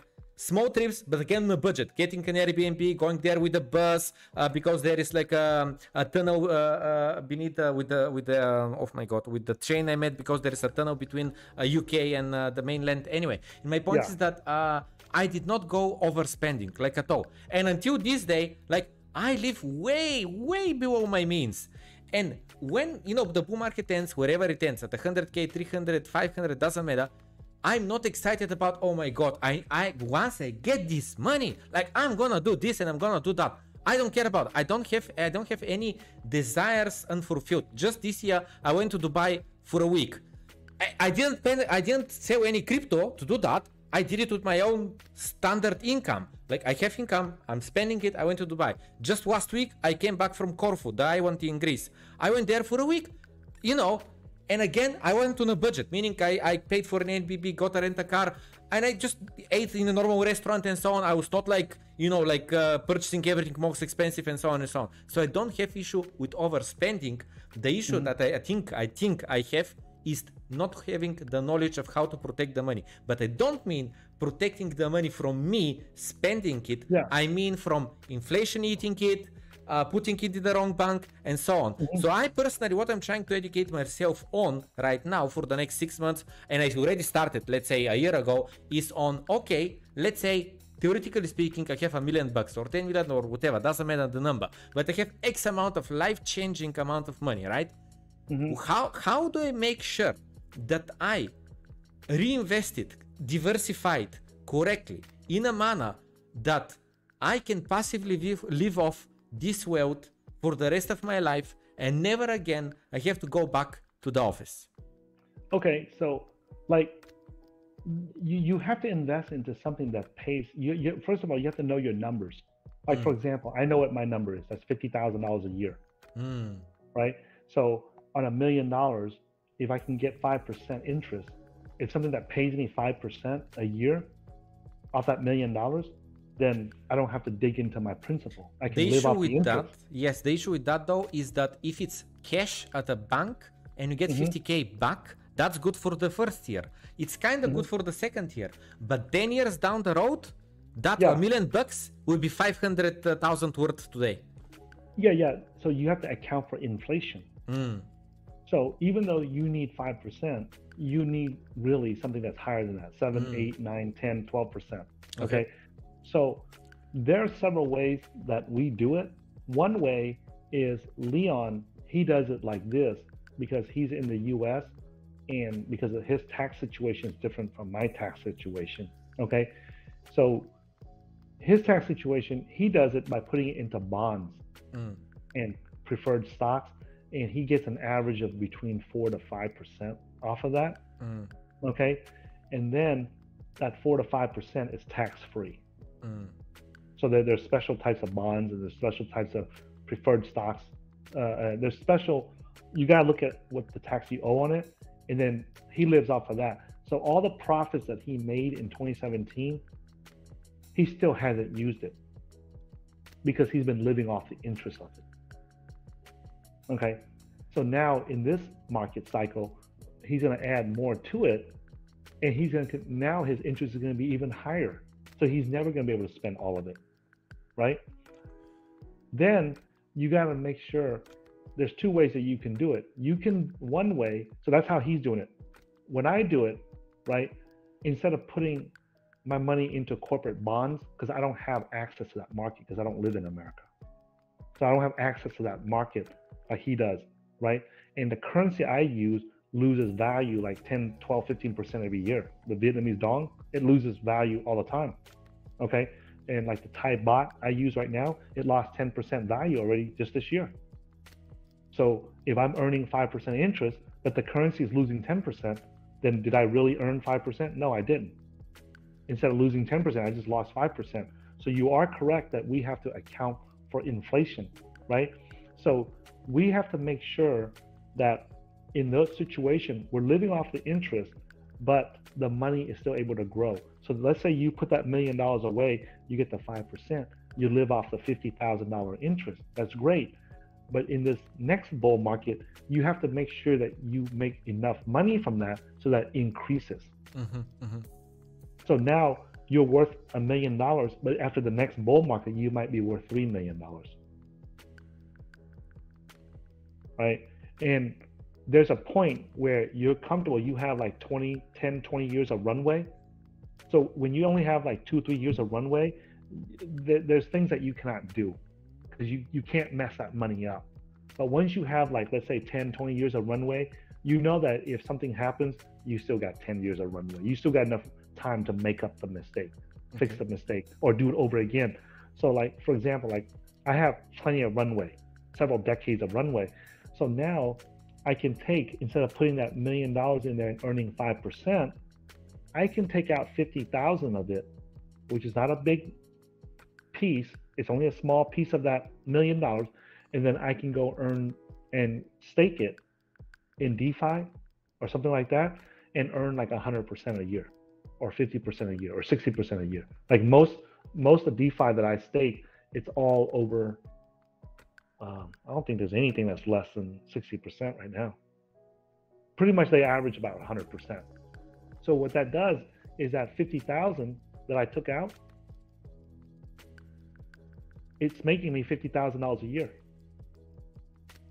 But I do that during the bear market. I buy in during the bear market so that by the time it goes into the bull market, now it's generating even more than 100% a year. Am I making sense? Like, let's say I bought the DeFi coin at $1 in the bear market, and now it's $2 in the bull market. Yep. So if it was paying me 100% before, now it's 200%. So that adds. So how does that help you? Well, that helps you to beat the rate of inflation. So in other words, instead of putting $1 million in there, I take 50,000 out or 40,000 or 30,000 out and go risk it into something that's a little bit higher, and that makes up for it dramatically increases. I see. Makes sense. Yeah. Okay. You put a small portion in something a bit more riskier, but if you were not wrong and it does succeed, then you definitely make up for all the inflation that you're going to experience anyway. And what about real estate? I wanted to ask you, because in a few videos you're saying there is the new condo and so on. So I am personally thinking in diversifying in real estate, but also in a few jurisdictions, because one of the issues, as we mentioned at the very beginning of the podcast, is that real estate is you cannot move it, and therefore if there something happens in a certain country, I don't know, maybe a war, maybe just local crash of the real estate and so on, you want to be protected from that. You have to diversify. So what's your take on real estate? My take on real estate is this. What's it for? Store of value plus income, passive income. to me, it's for passive income. To me, it's not worth it. Mm. Like, if you know crypto, if Mhm. you have already made $1 million in crypto, then to say that you want to get passive income from real estate, to me that does not make any sense. Mm. To me, to me that doesn't make any sense. That's like shooting somebody with a 50 caliber. Like you go hunting for deer and you just shot and killed that deer with a 50 caliber sniper rifle, you know, an anti-tank rifle, and now you walk up to it and you take a slingshot out and you shoot a slingshot to make sure it's dead. Okay. It's already dead. You already done the job, right? If you're making 5x, 10x, 20x Yeah. in each bull market, Yeah. in each cycle, Yeah. why are you worried about making 5% from I will real tell estate? you why. I will tell you why. I will tell you why. I will Why? tell you right now. I will tell you why. Just random numbers, okay? Yeah. Let's say that you invest 100 grand, right? And let's say Okay. that you made 10x, right? Let's say you put you bought Bitcoin 100k and it Yeah. goes to not 100k, sorry, at 10k, and let's say it goes to 100k, right? And you made a 10x, right? Out of your 100k now you have $1 million, right? Yeah. And let's say that you don't think that the bull market is over yet, but you start cashing out, right? Portions. Yeah, And from yeah, 100, let's say it goes to 200, so you cash out and you get $1 million out, and you still have, let's say, I don't know, 30% or 40% of your portfolio in crypto at 200k, right? But you cashed out $1 million, and this $1 million you don't need it for spending, but you just to me, crypto is amazing and I trust it so much, and this is why I've put so much of my net worth in it, but Yeah. I don't feel comfortable having everything in it. Therefore, I just want to diversify in other assets. So when I say passive income and store of value in real estate, I don't expect it to outperform. It's making me net losses in the long term, Okay. but it's a insurance policy. Okay. If you say, hey, Ty, my entire net worth is 3 million. Okay. And I am very uncomfortable, you know, since this blockchain technology, this is all new, and yes, I believe in it. I'm going to continue investing into nothing else. It just makes me very uncomfortable to know that all my net worth, 100% of my net worth is in crypto. Okay. And I would feel safer if I take 1 million out and buy a farm or a property so I can live in it. Okay. Right? Not to earn money off of it. If I can, you know, rent it out or earn passive income, that's great. But I just feel more comfortable knowing that my net worth is not just made up of 100% crypto. Okay. There's nothing wrong with that, because the peace of mind that you have has value. Yes. The peace of mind that you have has value. If I'm telling everybody online to sell your cars, sell your house, sell your ass if you need to, right? If you need to, if that's all you got to sell, right? Sell everything you got. Sell your toys, sell your cars, sell everything to buy Bitcoin and take advantage of this opportunity of 100 years. Then why did I go buy $1 million condo in the middle of a bull market in downtown Bangkok? Why? Why? Am I being a hypocrite? Am I telling everybody, my viewers, to sell everything, don't spend money on anything, live within your means, right? Live a conservative financial life and take advantage of this life-changing opportunity in crypto? Then why the hell? And if I believe that we're going to a 5 trillion market cap to a 10 trillion market cap before this bull market is over, that means that there's another 1x to 4x. That $1 million that I spent on the condo, that could have been 2 million for me. Yeah. Right? Or it could have been 5 million. So why am I doing that in the middle of a bull market? Here's the reason why. Because I have no residence. I have 3 heart attacks already. I'm 50 years old. I have 1 wife and 4 kids. If the thing that's always lingered in my head is, if I die right now, where are my kids going to live? Where's my wife and kids going to live? Where? I'm over here trading, I'm making money, I'm doing all this. But if I die today, right now, of a 4th heart attack, where's my kids and my wife going to live? Are they going to know how to go purchase a property? Are they going to know how to go cash out this crypto to go buy a property? The answer is no. And every day that I have to think about that, I can't focus on my trading because this is in the back of my mind. So this is what we call peace of mind. The value of having a clear mind, right? So I don't have to worry about that. I can fix that problem with $1 million. Since 2017, my goal has been to get a residence for my family so I don't have to think about that. I want it all paid off, so it's not for me, it's for my wife and 4 kids, right? In case something happens, I know they got a place to live. And it's in a luxurious place, one of the most luxurious condos in Bangkok, in Thailand, right? It's on the riverfront. It's in a rich neighborhood. It's right next to the most luxurious shopping mall in Southeast Asia, okay? Now I don't have to worry about it no more, right? The second reason was because I'm looking to improve the quality of my life.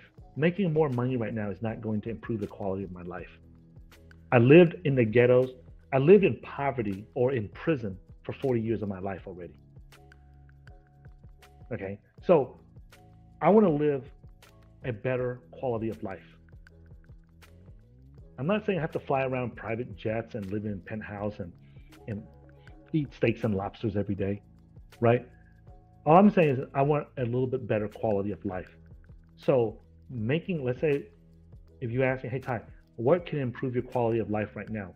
Making another $5 million? No, that's not going to improve the quality of my life. It's not. What I need right now to improve the quality of my life is that I need to have some privacy and some quiet time when I'm doing my work. When I got 4 kids, right? And they're screaming and they're crying and they're yelling. I can't focus on my trading. Like today, I tried to do something. I couldn't do it because my son came and he yanked on my shirt. I told him to go away. And he comes, and then the other guy comes and stabs me with his gun in the stomach. And then the other guy comes back and he throws a shoe at my face while I'm trying to focus. And then another one comes, and when I go get some coffee, he comes over here and he rips my keyboard, the keys out of my computer, right? Because I only plan to live in this condo. I rented it for 3 months to deliver our 4th child and then go back to Vietnam and build my dream home. But because of the COVID lockdown, I've been stuck over here ever since. And I don't know when this shit's gonna end. You know, and I said, okay, well, I'll rent this place for another month. They'll open up again and I can go back to Vietnam. And then 3 months go by. I was like, I don't know when this shit's ever gonna end. And I can't wait anymore. I've been in prison in this condo, right, in this tiny condo for 1.5 years, waiting for the lockdowns to end so I can go. And it's like, fuck it. I'm not gonna wait anymore. I need to improve the quality of my life right now. I made this money. It's life changing. I need to change the quality of my life. So that's why I went and bought it. Because I'm going to lose more money in the markets if I can't focus on my trading. And why am I making this money for if I'm sitting here screaming at my kids and yelling at them every day? I don't like doing that. I don't like yelling at my kids to keep quiet. Right? So my quality of life is not good. So I'm going to go spend this $1 million to get a bigger condo. Right? And I have more space. Now I can have my office. I can close the door and boom. Right? When I finish, I'll give you guys a tour of my condo because right now it's on lockdown. So the contractors cannot finish the remodeling. But I built it so it has my glass office so I can see the kids, but I can't hear them. Right? And in front of me, I got the view of the whole river and the entire city of Bangkok in front of me. It's magnificent. Right? So when I do that, right, it's improving the quality of my life. Because why? Because making more money is not going to improve the quality of my life. I need bigger space, right? I'm locked down. I can't go to the gym. I can't go take my kids to go swimming. They have all this pent up energy. They can't do nothing. So all they do is run around and screaming and yelling, you know, every day. They're fighting and they're wrestling around me, right? So I need a bigger space and put my own punching bag in there, right? So I can practice the martial arts with them. So I can, you know, practice, you know, martial arts. I can work out. I can put my own gym in the condo because it's big enough for me to put my own workout equipment in there, right? Even if they're locked down, I don't care. I got my own gym. So that's what I'm focusing on. Okay. And I want to share this with you too, because I see you going down the correct path, and you might not have access to enough people to tell you this. Okay, you said, hey man, I made this money and I'm living within my budget, I'm living close, I'm not spending my money and all this stuff right now. But let me tell you this, okay? Your money in your mind, back to it again, you have to be careful about, you're saying, hey, I'm not doing anything to, I got this money, I'm not gonna do anything. I'm still living the same way that when I made, $1,000 a month, $2,000, I'm still living the same way, but now I have the money up here. You have to be careful about that, because it also works the other way around too, that you may not be aware of, that's hurting you. Okay, let me give you some examples, okay? One of the biggest things the biggest challenge you run into now, okay, if you made this money, and from just talking to you, and this is the first time you and I have ever talked, you're financially responsible, meaning that you're not going to go spend all your money on hookers and cocaine. You're going to have all your money. But what happens is, one of the challenges that you're going to run into when you start first making life-changing profits is that you're not aware how valuable your time is. So what happens is, before, let's say that you would make your own ramen noodles, or you would make your own spaghetti, right? But you don't look at how much time. When you were making $10,000 a year, and you divide 10,000 divided by the 250 working days that you have in a year, that comes out to be about $40 a day. So your time is worth $40 a day. But then when you move to the UK and you're making $100,000 a year, right? And you divide that by 250 working days in a year, now your time is worth, right? Your time is worth $400 a day. And now you hit it big, you make life-changing profits in crypto, you can retire now. So you made $1 million. So you take $1 million and you divide it by 250 working days in a year, that's $4,000 a day. So now when your time is worth $40 a day, and you make a $50 a meal, or a $40 meal, yeah, that's worth it for you to spend an hour to prepare that food and eat it. But when your time is worth $4,000 a day, it does not make sense anymore for you to do that. Okay, and what happens is, when we first make that big chunk of money, we still have that poor mindset where, oh, I gotta save money, I gotta do this. Yeah, I can buy it, but let me just go ahead and do it here, right? So what I was doing was, we've all done this before. Everyone's guilty of this. If you have a car, we've all been guilty of this. You buy the gas or the petrol at this station, and down the street it's maybe 10 cents, 5 cents less, and we'll drive down there just to get the gas because it's 2 or 3 cents cheaper, right? Everyone's done it. Everyone that owns a car or that has bought gasoline has done this. But we gotta let that go, bro. We gotta let that go, and realize that our time is more valuable. Yep. Right? And what happens is, if we continue doing that, we think we're doing it to save money, right? And we're actually living poor. Right? So let me give you an example. Like, I've had to talk to several clients and customers of mine, right? Because like, I have clients that give me money and I manage it for them. So when I come meet them, I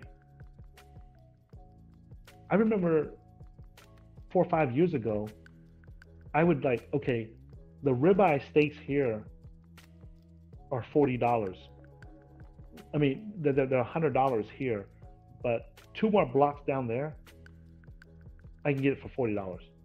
And I used to pride myself and be happy and feel like, man, I'm smart because I'm beating the system, because I can go down to 3 blocks down there, and the steaks, I can get them for the same steaks or similar steaks for $40 instead of paying $100.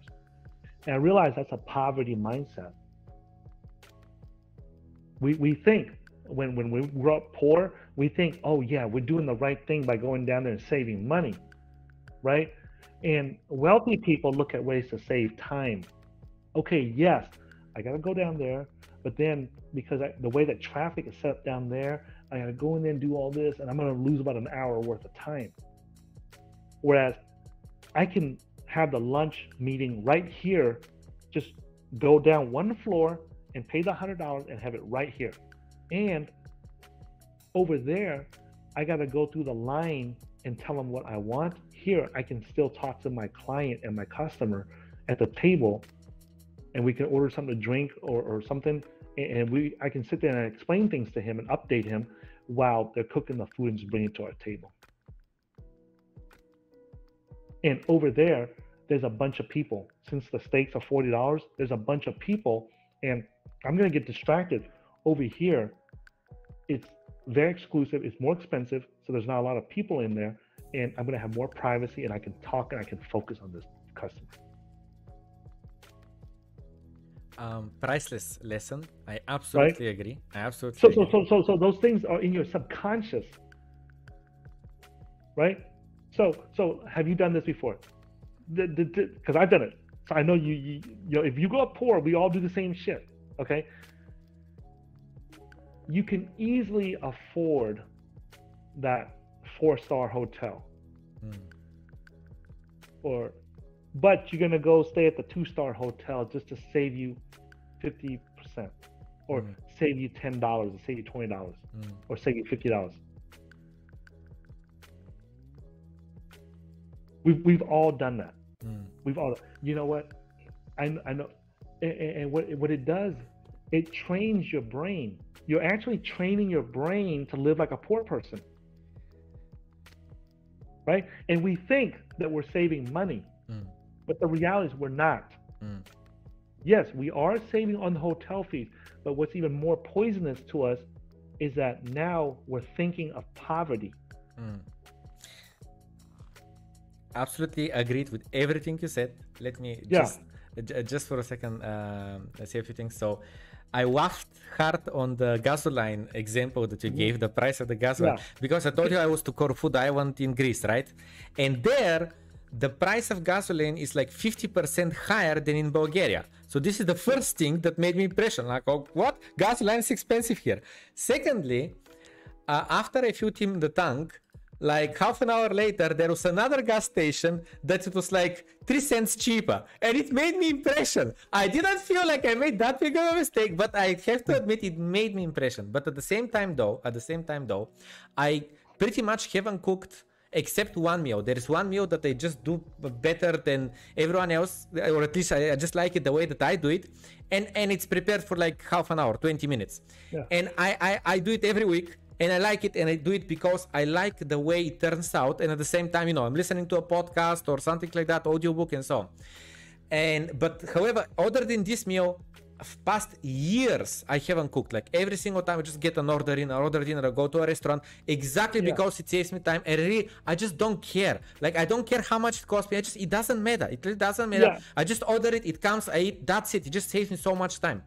And on the topic of prices of restaurants, when I was in Corfu with a friend, we noticed that a couple was looking at the menu in front of the restaurant.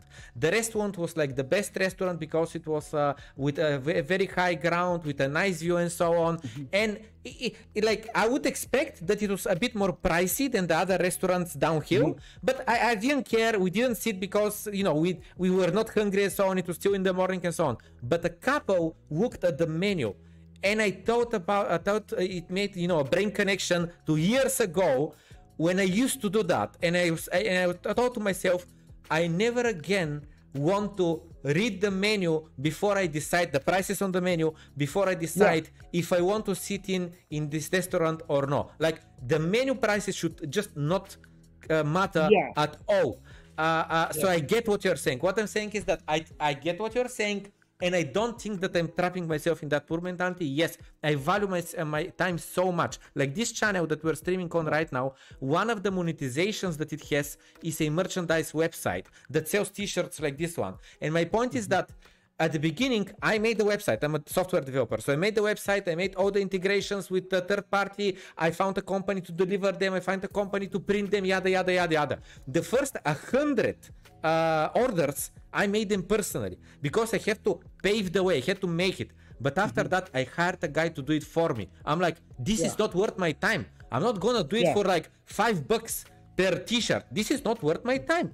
I like the idea because there was no other online shop in Bulgaria that was making crypto t-shirts. So I was like, I have the skills. I would love for this to exist. I'm gonna build it. But once I build it, once I realized it, I was like, I'm done. I'm either gonna stop the shop, either I'm gonna find someone to manage it for me because it's not worth my time. Yeah, because your time is more valuable going to do something that increases your mindset, because the more that your mind goes up, the more your wealth goes up. Okay, that's the reality, and we have to be careful and look at some of the things that we do. So like right now, if you ask me, hey, like Ty, what do you do in your spare time now? You know, the things that I focus on a lot is getting rid of any, you know, cancers in my mind that prevents me from going to the next level, for me personally. And then the other thing is focusing on how to pass this wealth on to my kids and grandkids without them screwing it up and messing it up and losing everything.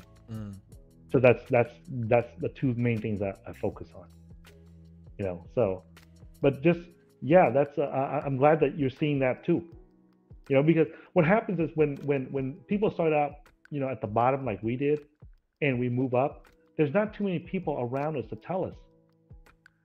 So it's almost like a solo journey. Like whenever we a lot of people, you know, the trolls, the haters online, you know, they talk about, oh, like we're bullshit traders or something because we sell a course called the Cryptocurrency Investing Blueprint. Now, I did not make that course to sell and get rich off of. Right? I made that course because when I first started learning how to trade, I lost a lot of years listening to people that did not actually trade for a living. So I don't believe, like when you ask me about BitBoy or any other YouTuber, you know, like I have to know that person trades for a living in order for me to listen to them. Otherwise, it's just a news channel for me. Okay, I don't listen to anything they do about technical analysis. I don't listen to anything about how they invest or how they take profits. Nothing. There's nothing that they say that's going to help me other than news. Right? And I just need one news channel. I don't need, you know, and I prefer a news channel that doesn't have all the 10x, 100x, 1000x thumbnails everywhere. Right? So when I listen to these guys, there's nothing that they say that's going to help me anything because they don't trade for a living. Yeah. So when I said, hey man, someday, I was so frustrated. I almost quit and gave up on trading many times, you know. And I said, one day when I get this done, I'm going to record how I did it and put it up there for anybody that wants to learn it. Okay. The other thing too is that I don't plan on leaving money to my kids. I'm just going to leave them enough money for education and for housing, and that's it. The reason why is because when I used to work on Wall Street, I know that if you leave money in the hands of somebody that doesn't understand money, doesn't know how to invest it, doesn't know how to manage it, doesn't know how to protect it, doesn't know how to save it, doesn't know how to, you know, take care of it, then that money's going to leave their hands and go to somebody else that does know how to manage it and take care of it. So what I'm going to leave my kids is the knowledge and the education and the training of how to do it on their own. Instead of leaving them the fish to eat, which is going to run out someday, I would rather leave them how to fish on their own.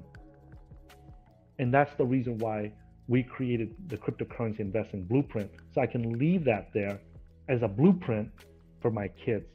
And if somebody else wants to learn it, there's going to be a cost to it, because there's one thing about money. If you teach somebody how to do money, make money for free, they never do it. When I worked at the trading school, I used to spend hundreds and hundreds and hundreds of hours to help coach people to trade for free. They never did anything I told them. Never. I did not produce one millionaire trader out of all the years that I taught traders for free. Right? And I'm sharing that with you too, because you want to go out there and you want to help people. You know, naturally, when you grow up poor, the first thing you want to do when you make money is that you're like, hey man, there's a way to do this, guys. You don't have to be poor and live in poverty. So you want to help other people, but they won't do it. Like right now, my dad is practically homeless in America. My uncle's the same way. My little brother in Vietnam, same way. And I have several people in my family that are almost right on the border of being homeless. Okay, so how can I be a millionaire trader here and not be able to help out my own family members?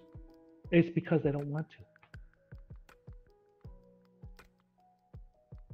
You know, it's hard for them to imagine that they went to college, they went to school and everything, and here I am, a high school dropout. I went to prison for almost 14 years, and I come out, and now I'm retired already. It's just hard for them to imagine that, and they just refuse to listen to what I say. And you know why? Why? Because I'm telling them how to make money for free. No, I'm serious. Like, no, I get it. I get it. Absolutely get it. I'm serious. I've taught hundreds of traders. I've never produced one millionaire trader that I taught for free.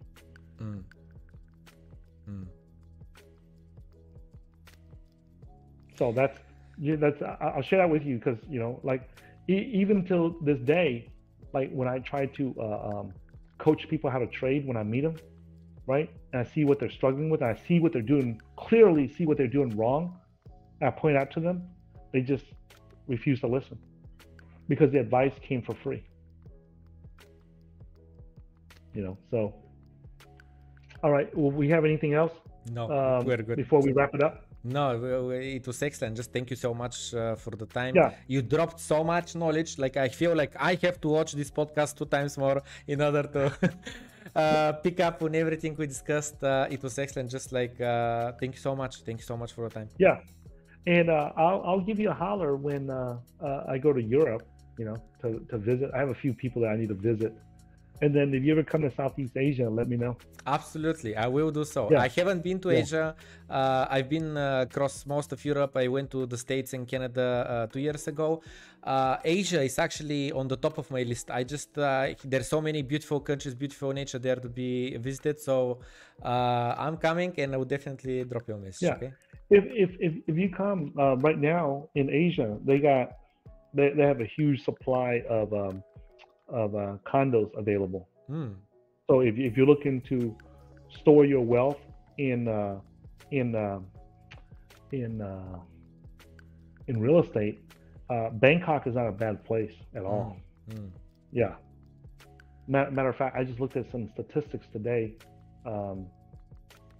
About 1/3 of the condos that are being sold in like the major cities where a lot of foreigners come in Thailand, like Bangkok, Phuket, Pattaya, Hua Hin. They're very large digital nomad hubs. Yeah, and over 1/3 of them, over almost like 1/3 of them are foreigners. And the top 4 groups of foreigners are from Europe. And Australia. Those are the main sources, right? And so I'm just throwing that out there because right now the Thai baht lost 10% of its value. So you already got like for a luxury condo, you already have like a 15% discount. And if you count the 10% extra Thai baht that you'll get with your US dollars or your euros, so you pretty much get a condo for like 20 to 25%. You know, below the pre-COVID prices. Pre-COVID prices. Yeah, I'm not going to say market value because you know these condo prices were completely elevated. It was a bubble before the COVID. So now I'm just saying that it's pre-COVID prices. And then if you buy like not like the top tier condos, right? And the middle class condos, and the ones that are like the high middle class condos where it's right on the border of like middle class and high class condos, those ones, they're down like 20%, 20, 22, 23%. And then if you add the 10% extra Thai bahts that you get when you exchange right now, so you pretty much get that condo for almost a third off. So that's just something to keep in mind for you and your viewers if you're looking to get into real estate. Absolutely. You know, and if you're putting money into real estate to store the value of it, I would get the property in a high demand area. Like in any of the downtown areas in Bangkok near the metro station, those are all high demand locations. And that's not just in Bangkok, but in pretty much all the major cities. If you get a condo in the downtown areas that are near a metro station, those all have high value to restore the value of that wealth. Okay. Okay. Well, all right. Again, thank you. Thank you so much. Yeah. Thanks, man. And we'll chat again on another day, man.